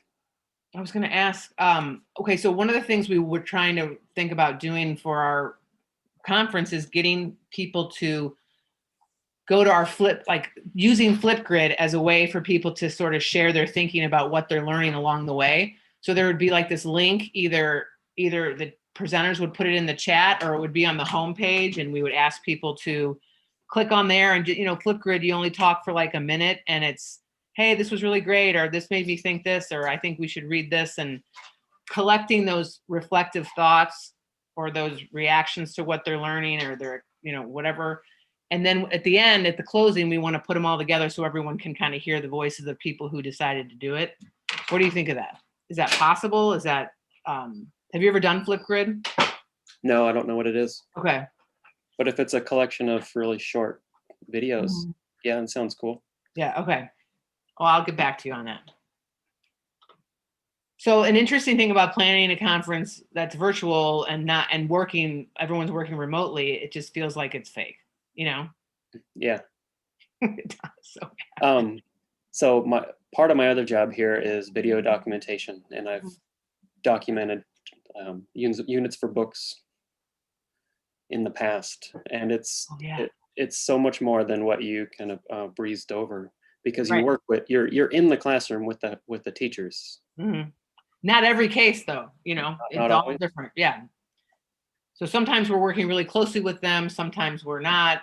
Sometimes it's all depending, like with the various teachers and how much they let you in and how much they want you to work with them, you know? Okay. Right. But many people, we've done stuff like they've come to a workshop maybe at y'all and they're like, I want to try this, or they then they say, hey, and I say, okay, let's do it. And they're like, well, let's do it together, you know, and that happens, and that's fun. And sometimes it's just you're building ideas together, you know, you're being a thought partner to help them. Like they're thinking about this idea, and then they're like, but I don't know about this. And then you come in and you have a conversation, and then they're onto that, and they figure it out. So, you know, like teaching is still very isolating, right? A lot of times if you're all in your classrooms, you don't see everyone who's an adult necessarily, or you might see the administration, but you're not talking about maybe the ways you want to put something together, and just having more time with another person helps you do that, helps you think it through. Not everybody needs to do that, but it's a great thing. It has to be even more isolating now. Right, that's what I was thinking too. Mm-hmm. So, I think I also was going to say the challenge is also what was funny about thinking about making an online conference is I was like, well, where's the hallway? You know, where's the rooms? You know, what are the room numbers? You know, and with every little step, you translate it into, oh, that just is a Zoom link. The Zoom link is really a room, and the web page is really the conference hall, and or whatever. You know, it's just this funny little fake world. Get real. I've gotten some texts, and Claudia says that I pronounced that name correctly. Oh yeah. Oh, thank you, Claudia. Say it again. Say it again. Say it again. I just read it. Where does it? I'm gonna bring it up for you. Come on. People want to know. Don't get dizzy. Wrong one.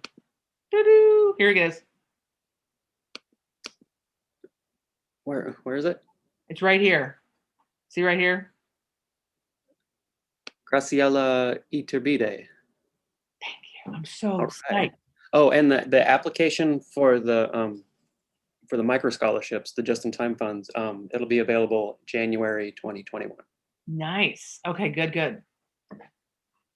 Well, also I learned that even this will be open, the Giving Tuesday will be open till December 6th. So even if we can remind, I'm thinking we maybe want to remind people at the conference to say it's still time if you haven't, or just let them know about the just-in-time funds and encourage people to make a donation. Yeah. The last time I checked, we had $1,700 raised. Wow. What if I only want to pay $10? That's cool. That's Okay. fine. I'm just making sure. Okay. It's very easy. And if you just wanted to share the information with your social network, that helps too. Oh, okay. Like put it on our Facebook page. Roger. Yep. And where do I find that information, Cole? Is it like right on something right in front of my face? There, yeah, go to our website, the Center for College Access and Success.org. Got it. .org.com. I think it's .org. Yeah. We don't like. I do have it right here. Wait, right, not that one. Not that one. No.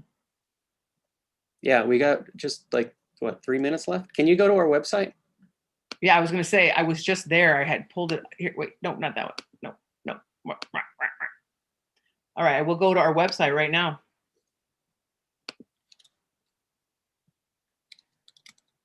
Oh, I know how I could get there. Oh, well, what is it? I was gonna go to the y'all one, but I don't want to do that. I think there's information through all of the programs. There is.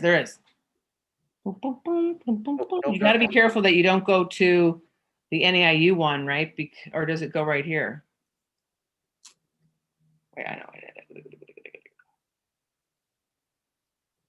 This time I went here, it was the NAIU one. You scroll down, there'll be another link. Oh, cool, really? I hope so. Yeah, there we go. All right, Roger. Okay. Scroll down, there's information about this thing that we're doing. So just scroll down.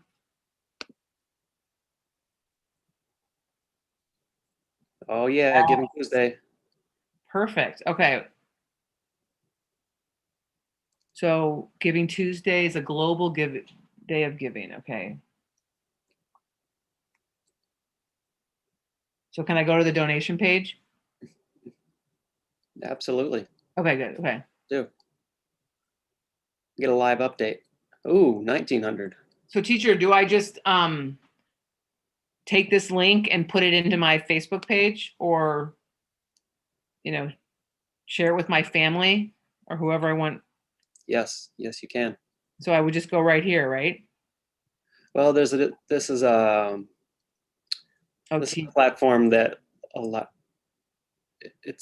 you can just copy and paste the URL and send it to people, or you can like log in and register as a person, and then you can there send these like emails that have already been pre-written for you, or Oh, really? Twitter posts that are already written for you that invite people to donate. So this would mean that that's how, if I would join the team? Yeah. Okay. Yeah. That's great. But I think we have somebody coming on at 4 o'clock. Who is Okay, it? so I'll go, but also I just Maybe want to that the y'all people would have, or that they got the email. They're going to get the email, I think, right now, actually, to say go on the site, because they had signed up, and then we were waiting for this to open up before Dan was going to send out, hey, y'all, go here to make a donation. So hopefully we'll get more people. Good job, you guys. That's amazing. Yeah. Thank you, Susan. Thank you. Okay, so I just leave, right? Yeah. All right, teacher. Thanks so much. Oh, I stopped sharing. Okay. You guys are doing a great job. I do want one of those backgrounds. That's so awesome. If you go in the middle a little bit, move over just to your, that's like your wings. Like if you look, go like, so you got blue wings on one side and yellow, gold, whatever color that is. Okay. Peace out. Vote. See you at the online. Donate.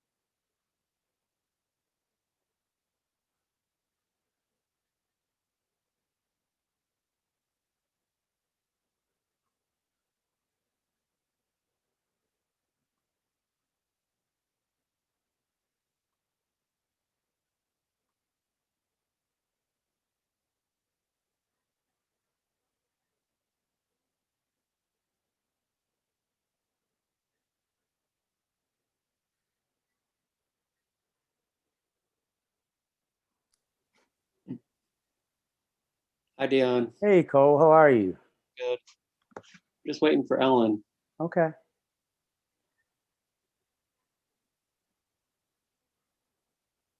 There she is.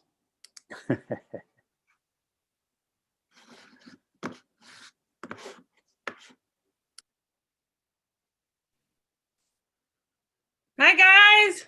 Oh, that was loud. I've been told, I should be quiet. I've been told that people can't hear me all day. So Well, I definitely heard you. So, whoever gave you that information, either they gave you the wrong information or you just projected as a result of being told. Hi, Dion. How are you? Good. How are you doing? I'm hanging. Yeah, you're hanging. So I'm just slowly cruising away. That's my mantra now. Just close. It's just. Well, I just before we start, I want to say we're here on Giving Tuesday, and we're interviewing Dion, who is your title is Associate Director of the Center for College Access and Success, and we have been incredibly lucky to work with you. And we're going to talk a little bit about your role, but I just want to say that, like we talked to Margaret earlier, it's so bittersweet. Like, I'm so happy for you to retire, but it is such, and I think other people might have some thoughts on that too. I don't know. I mean, I don't know if people want to be in the chat or if there's anyone who wants to say anything, but I think that you have a lot of people. You know what? I got Amber. I've been so touched by you, Dion. That's the way it's gonna be. Huh? I knew it was going that. I could tell from the way you were talking, it was going in that direction. Hi, everyone. Hello, Dion. Hey, Dion. Hey. Hey. Look at this. This is cool. How you doing, boss? I'm doing good. I don't know if you prepared something, but maybe we should give an update. Let's give an update on our number. Oh, okay. Well, I just got off with Irma, so I haven't checked. I can do that. Hi, Dion. Sorry for Zoom bombing. If you have joined us throughout the day, thank you for joining us live on Giving Tuesday today, December 1st. We are raising funds for the Just in Time Fund. We are so excited to all of the people that have donated throughout the day. We are at $2,045. We are way past half of our goal. We are so excited. Our goal is $3,000. We are on live until 6 p.m. tonight. And this site will be open until Sunday, December 6th. So if you don't have a chance to donate today, please donate between now and December 6th. But most importantly, do it today. We want to increase the amount of micro scholarships that we can give out to students that are participants of the CCAS programs. Again, I Zoom bombed. I'm Ellen. Take it away. I was just going to ask, I was going to originally interview you, but we have some people who might want to say, how long, when are you retiring? What is your final date? December 31st. So December 31st. When we get to the break, I'm done. This is it. This is the first day of the last month. Hey, you want to know something? Today is my 28th anniversary, by the way. Wow. Yeah, December 1st. Wow. December 1st, 1992. So yeah. Wow. That's amazing. Did anyone want to add anything or say anything? We will miss you so much, Dion. Well, I'm gonna miss everyone. I mean, we miss you already because it's been months, but so we've kind of prepared for your retirement, but we are gonna miss you when you really, really aren't working with us anymore. Well, thank you so much. I mean, it's bittersweet. This place has been a part of my life for as of today, 28 years. And I've seen a lot of people, you've seen people grow, both literally and figuratively. But we're none the worse for wear, so that's a good thing. Hey, David, how are you, my friend? I'm doing well. How are you? You're going to join the Good. ranks? See, I'm about to join your ranks, my friend. Yes. Congratulations. I'm very excited for you. Oh, Hey, thank you. David. Hey, Tiffany. Hey, everybody. Hey, David. Hi, David. Did my interview with Claudia, and I mentioned you and Laura Lee Seuss as the ones who interviewed me. Back in the day. I was like, yeah, they interviewed me. They seen something special. Well, I still see something special. I was thinking about when I first started, I was in that like Rich Rutschman before the redesign, and you were just over the other side of the cubicle, and forever your voice will be, I mean, because it was so deep, and I think I must have shared the wall, and I thought like he should be narrating books, or he should be like, his voice was incredible, but it was, and forever your voice I will think of work with your voice, because it was just booming and right next to me. And then I just was really loud and broke your eardrums when I came in. But I also want to say the one thing that I really, really appreciate forever about you, Dion, is that when you were at work, Mm-hmm. and you were working, but your door was open and you were facing out. So if anyone needed anything, you were literally facing out, and you could see that you were available. When you had a conference call, your door was closed, but when you were available, you were totally available to us, and I really appreciate that. Well, you know, that's always been, I mean, that's always been my way. I mean, even before I came to CCAS, then CTC. I mean, that's just, you know, I'm a great lover of people. I think that when you're around folks that you enjoy, you don't mind giving information, getting information, and just being there. And you know, I think that's been the main takeaway that I'm gonna, you know, being at CCAS all this time, because it's just been, it's a place where you can, where it stimulates a lot of thought and conversation. And I've always thought this, I've, you know, gone through things and seen things both as a program director and as associate director of the place. I've always wanted to lend a helping hand wherever I could. And there was never a task that was too small to do, or never a task too big to do. It was always just do what you have to do. So. And it was because of you, Dion, that many papers were signed, many things were done because you were there. So that's something that I will never forget, and I really appreciate it. Man, you really helped us to do the work we were supposed to. Well, you know, hey Nelson, I got a funny story about that. So don't say that. No. I'm not going to call anybody out. Okay. But a few years ago, I remember. So here's the story. Before I officially became associate director of the center,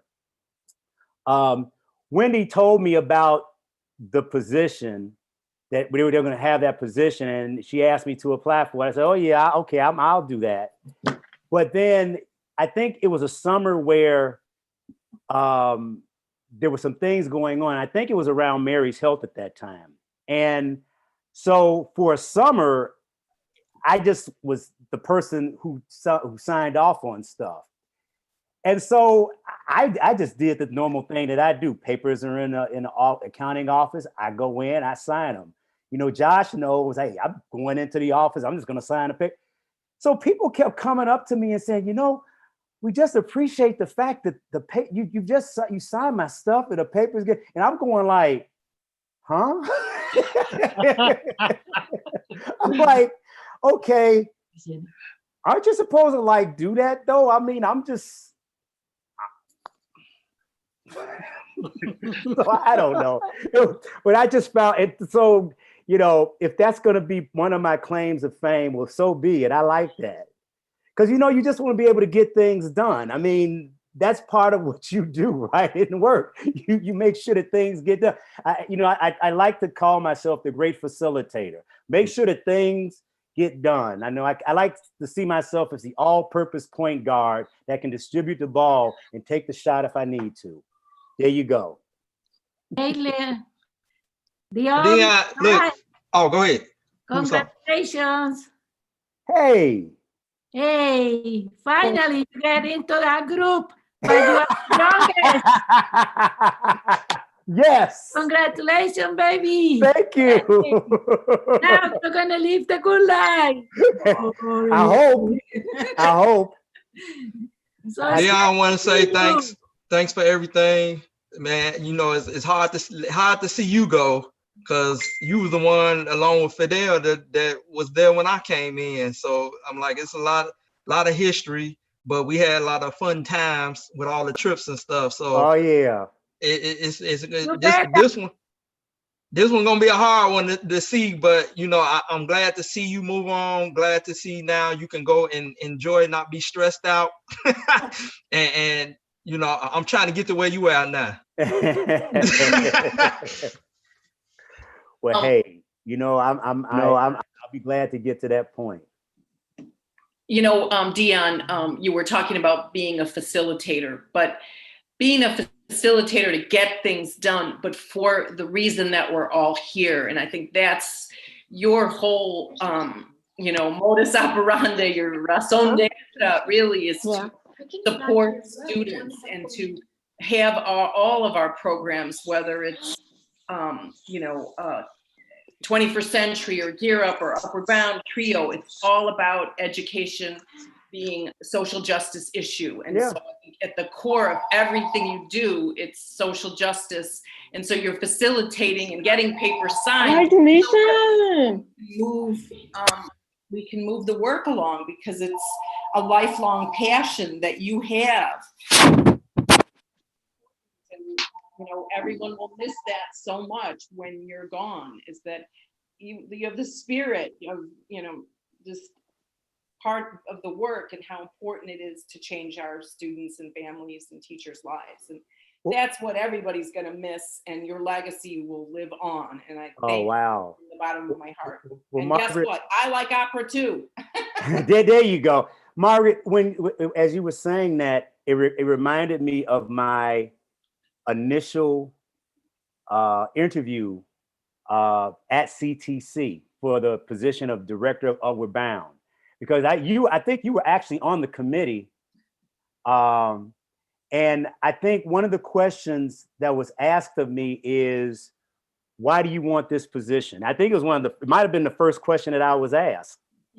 And I remember that my answer to that question was, I said, I want this position because I believe that the right to a high quality education, the right to an education period, is a fundamental right. And for those of you who don't know, besides, you know, being at CCAS for as long as I've been there, I've also been teaching the law of higher ed and school law for ed leadership for the past 20 years. Wow, that time went fast. And so people that know me in that setting know that I have a belief that, you know, the right to education is fundamental. It's as much of a fundamental right as the right to freedom of speech and freedom of religion. And one of the problems that we have in this country is that that's not what we do in this country. You know, it's not in the Constitution. Education is nowhere in the U.S. Constitution. Over half of the states don't view education as a fundamental right. And then we wonder why schools aren't funded correctly, schools aren't funded equally. Students that come from certain socioeconomic backgrounds and students of color are always, you know, behind the 8 ball in terms of, you know, getting a fair shake. And so, you know, I've always been about that. And in anything that I do, everything that I do is because of that being a fundamental belief of mine. So I was a program director and pushed that idea. I've been associate director of the center. I pushed that idea as a, you know, member of, and as an adjunct member of faculty, I pushed that idea. And even when I'm away from the center and in things that I'm involved in, that's going to always be the thing that I'm going to push, because we still have a long way to go. We still have a long way to go, but I'm preaching to the choir, so. You are. So I want to say something else, which is that, that's all great, serious stuff about work. But one of the things about Dion is that he is just fun to talk to. It is just a pleasure to have those conversations. They are interesting. The stories are great. I mean, I'm going to miss that so much. Well, everybody know I like having fun. That's true. Absolutely true. Hey, Al, don't tell them anything about the college tours. Don't tell you. Hey, you see, look, I made mine short. Yeah. There are certain people. They're sworn to secrecy. It's right there, you go. Well, you revealed yourself a few times dancing at one of. Oh yeah, I know. So you may have revealed yourself a little bit when you. I'll follow Cappy. I just wanted to say that, when I think about you, Dion, you just always make sense when you talk. I love hearing you talk, whether you're a facilitator or it's a sidebar, water cooler conversation. Like, it's such a joy to hear you talk, and you always make sense, and you're always inspirational. Somehow you tuck that into whatever conversation someone's having with you. And I really appreciated you being a leader at the center when I came. I'm sorry I never got to work with you directly, because I imagined that would have been something I could have really benefited from. But I just want to say, best of luck in your retirement. You deserve all the best. And you carry that wisdom and that inspiration wherever you go. So best of luck. Wow. Well, thank you so much. Thank you, Kopika. That's really good. And I hope I don't tear up or anything, because this was not expected.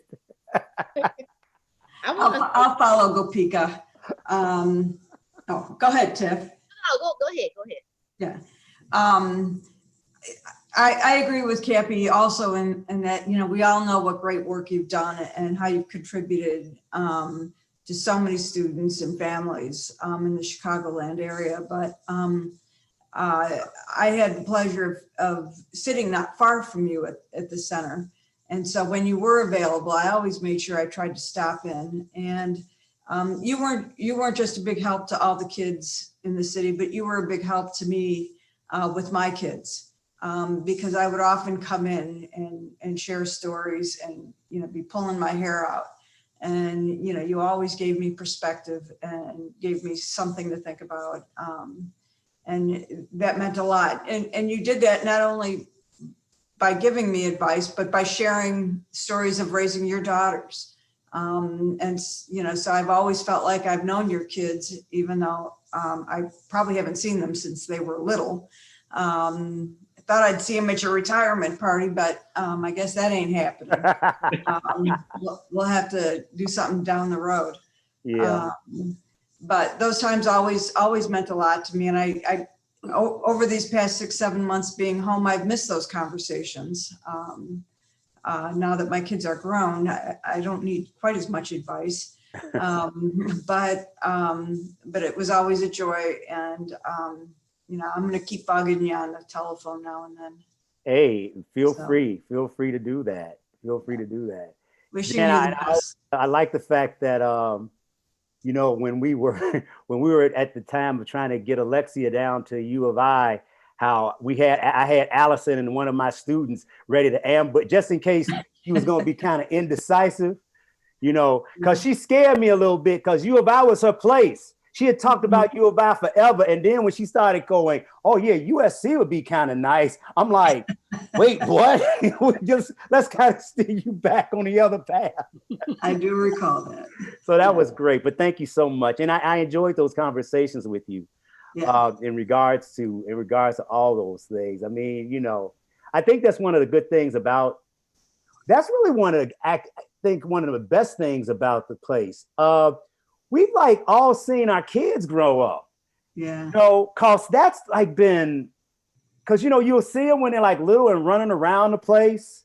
And then the next thing you know, you got, kids going off to college and stuff. And Cappy telling me about Paul and all the computer stuff and all the econ stuff he's reading. And I'm like, oh my goodness, when the kids get smarter than us? And when did they get taller than us? And, you know, but I just enjoyed that. That was just always great, you know. So all of you, especially who have children, and, you know, we've seen the kids grow up to when they were like down here to now you're looking up to them. It's just always been one of the great things. It's been one of the best things about the place.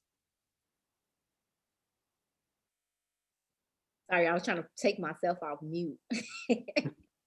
Okay. Oh, so much words can't even describe like what I want to say, Dion. You've been more than just a mentor. You've really been a father figure. You gave me advice not just about work, but of my daughter, and like piggyback on what Jan was saying, and just when I come to you and like, I think I'm working her too hard. I think I'm doing this and I think I'm doing it. You like, calm down. And then you give me advice and then you're giving an example. But I feel like me being a director for talent search, I really feel like I would not have this position if it wasn't for you. And I'm so glad that, you know, you're going to enjoy life, even though the selfish side of me wants you to be here for 5-10 more years. But you already, you know how I feel about you. You know. Well, you know, at the beginning, when I was referencing, you know, folks who I've seen from the beginning stages of what they were to become to seeing it in full flourish and full development, you know, you one of those folks. I don't know if people know this, but Tiffany actually was, and I really didn't know her that well back then, but she was actually a student in my Upward Bound program at Steinmetz High School. And, you know, you get a lot of kids coming into your program and stuff, so you don't get to know each of them really well. And she wasn't in the program, you know, that long, and I wasn't up at Steinmetz as much. But at that time, I had both programs, so I wasn't going to the schools as much.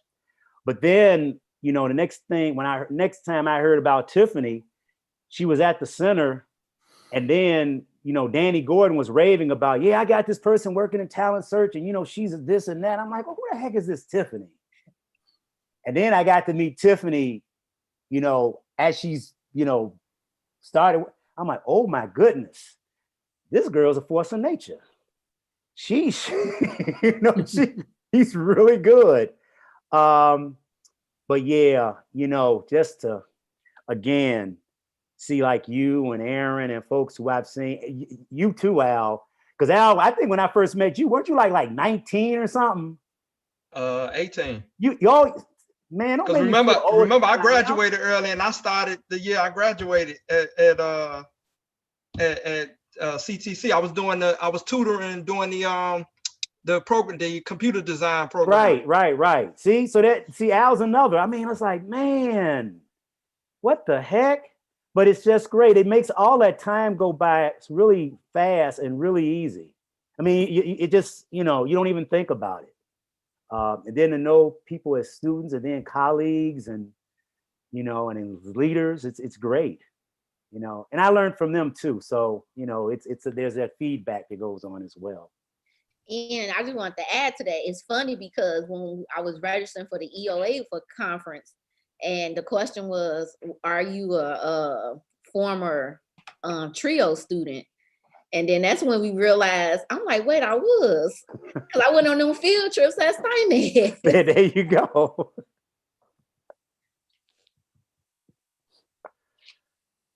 Oh, man. Well, I just want to jump in.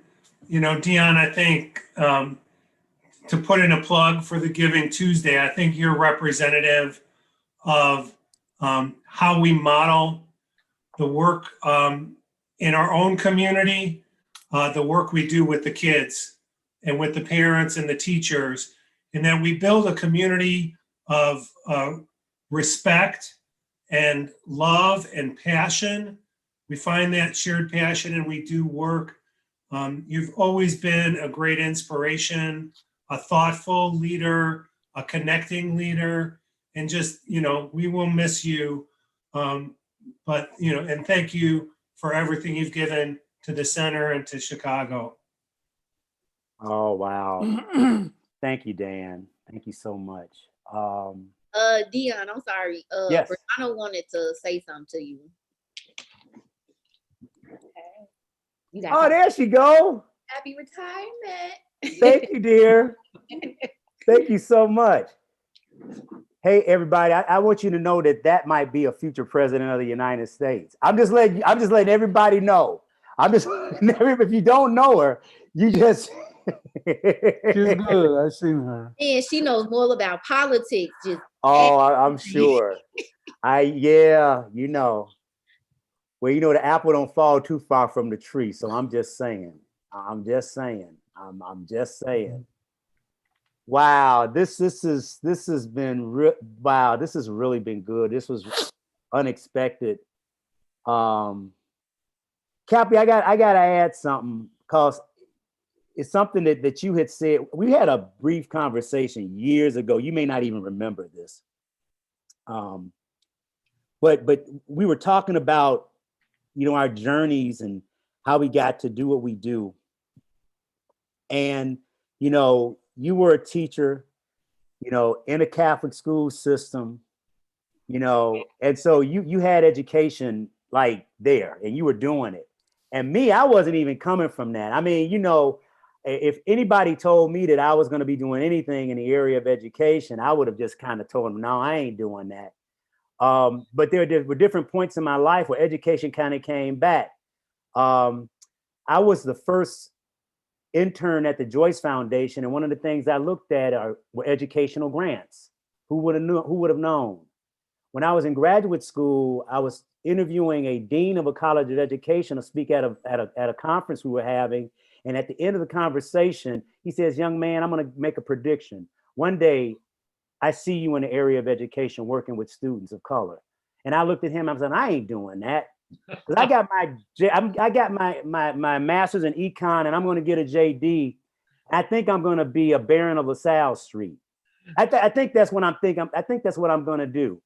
And one day I was sitting at the job that I wanted to have, at the bank that I wanted to work in, and I made this transaction over the phone. And I hung up the phone and I asked myself, what the hell am I doing here? What the hell am I doing here? And Cappy, we had this brief conversation.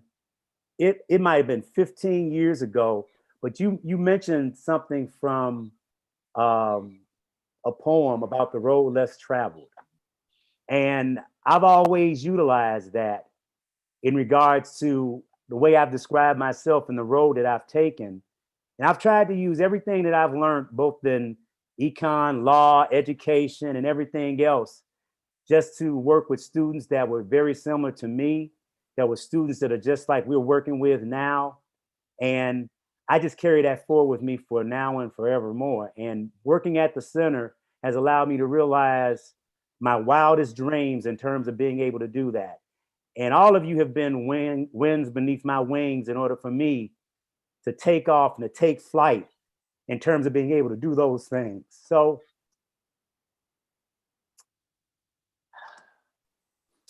I just wanted to get that out, before time went away.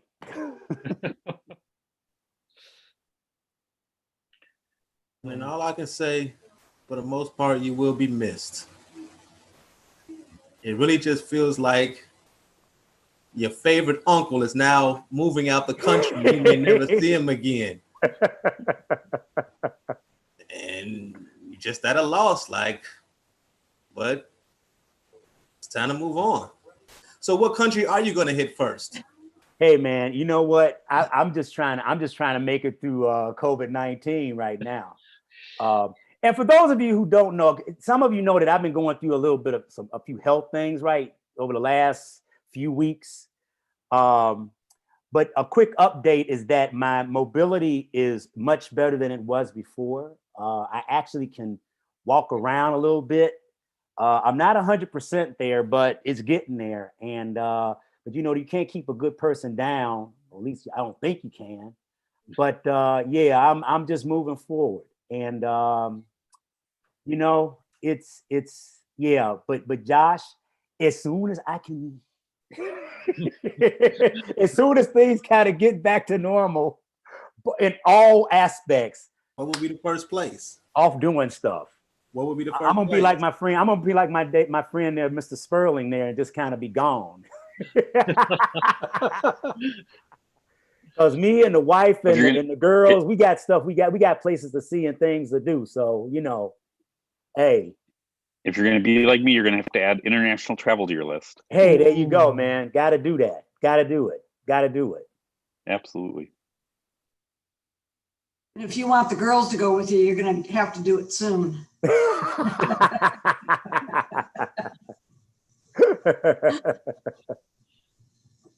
So Dion, thank you so much for all your years of service to the center. We are so glad you joined us today, and that we were all able to come on live and see you and bid you farewell. And this is only the beginning of the festivities, I'm sure.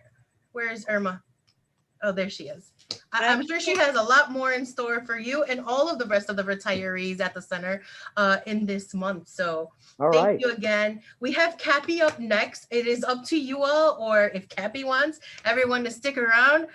This is broadcast live on YouTube. So feel free to stay and chat with Cappy as well. And we can do another roundtable like this. All right. I'm going to stay on. Yeah.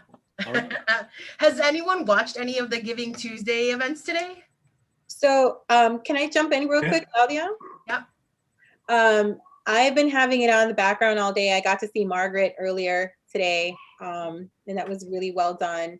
And I just really want to shout out you, Cole, Manny, and Ellen for putting this campaign together today. It's been going really well. I'm loving all the graphics, all of the shares.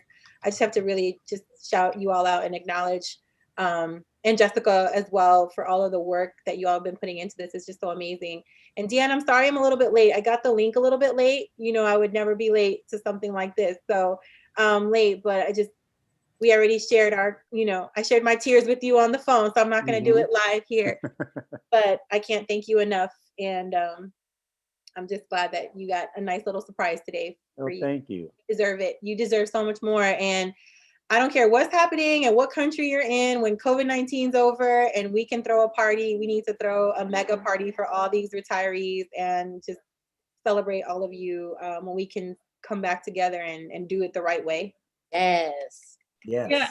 I just want to add that, like Josh was saying, like your like favorite uncle is leaving. Like, I feel like today I'm interviewing you, Dion, but it turned into a surprise party, Margaret and Cappy, and I just feel like, oh my gosh, where's everyone going? Like, it just feels like, just because, like, I think I'm interviewing you, but I think we have Cappy up right now and he's retiring, but we wanted to just share, before anyone else goes, I just want to share one, I think Cole's going to share it, just a picture of Cappy.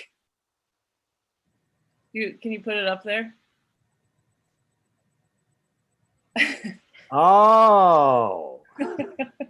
A long time ago. I mean, can you tell us what that is, Cappy, or how long ago, or when that was, who that little baby is standing up? I think that's in Wells. Yeah, it looks like Wells and Carmen Martinez. And that's Carmen and the. Definitely Wells. So, and it looks to me like it is a parent event, but I'm not sure. Maybe Nelson knows. That's awesome. That's how I remember you, Cappy, when I saw you in the Annenberg days. That's how you looked when I first met you. Well, and that could be from then. We worked with Wells.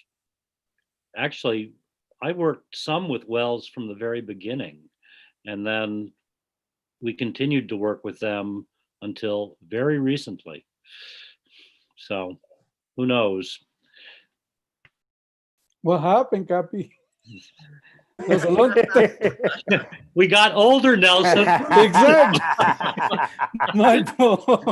Which is better than the alternative, my friend. Exactly. It must be that corner of the offices, because we're not like that in our corner. No, we're not. Well, sorry, I've got to sign off, but thanks Dion, Cappy, Margaret for being great inspirations and laying this great groundwork for us to carry your work forward in the future. We know that you're there for us and as needed. And just, thanks so much for making the center what it is and helping Chicago students, families, and teachers. Bye-bye. All right, take care now, Take Dan. care. I echo what he said as well, because I have to go and take Brianna to dance practice. But Dion and Cappy, I just want to say thank you for all of your support. We've sat down and shared stories and gave me advice. Cappy, I'm always going over to your desk. Oh, well, no. You telling me about Paul and no, about Brianna? You inspire us too. We think you're going to be a great leader. Already are. You're just going to get better and better. Thank you. I just All wanted right. to Hey everyone, sorry for the delay. Just Can I finished say teaching. something? I feel like I'm missing something, but I didn't know that Cappy and Margaret were retiring. Oh, This is I hope it's not a secret. Well, it's not a secret.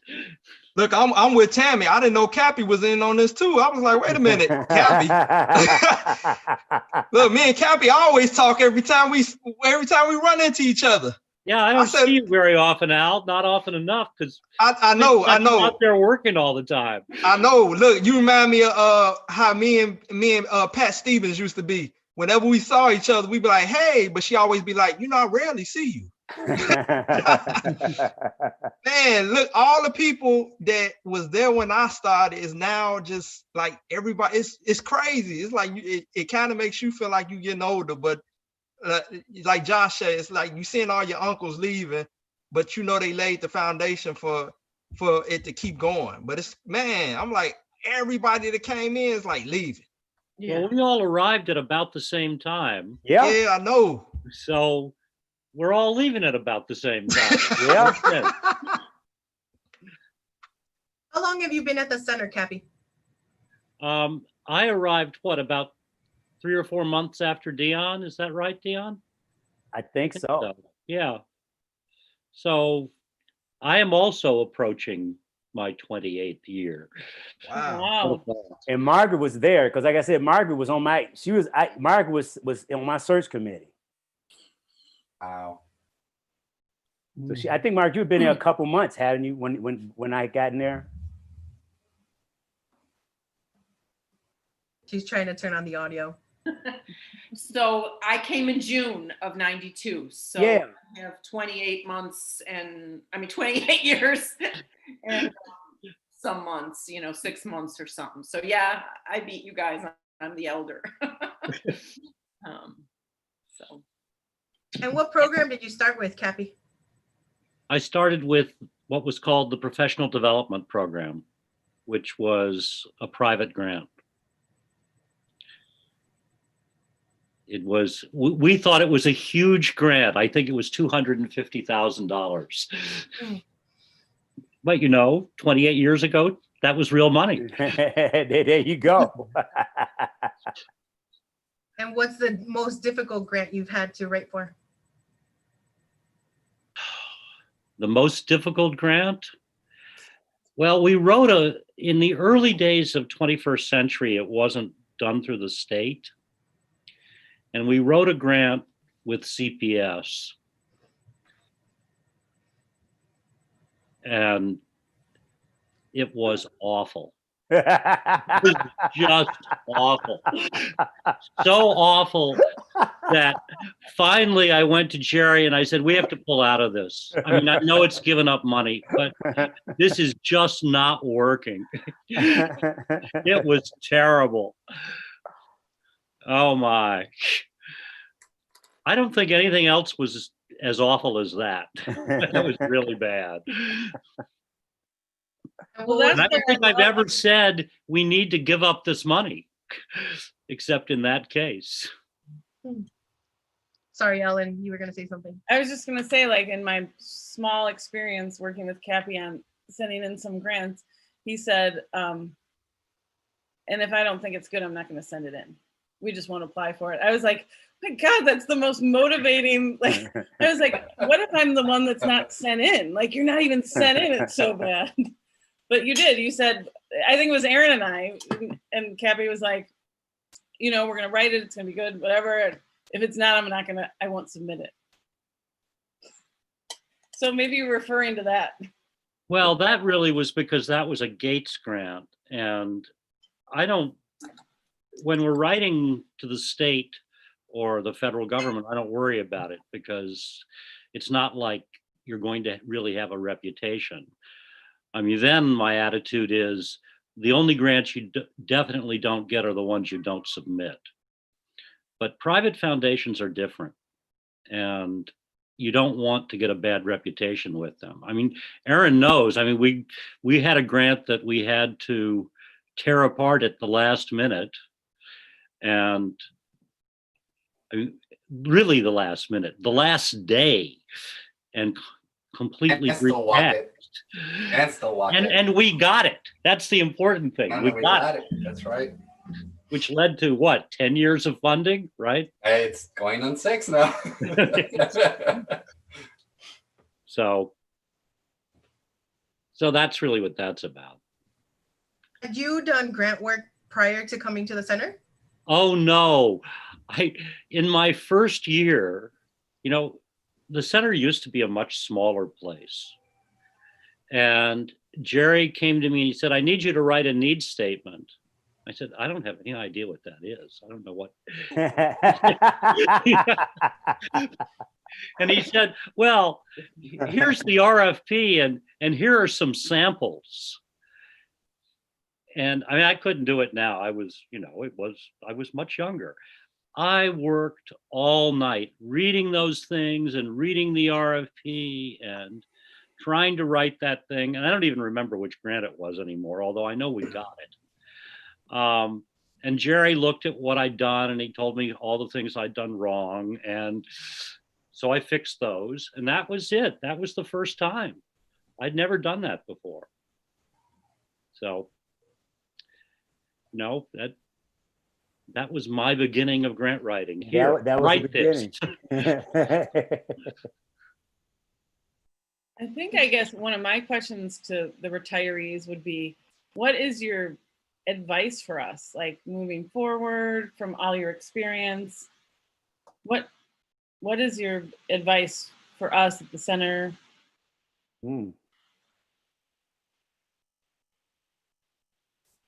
I could say that maybe we should have more training to the new people, to the new managers, people that are running the center. Because when I became a manager, I remember that I had to learn all by myself with the help of Mr. Riggs, right, Cappy? But You keep that was saying that, so I guess I must have done something. But no, you did. I mean, if it wasn't for you back then in Margaret, I mean, you'd be like, I wouldn't be able to know many things that I learned with the two of you. So maybe a little bit of more training will help. People are really not knowledgeable about what's going on with this university, but maybe now it's going to be a different story. But I would suggest that you do something like that. Training with the university, make sure that the university recognizes what CCAS is and continue in that path. Happy, what do you have as advice for future grant writers? you know, I don't actually, I read the damn RFP. Remember that you have to write to what they want, and then you try to make it do the things you want to do. But I think what people often forget about is that the funders are going to decide to fund you. So if you're not reading the RFP and responding to the RFP, and with federal RFPs, that means you are reading every line repeatedly to make sure that you are really hitting the points that you need to hit. But I want to say something else about advice. I think, yeah, training is great and it's important to learn how to write a grant and all those things. But I think the most important thing to remember is that The center is about justice. That's what we work for. And Dion's right. That task is not anywhere like done. All of you have plenty of work left to do. So just keep remembering that's what it's about. It's about justice. And that's what keeps me going. So I hope that's what keeps you going too. And I would say it's important to always have passion for the work.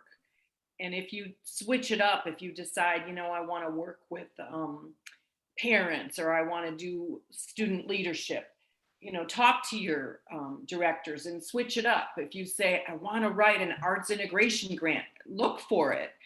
I think Irma will be very open to, yes, let's apply for things. So don't hide your emotions.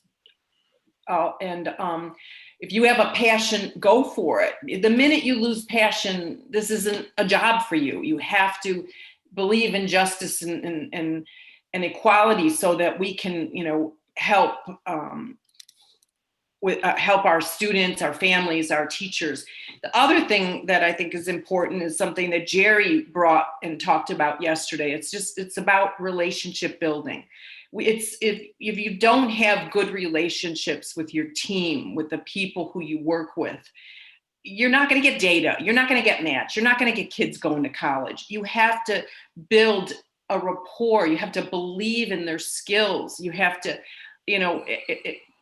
build people up, not tear them down. And most of the managers, most of the coordinators, most of the directors that have worked here have always known that. It's important to look at the skills people bring, and then it's our role, to help build and make people happy so that we can really change the trajectory of our participants' lives. I don't want to veer too much from the conversation, but I do want to mention something that will motivate us all, besides hearing all the great stories of people's trajectory. But we are now at $2,345. Okay. That is amazing. Our goal is 3,000 and we are so close. So hopefully everyone has shared and retweeted and reposted the information on their social media sites. At the conclusion of this session at 5:30, we are going to be speaking with parent advocates in Spanish. But I am so glad that everyone has tuned in and Zoom bombed Dion session at 4:30 and are still with us for Cappy's session that began at 5 o'clock. And anyone who's watching, we have the link, I don't know, Cole might know, up or down, link down in the bio. You can just click on that and you can donate. And we want everyone to know that 100% of the money goes directly to our students. It doesn't travel anywhere else. And it goes for micro scholarships, which I keep saying small scholarships or micro scholarships, but a scholarship enough to talk about the trajectory of someone's life. A small scholarship to some, but it's like $200, $100, $25 can change someone. And we're raising them. The Just-in-Time Fund is for students who have gone through the Center for College Access and Success programs and are now in college, and they will get scholarships for things they need, like for, lab items, for books, for fees, and that will help them go on to pursue their education. And we've seen it. I talked about it with Irma. We've seen it so many times before, and you guys can all attest to it, where we have had a student, we have worked with them, they are great, they're smart, they're brilliant, they've worked hard to go on to college, and then they have had just a small setback that could change their path. I don't know if anyone wants to speak to that, but that's what we're raising money for today. Well, I'm not going to talk about an individual story. I'm going to tell you that when we were writing a grant, one of the things that we discovered about Northeastern was that 60% of the freshmen who don't return couldn't return because they had little debts to the university, and then they couldn't register. And some of those were just a few $100s. So we can see that for the kinds of students that we serve, this is absolutely true. Something that many of us would consider, something we could just manage. We could find it. They can't find it. Nobody's got it. So you can absolutely potentially make sure that somebody makes it on and maybe goes on to graduate from college because you found the $200 when they needed it. And this is a really important thing. So I hope everybody is giving lots of money. And we are so grateful for people who have given money, but also for people maybe who can't give money, for people who have shared the link, and they can continue to share because it's open until what, Claudia? Tuesday? No, we're Tuesday. Sunday. Sunday, December 6th. Sunday. So we can keep giving and hopefully reach our goal. We have money already in the fund, so we're hoping to release a good amount of money in January where students from all over CCAS, college students, can apply. Cappy, I'm not sure if you were involved, but there was a Gear Up scholarship that used to give money to students as well. And that was early on in Gear Up. I don't know if that was Gear Up 1, 2, or 3. Well, it was actually more than one. You couldn't do it now, but there was a time when you could take whatever money was left at the end of the grant and shift it into a scholarship fund. The regulations have been changed, and so it's no longer possible.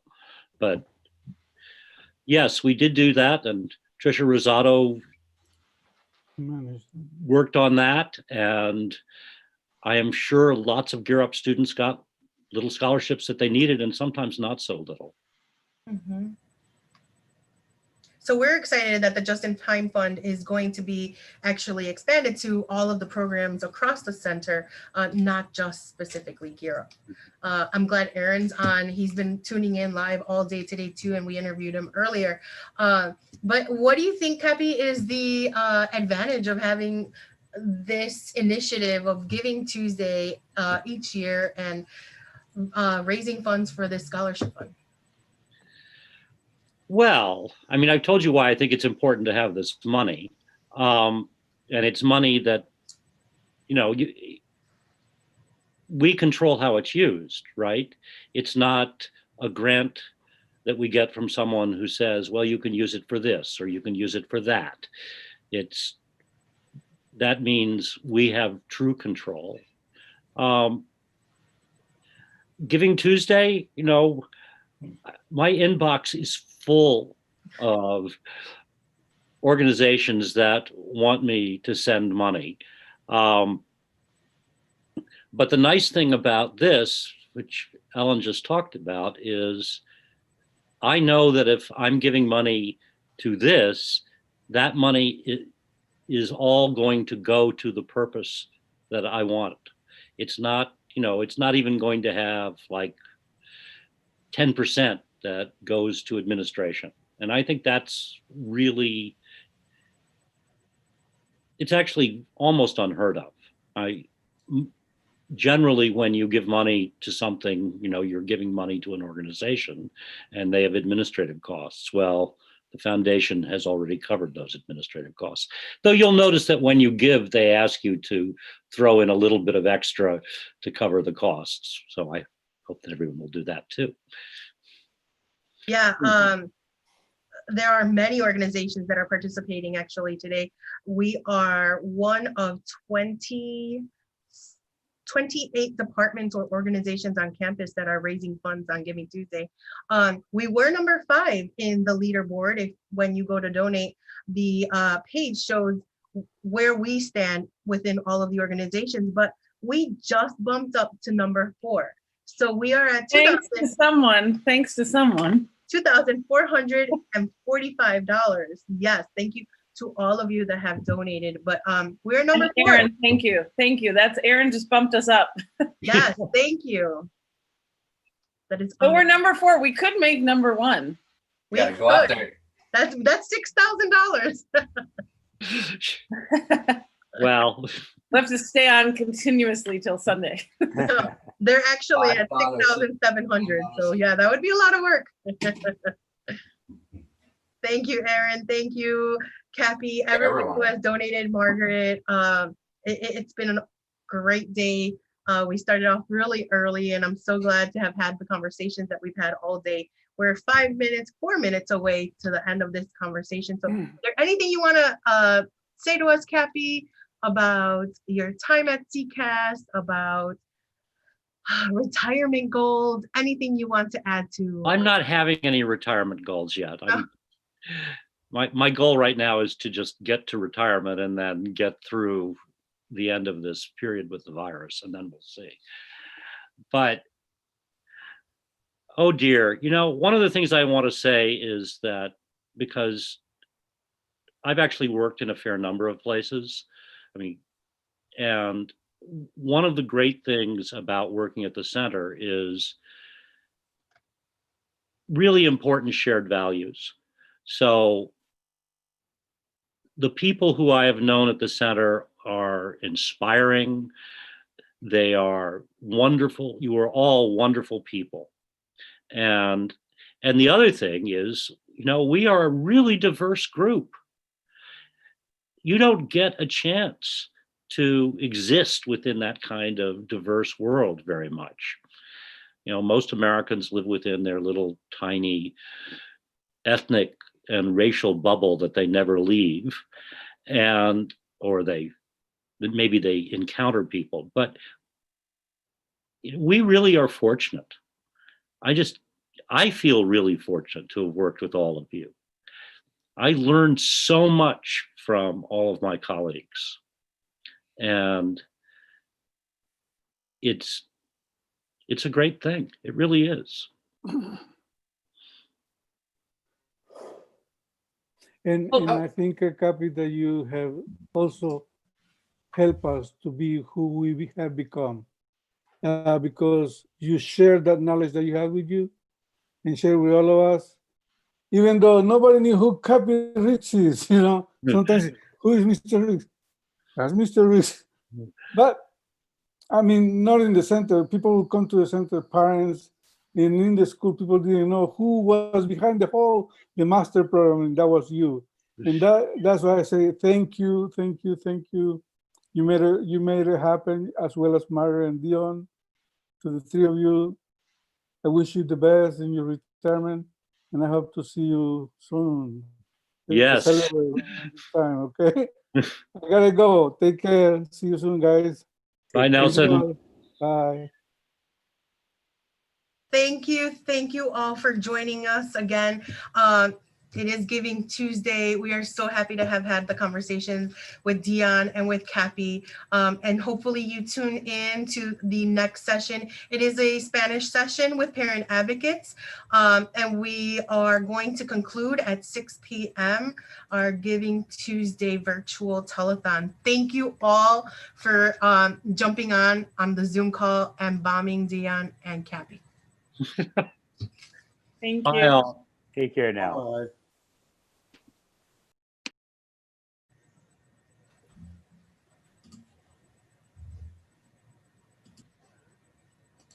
All right, as we get the next presenters in the room, I am going to give a shout out to all of our donors today. Thank you to Angie Cluxton, Joan Lee, Jane Zera, Drew and Bridget Brennan, James Lee, Javi Ramirez, Cappy Ricks, Donna Zupanzik, George Lutfala, Maureen Boltman, Sarita Brown, Jan Alexander, Tantanicia Jones, Margaret Boyder Escalona, Tom and Sue Ziprick, fabulous parents, Mary Kay Boltman, Flor Esquivel, JC Bautista, Cole Pierce, Emily Rivera, Vanessa Vasquez, former CCAS employee. Thank you, Vanessa. Los Coopers, Eric Nava, an anonymous Golden Eagle. Thank you to my mother, Sylvia Soto Ortiz, Ellen Ziprick, my co-host, Christine Swanson, Colleen Lee, Monica Martinez, Jasmine Garcia, Jessica Vasquez, our other team member, Candy O'Connor, Bernardo Ramirez is also a CCAS employee, Noe Castro, Shauna Davis, Joshua Torres, Isaac Varela, Tiffany Jackson, Chris Johnson, Edgar Ludfala, A. Nieves, David Sperling in honor of Dion's retirement from the center. Vargas family, I'm assuming that's Alma Vargas maybe?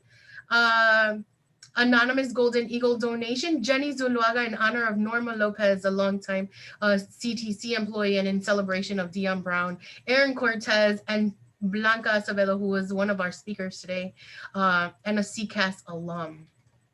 So thank you all. Yes. Thank you all so much. And I'm going to sign off. But hi, Alma.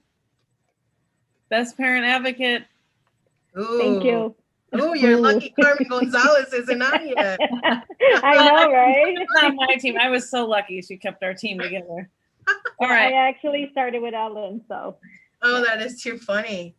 Yeah. We're at $2,495. Can you believe it? Nice. That's amazing.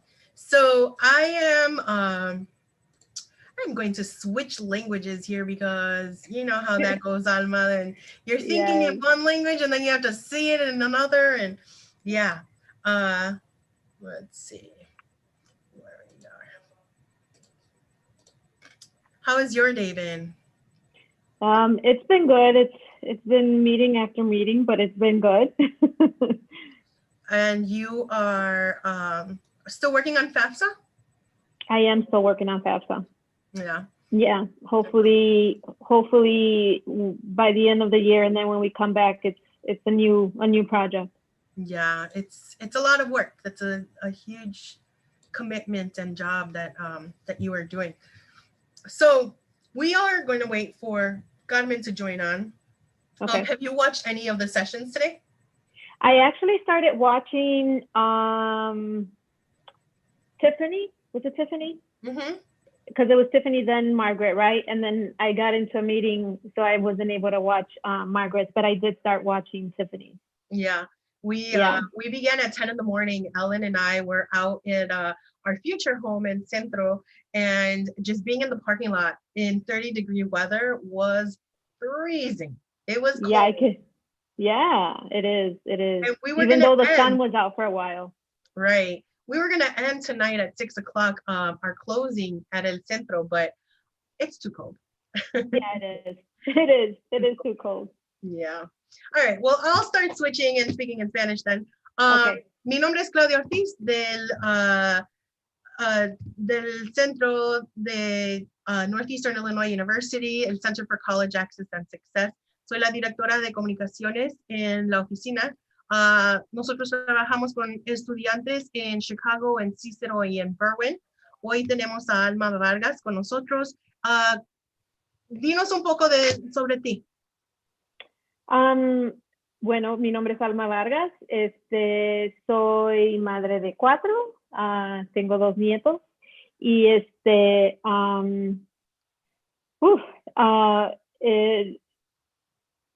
estoy trabajando en la escuela de Hubbard High School en mi comunidad. He estado desde que empecé a trabajar para el programa de Gear Up. He estado en mi comunidad, que es una bendición poder seguir ayudando a mi comunidad. Algo que me apasiona es poder ayudar a las familias latinas, más que nada por tantas barreras que enfrentan. Y es una pasión poder trabajar con los estudiantes y las familias. ¿Y en qué programa trabajas? Trabajo para el programa de Gear Up, que es poder ayudar a las familias, a los estudiantes y a las familias para poder no nomás con el proceso del colegio, pero poder entrar y poder terminar ese proceso y poderse graduar con una carrera. ¿Cuánto tiempo tienes trabajando con nosotros? So, para el mes que entra van a ser 8 años Oh, trabajando, trabajando para el programa de Gear Up. ¿Y trabajabas en la escuela antes o qué hacías antes? Sí, yo empecé como voluntaria en la escuela elemental de mis hijos, y ayudando como maestra, asistente de maestra. Y se vino la oportunidad, el asistente de la escuela llegó Gear Up y dijo que necesitaban alguien, un padre mentor para poder trabajar en el programa. Y fui la primera y la única que recomendaron. Y fue una bendición poder empezar a trabajar con el programa. ¿Y cuál escuela fue esa? Es Peck Elementary School. Peck. ¿Y esos estudiantes van a cuál secundaria? So, en ese tiempo eran 2 escuelas o era, no, cuando yo empecé nomás era John Hancock High School. Y fue que empecé en John Hancock. En medio de la beca, entró Hubbard High School. Entonces fue cuando yo pude empezar en las 2 escuelas. So, estuve en 2 escuelas al mismo tiempo. So, John Hancock y Hubbard High School, porque la mayoría de nuestros estudiantes fueron a Hubbard High School. ¿Y cuál es el labor que has elaborado durante todo este tiempo? ¿Qué es lo que haces con los padres y los estudiantes de la escuela? Okay. So, algo es, bueno, empecé nomás trabajando con los padres y es dándoles la misma información que les dan a los estudiantes en clase, que es de cómo ahorrar en las escuelas elementales, cómo ahorrar para el colegio, cuál es el proceso y cuándo deben de empezar. So eso empezó dando esos talleres a los padres. Y fue elaborando de que empecé a poder trabajar junto con los padres y los estudiantes y es importante porque uno crea esa relación y la confianza, es lo más importante, la confianza con los padres para luego poder empezar y también trabajar junto con los papás y el estudiante al mismo tiempo. ¿Hay una familia o un estudiante que tengas en mente que fue tu mayor éxito en los 8 años que has trabajado con Gear? Pues hay tantos, pero una estudiante de Hubbard High School. Esto fue hace como 2, 3 años. Esta estudiante es undocumentada y estaba, porque ya se graduó el año pasado, estaba en el programa de IB. Y tuvimos un taller y la mamá estaba pues muy triste porque su hija supo que no podía aplicar para la ayuda financiera. Entonces dice, ¿por qué todo mi esfuerzo para trabajar tanto, para tener esos grados y no voy a poder ir al colegio? Porque no voy a tener los fondos para poder pagar la colegiatura. Yo le dije a la mamá, no se preocupe, nosotros vamos a hablar con ella, yo voy a hablar con ella. Asistió a U of I, que era uno de los paseos que tuvimos con padre y hijo, y tanto se entusiasmó el estudiante que siguió esforzándose. La nominamos para PASI, llegó hasta el último, desafortunadamente no ganó, pero está en UIC y siguió adelante cuando sus ánimos ya se habían bajado porque eran documentadas.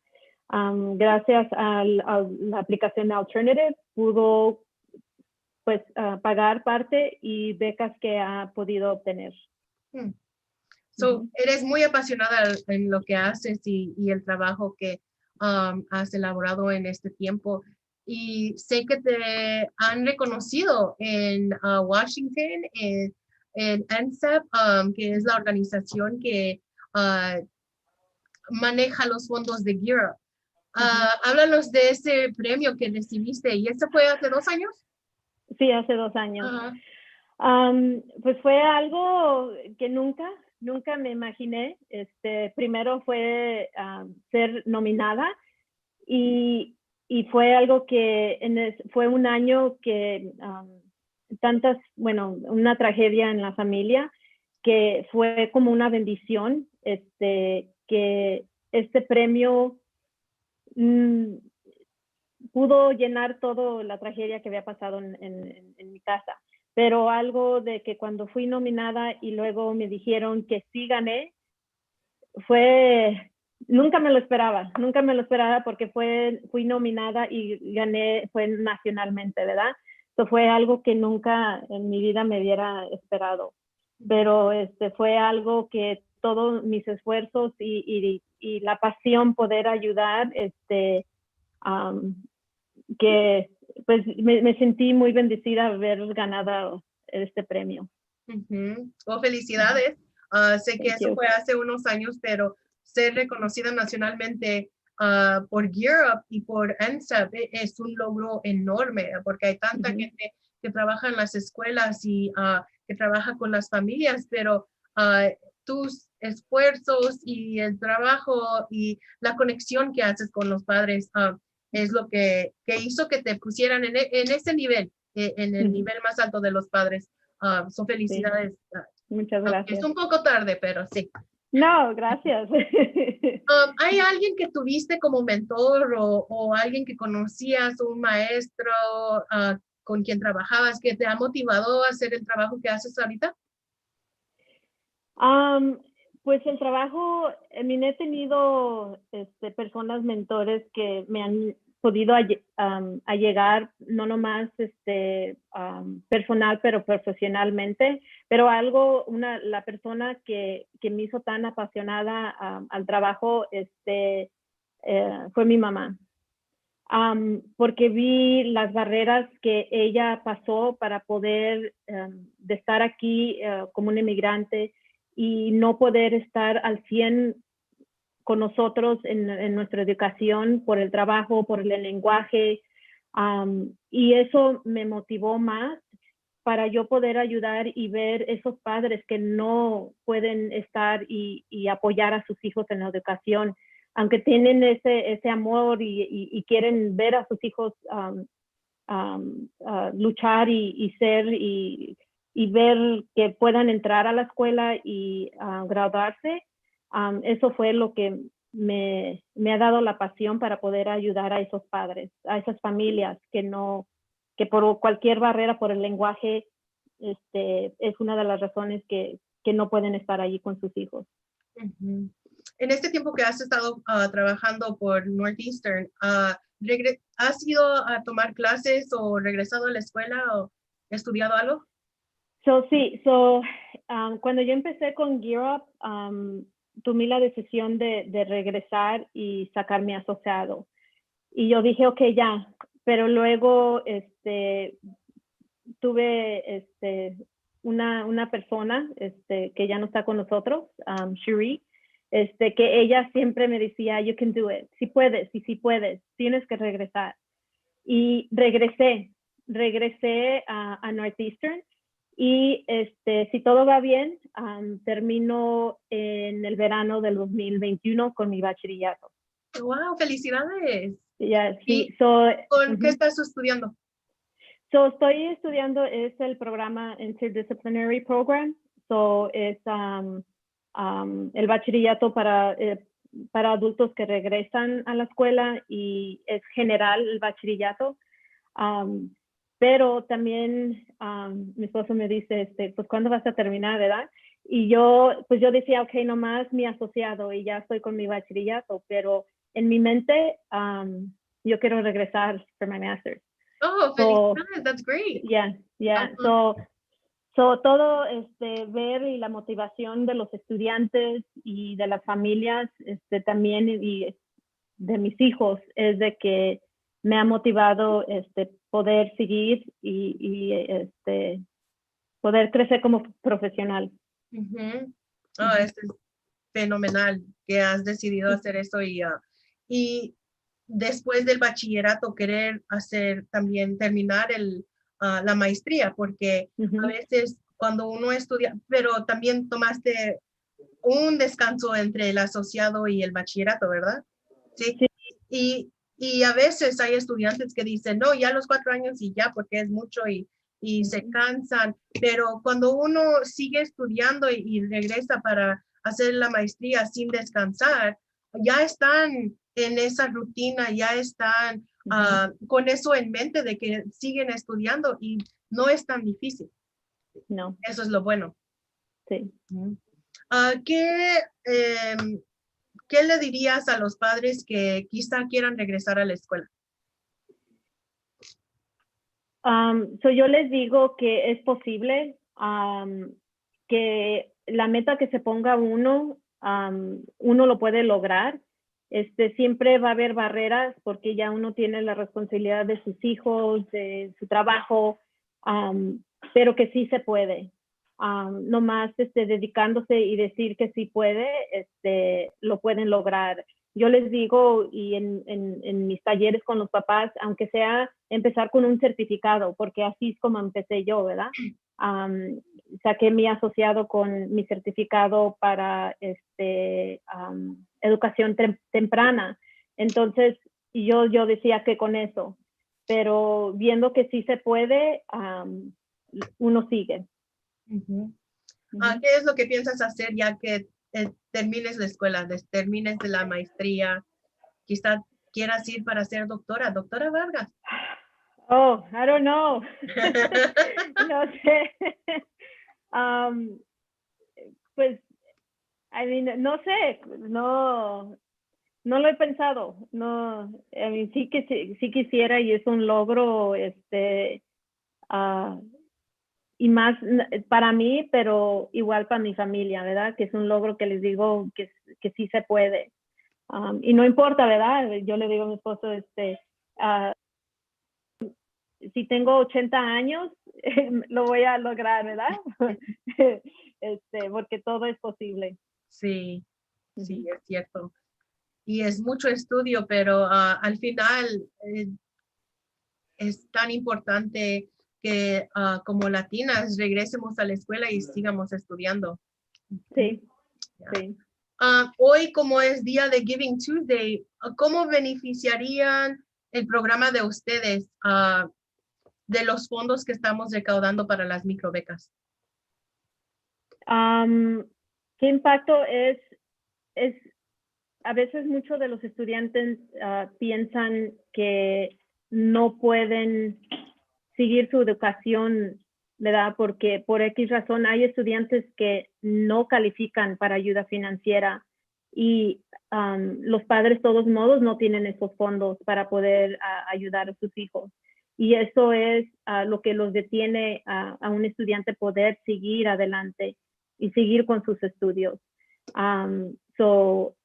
Haciendo estas donaciones que es para nuestros estudiantes y para nuestra nueva generación. Y como estás estudiando, de seguro sabes que los libros son muy caros a veces y se necesita a veces un poco de dinero para poder pagarlo y quizás sea lo que determine si un estudiante no siga el semestre o no sé, se salgan de la escuela. Así que estas microbecas ojalá le ayuden a los estudiantes para pagar esos libros o ese boleto para el tren o el camión para ir a la escuela. Algo, no los miles de dólares, obvio son las microbecas, pero algo poco que necesiten para terminar de pagar la colegiatura o algo que necesiten para terminar sus estudios ese semestre. Sí, de Y acuerdo. esta aplicación va a estar lista en enero 2021 para los estudiantes que están ahorita en la universidad o el colegio, que han participado en programas como el de ustedes de Gear Up, de Upward Bound Math and Science, de Talent Search, de los tríos, del 21st Century en Morton, 21st Century Beyond the Bell y 21st Century Craft. Arts at the Center también que trabaja con maestros. Todos van a calificar mientras estén ingresados en la universidad. Qué bueno. Ya. Y es una continuación de los eventos que hemos empezado desde el año pasado, así que ya tenemos un poquito guardado una alcancía para poder darle a muchos estudiantes la ayuda financiera para una microbeca. Sí, sí, yo les digo a los estudiantes un poquito, aunque sea 200, 500 dólares que se ganen una beca, es lo pueden juntar, a lo mejor puede ser de que quieran transferirse a una universidad y poder usar ese dinero, ¿verdad? So cualquier dólar es muy bien un beneficio para nuestros estudiantes. ¿Tienes alguna recomendación o algo que le quieras decir a los padres ahorita que quizá tengan los hijos en el último año de la secundaria? A piece of advice. A piece of advice. Sí, algo que siempre les digo a los papás, que una cosa es no presionarlos, ¿verdad? Porque hay estudiantes que y más en este tiempo, ¿verdad? Porque dicen, necesito trabajar y nomás puedo ir medio tiempo, o nomás quiero ir a sacar mi asociado, porque no saben qué es lo que quieren estudiar. Es no presionarlos.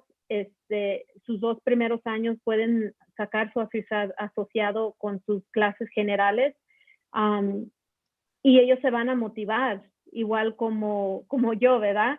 De que seguir adelante y estudiar, pero no presionarlos a que tienes que hacer esto, ¿verdad? Que tienes que estudiar esto, porque ellos tienen sus propios gustos, y es mejor que tengan pasión para lo que van a trabajar y no porque mi mamá o mi papá me mandaron a estudiar esto.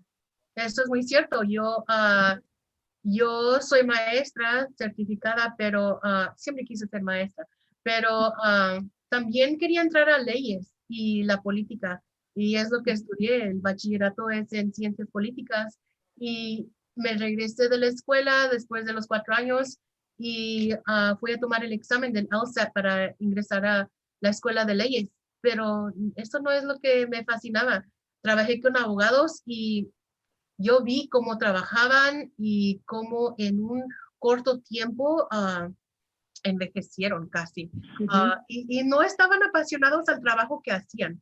Entonces, es cuando regresé a terminar la maestría en educación, y trabajé unos 2 años quizá cuando estaba terminando la maestría, pero luego me metí a Gear Up y he estado con CCAS, el Center for College Access and Success, desde el mayo 2001. Ya, mucho tiempo haciendo este trabajo, porque yo creo es lo que, no sé, Dios dijo, ya, tienes que ayudarle a tu gente a que regrese a la escuela, a que salgan adelante, porque sí es necesario que nuestra gente estudie. Y más que nada se ve hoy en día que estamos encerrados en la casa, es cuando quisiera decirle a todos los estudiantes, vean, si tienen una educación, es posible que encuentren un trabajo que les paguen por trabajar en la casa. ¿Cuándo en nuestras vidas íbamos a pensar que trabajar de la casa haciendo el labor que nosotros tenemos que tener que hacer, nos iban a pagar? Y hay mucha gente que desafortunadamente no se han podido ajustar por la pandemia. Pero si esos estudiantes vieran que una educación es importante, y ojalá nunca tengamos que ver otra pandemia, que los estudios sí les ayudan a salir adelante.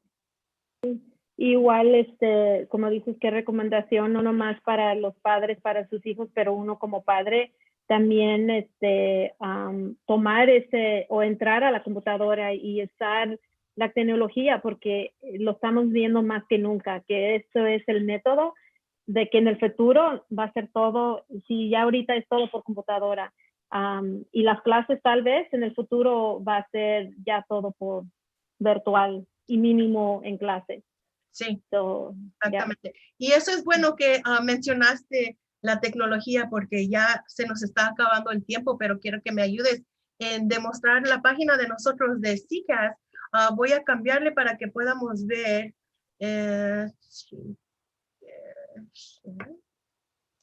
¿Sí puedes ver la pantalla?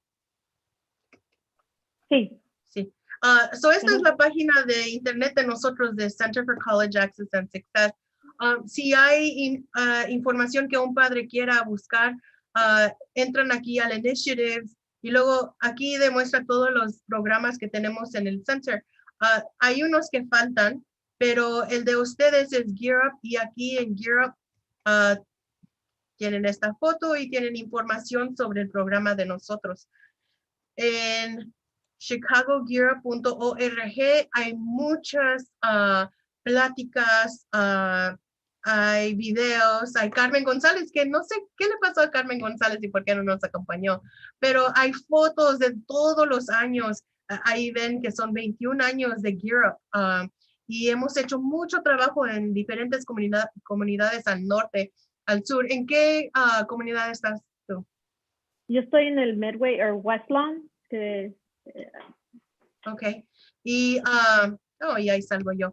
Pero sí, hay escuelas desde el norte al sur, por diferentes programas en Morton y en Cicero y en Berwyn, y trabajamos con los padres, los estudiantes y los maestros. Y sí, como dice ahí en la página de nosotros, 21 años de servicio a las comunidades, tratando de ayudar a las familias para que se ingresen los estudiantes a la universidad. Muchas gracias, Alma, por el trabajo que haces. Ahora vamos a ver en la página de nosotros del Just in Time Fund, que es la razón por la que estamos aquí hoy, y es para recaudar fondos para las microbecas para estudiantes. Ahora estamos a $2,495. Estamos tan cerquita para nuestra meta de $3,000. Nuestro día va a concluir con esta entrevista, pero van a regresar el equipo que ha trabajado durante meses para que este día sea exitoso. Muchas gracias. Ya, muchas gracias, Alma, por todo lo que haces, por todo el trabajo que has hecho y lo que viene en adelante. Y cómo es que vamos a cambiar nuestros programas a virtual, y ojalá no por mucho tiempo más, pero sí, ojalá muy pronto regresemos a las escuelas. Sí, muchas gracias y todos, esto es para el beneficio de de nuestra nueva generación, para que puedan seguir adelante y cambiar nuestro mundo. Exactamente. Bueno, Alma, muchas gracias otra vez. Vamos a dejar entrar al equipo de recaudación de fondos. Que pases buena noche. Gracias otra vez y nos vemos muy pronto. Gracias, adiós. Adiós. We are live on the last 2 minutes of Giving Tuesdays, our virtual telethon. We hope you have had a great day listening to the programs that CCAS offers to students in both Chicago, in Cicero, and Berwyn. Ellen is live with us. We want to do this actually on Instagram as well. I don't know if Cole is on. I don't know who wants to log in so that we can have it. Also, I'll do it. You want to do it? Well, You can do it and then you can invite me. Invite you and I are going to do Instagram. Are we going to stay on here? Or? No, we can have both. Okay. So I'm going to be on my personal. CCAS. Oh, should I do personal? Invite you to CCAS? I'll invite you as CCAS. Sure. So I will log into CCAS. Oh my God, I'm so not good at this. Hi, everyone. Sorry, we are like doing this. We are going to simultaneously be on Instagram and YouTube as we close out the long day of our virtual telethon. Cole, how are you feeling? Oh, I am tired. Oh, I'm tired. Man, oh man. I feel like I saw you this morning and I feel like it was like yesterday, Claudia. It has been a long day. How many people did we speak with today? Anyone have an idea?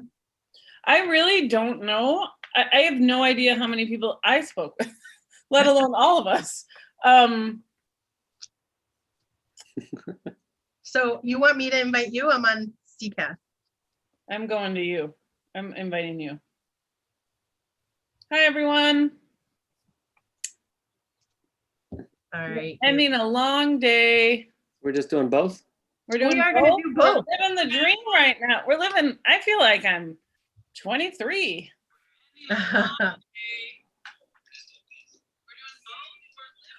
We should drop our audio on which one and then Cole can talk. Oh, Akua's here.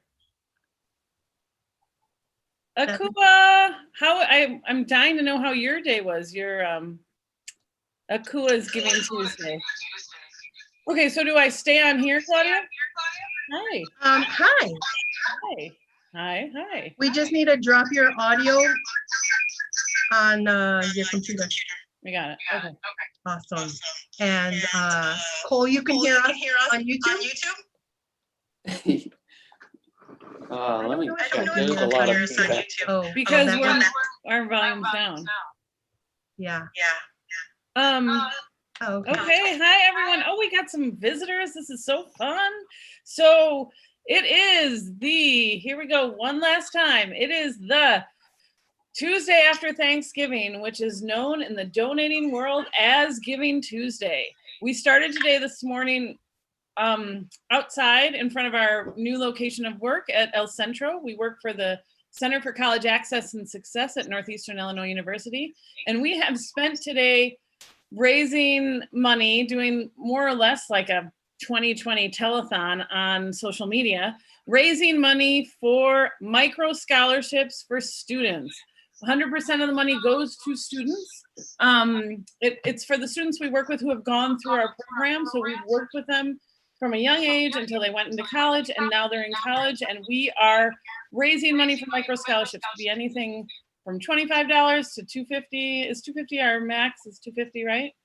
I don't know. I think there is an other section so they can donate even more. Yes.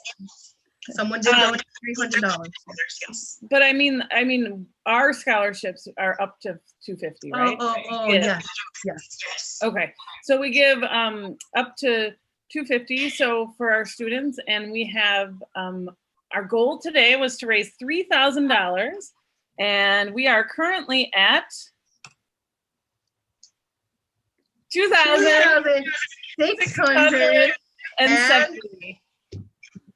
And I want everyone to know, thank you everyone who donated, and I want you all to know that this makes such a difference in the lives of our students. Like, this $3,000 is being added to more money that we've raised, literally $25, like a little money at a time.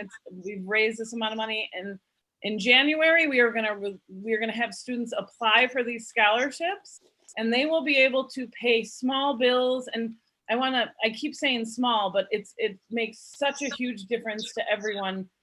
If they have a fee, if they have a lab, like they need lab supplies, books, transportation. So I want to just quickly say this in Spanish for anyone who has logged on. Queremos agradecerles a todos quienes han estado en el día de dar, conocido como Giving Tuesday. Y nuestra meta era $3,000, estamos a $2,670, muy cerca, nos faltan $330 para llegar a la meta, y esto es para recaudar fondos para microbecas para estudiantes. Estamos transmitiendo en Instagram y también en YouTube, nos pueden ver en los dos lugares. Hemos estado todo el día desde la mañana, Ellen y yo, en lo que será nuestra futura oficina en el 3390 North de la Avondale. Ese es el edificio que está atrás de nosotros, de los tres, de Ellen y de Cole. Tenemos una foto bellísima que enseña el edificio en donde estaremos trabajando cuando la pandemia termine. Usted puede donar de aquí al 6 de diciembre. Entonces, entren a nuestras páginas de redes sociales, en nuestra página de internet, Center for College Access and Success.org. Y gracias por sus donaciones. Do we want to give a shout out to everyone who has donated today? We do, and I just saw that JJ from New York, who donated this morning, was saying hello. That's my nephew. Thank you for donating, JJ. And he said, "Way to go! We love to hear that." Yep, let's go. Do you wanna tag team it, or do you want to do it all alone, Claudia? Oh, it's a long list. We've had a lot of people donate today. All righty. Ellen went away. No, I just reversed on camera. I'm just making sure you're all still there. Just pulling the wool over your eyes. Okay, are we reading this? Yeah. So I'll start off. Okay, but we're reading it from the YouTube page, right? We are reading it from the Tuesday page. Yep. Okay. One cause. So this morning we began our donation efforts at 8 in the morning. Thank you, Angie Cluxton, Joan Lee, Jane Zera, Drew and Bridget Brennan, James Lee, Javi Ramirez, Cappy Ricks, Donna Zupanzik, George Paula, thank you very much. Maureen Biltman, Sarita Brown from the center, Janice Alexander from the center, Totanisha L. Jones, she looks like she's a y'all participant. Margaret Boyder Escalona, Thomas and Sue Ziprick, thank you, Mom and Dad. Mary Kay Biltman, thank you to my Aunt Mary Kay. Flor Esquivel Benitez, JC Bautista, thank you, Claudia Ortiz. Cole Pierce, thank you. Emily Rivera, thank you. Vanessa Vasquez, thank you. Los Coopers, thank you. Eric Nava, thank you. An anonymous Golden Eagle, we thank you very much. Sylvia Soto Ortiz, which is Claudia's mom, thank you. And thank you for having Claudia, we love her. Someone donated in my name. Christine Swanson, thank you very much. Colleen Lee from New York, thank you. We appreciate you. Monica Martinez, thank you. Jasmine Garcia, thank you. You want me to keep going? Jessica Vasquez, who was part of our team, thank you so much. We know it has been a very busy day for you. We are so grateful for all the work that you have done in getting this day together and on being live earlier in the day. Candy O'Connor, Bernardo Ramirez, who is a CCAS employee, thank you. Noe Castro, Shauna Davis Fawcett, Joshua Torres, Isaac Varela, Tiffany Jackson, another CCAS employee, thank you so much. Chris Johnson, former CCAS employee, Edgar Nufala, A. Nieves, David Sperling, we love you, thank you. We are so glad you joined us today and thank you for your donation, which is in honor of Dion Brown's retirement from the center. Oh, I love that. Vargas family, and that's Mike Vargas family. Sorry, that's the Mike Vargas family. Mike Vargas. Sorry. Okay. We had another anonymous Golden Eagle. We had Eagles joining us today. I love that. Oh, you want me to go? Jenny Zuluaga, in honor of Norma Lopez. I love that. That is, Norma was a parent who worked with us who passed away years ago. I love that, Jenny. And in celebration of Dion Brown, who just retired, Aaron Cortez, Blanca Acevedo, Thomas Ziprick, thank you. That's my brother. Thank you, brother. Maria Cortez, I can't see anymore. Tafoya. And Carmen Gallardo. Gallardo is a parent in the Cicero Berwin program, 21st Century Morton. Thank you. We want to send a special shout out to our team. We are not alone. We didn't do this all by ourselves. We were the only ones that froze this morning. We want to thank Manny Lopez, who is our graphic designer, who created all of the beautiful graphics, who updated our website throughout the day. I don't know if any of you noticed that we had a fundraising meter. Cole, I don't know if you noticed, we had a fundraising meter, and he was updating the meter all day long, filling in our part as we increase the funds that we were receiving. In addition, we have Cole Pierce, who is on the line, and he is our social media manager. Without him, we would not be simulcasting as we speak. He is amazing. Thank you for all the work that you did to get this together. I know that he will continue working this weekend, as we are going to sponsor also giving the Y'all Conference. And so if you are attending the Y'all Conference, you will be donating to the Just in Time Fund. Thank you so much for your donation. Then we have Jessica Vasquez, as we mentioned. She had a very busy day, and we are so grateful for all the back work that she did to make this day smooth and fun to do all day long. Lastly, Ellen, amazing working with you today. Although we froze in the morning, I am so glad you brought us coffee so we could warm up. It still didn't help. 30-degree weather is just, I don't know. I hope and next thank year. you to you, Claudia. You really got what it takes to do this. You're so good at this. I feel like we're gonna lose you to like being the next newscaster or something. Not newscaster. Maybe I could be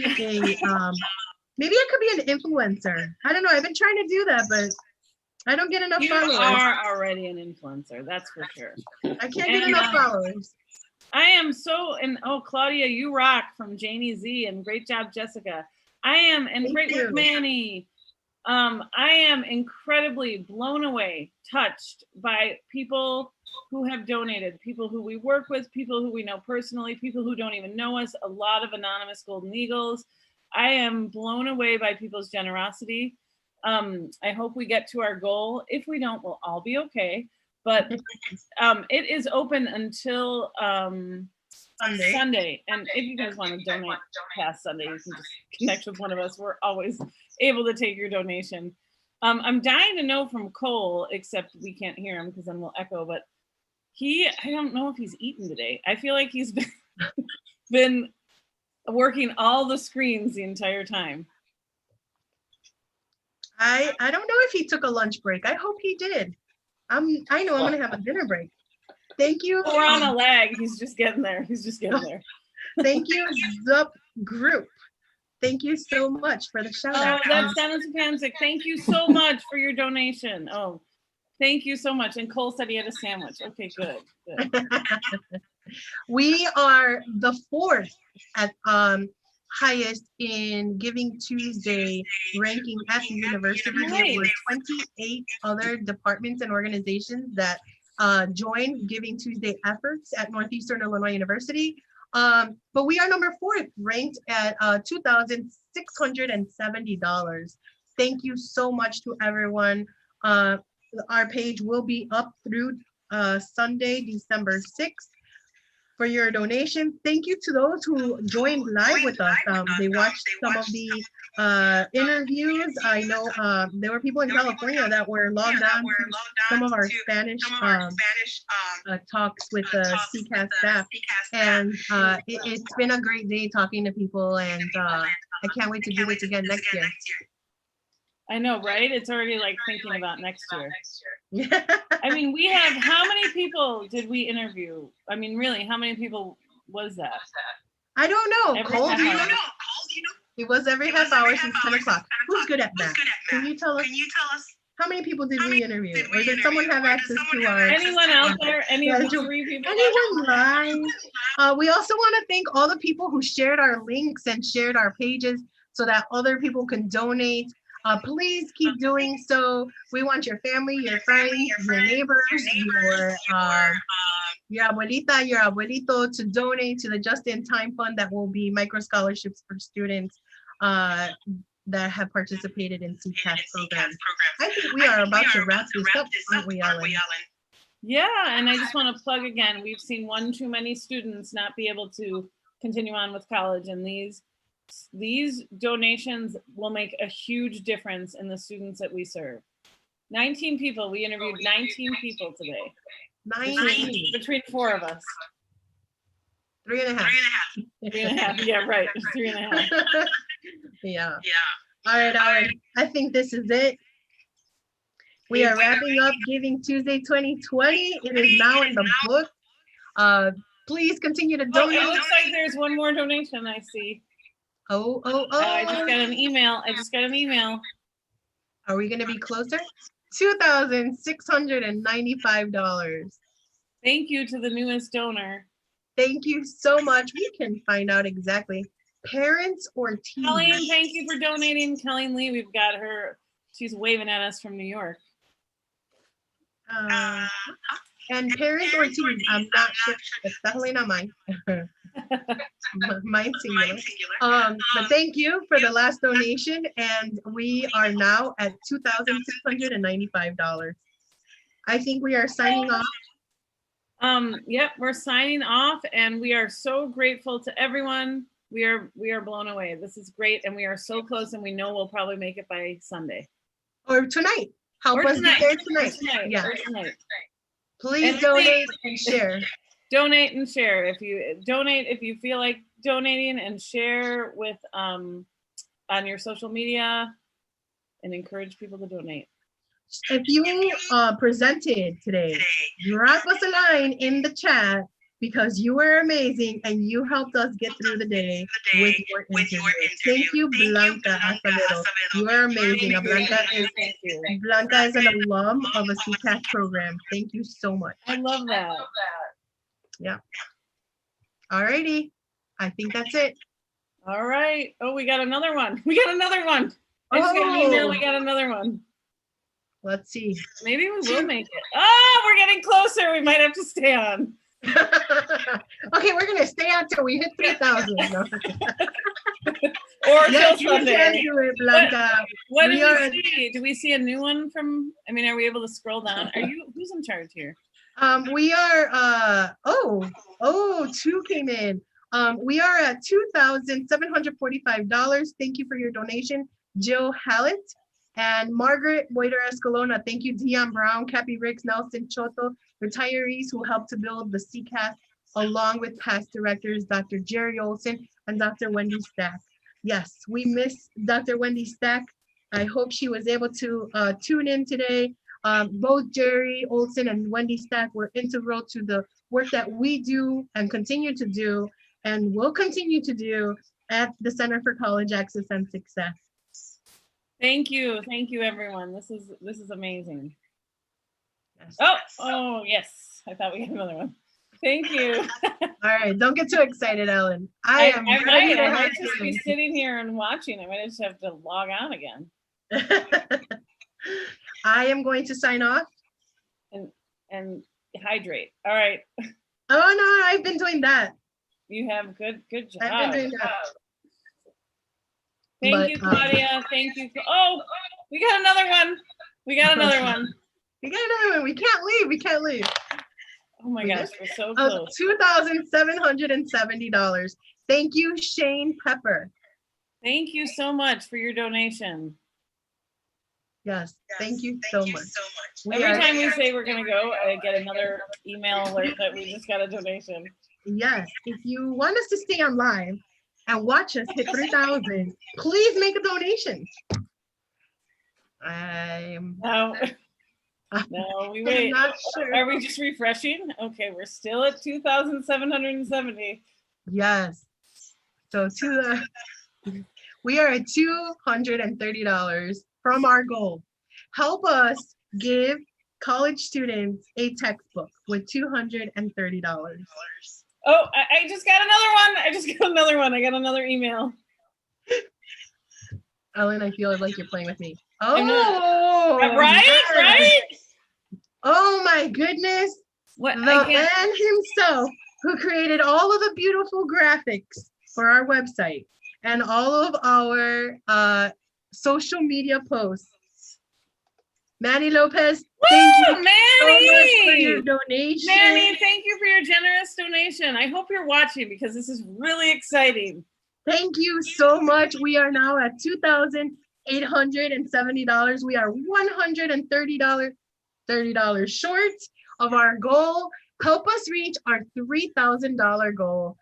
Jane says, Manny! And Manny's coming in strong. I want to say that Claudia already said it, but I mean, you can't see it on Instagram, but on YouTube, you may have thought we were in front of El Centro all day, but we were not. That was actually the graphic that, can I show this on this? Does that work? Yeah. I don't know. That was actually the graphic that Manny made. Manny we are lucky we have an artist on our side. He made this page. He made the the graphics that we're seeing in front of on the YouTube page. So So it looked like we were at El amazing. Centro, but he created a beautiful Zoom background for our live sessions on YouTube. But we really were at El Centro this morning. We were at El Centro freezing at 10 in the morning. We really, really were. Yeah. Jane, we are so close. Jane, So you've really been on the long haul here. I love it. yeah, we need to like loop you in somehow next time. Oh wait, that was my idea. What happened? Can we, oh yeah, Jane, can we add her? We can't add her, can we? No. You can only do 2, right? Yeah, we could only do 2.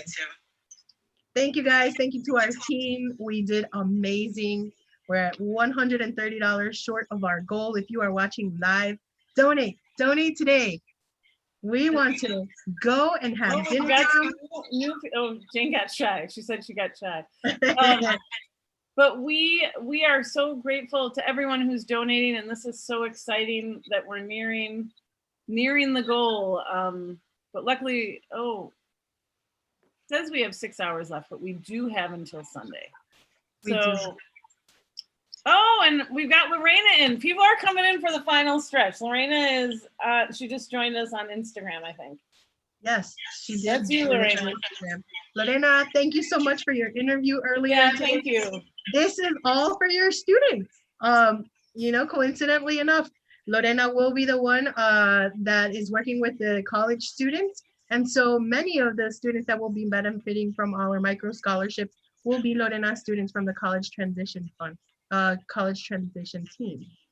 Well, and I thought what was interesting that Lorena said is that, you know, students need this money. This is something they've always needed. We have these gaps, but now more than ever during COVID, now more than ever, she's just seeing so many more, and that she's seeing that, you know, we need to help these students now more than ever. So,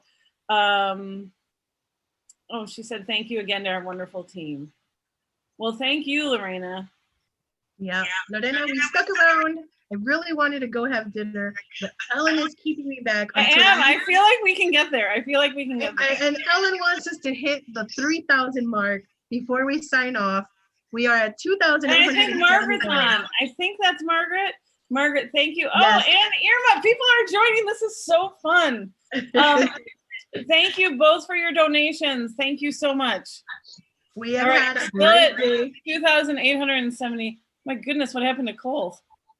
I can't see it. Oh, it's his chair. I'm like, what happened? We are also live on YouTube. If you have watched us on YouTube, we are still broadcasting live simultaneously on Instagram and YouTube. And Lorena just said, how short are we? I think we are $130 short. We are $130 $130 short from our, Irma's waving, from our $3,000 goal, which is I didn't know you could see me. $1,000 more than last year. We broke our last year at like noon. People were donating. I think your audio is going out. How about now? There you go. Irma just called this the after party. I love it. It is the after party. We're trying to raise $130. We're so close. We need to tell our neighbors, our grandparents, our abuelita, abuelito, tia, who has $130 to help us meet our goal of $3,000. Drop us a line in the chat. We are here for another few minutes, hopefully.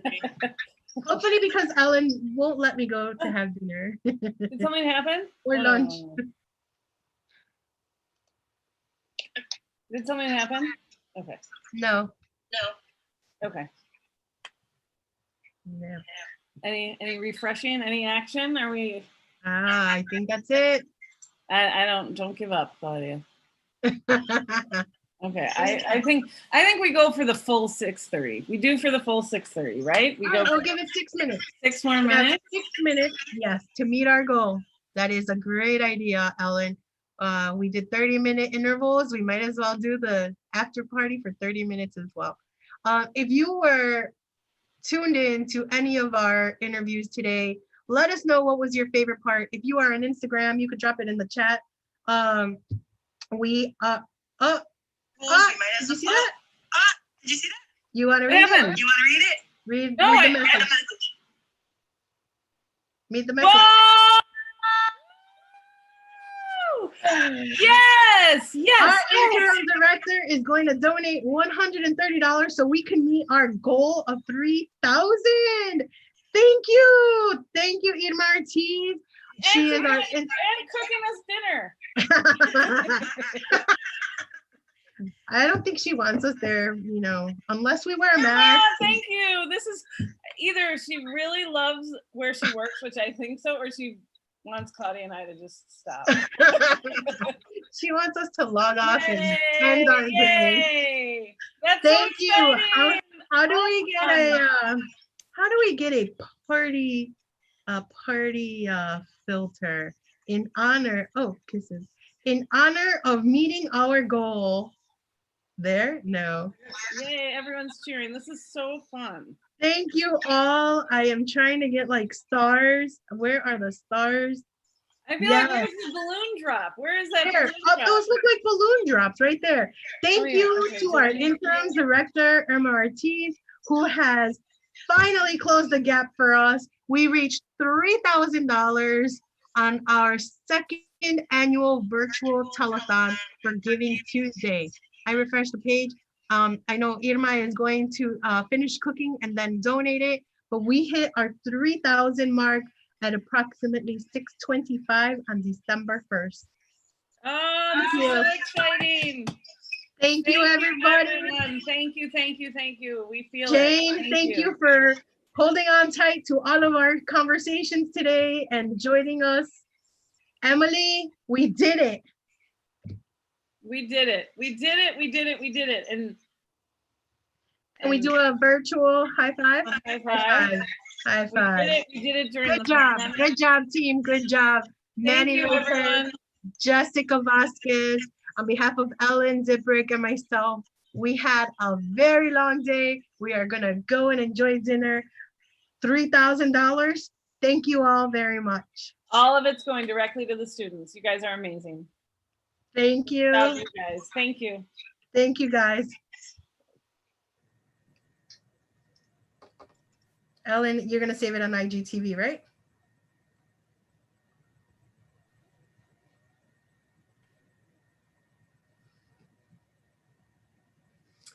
And we are set.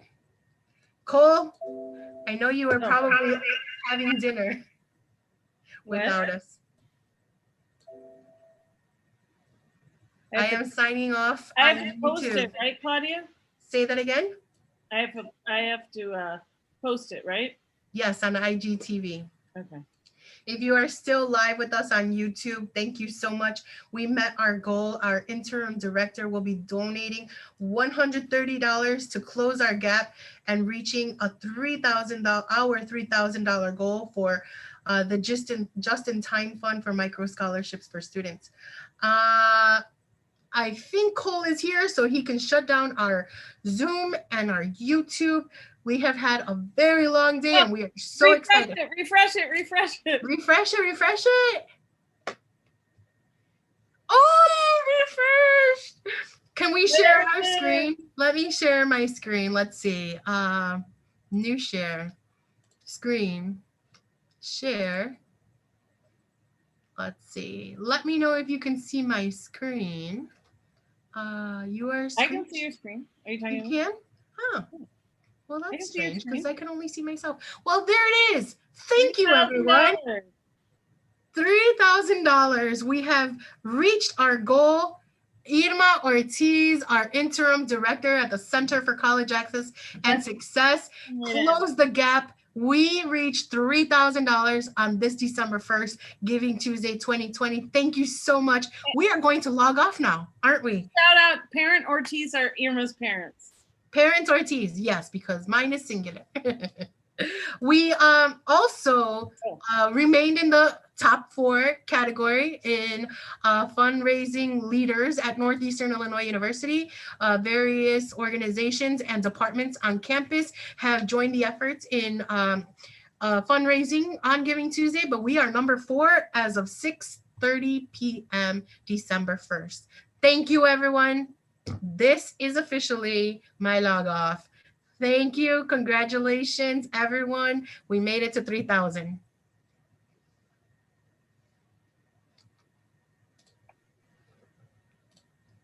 Are we still on?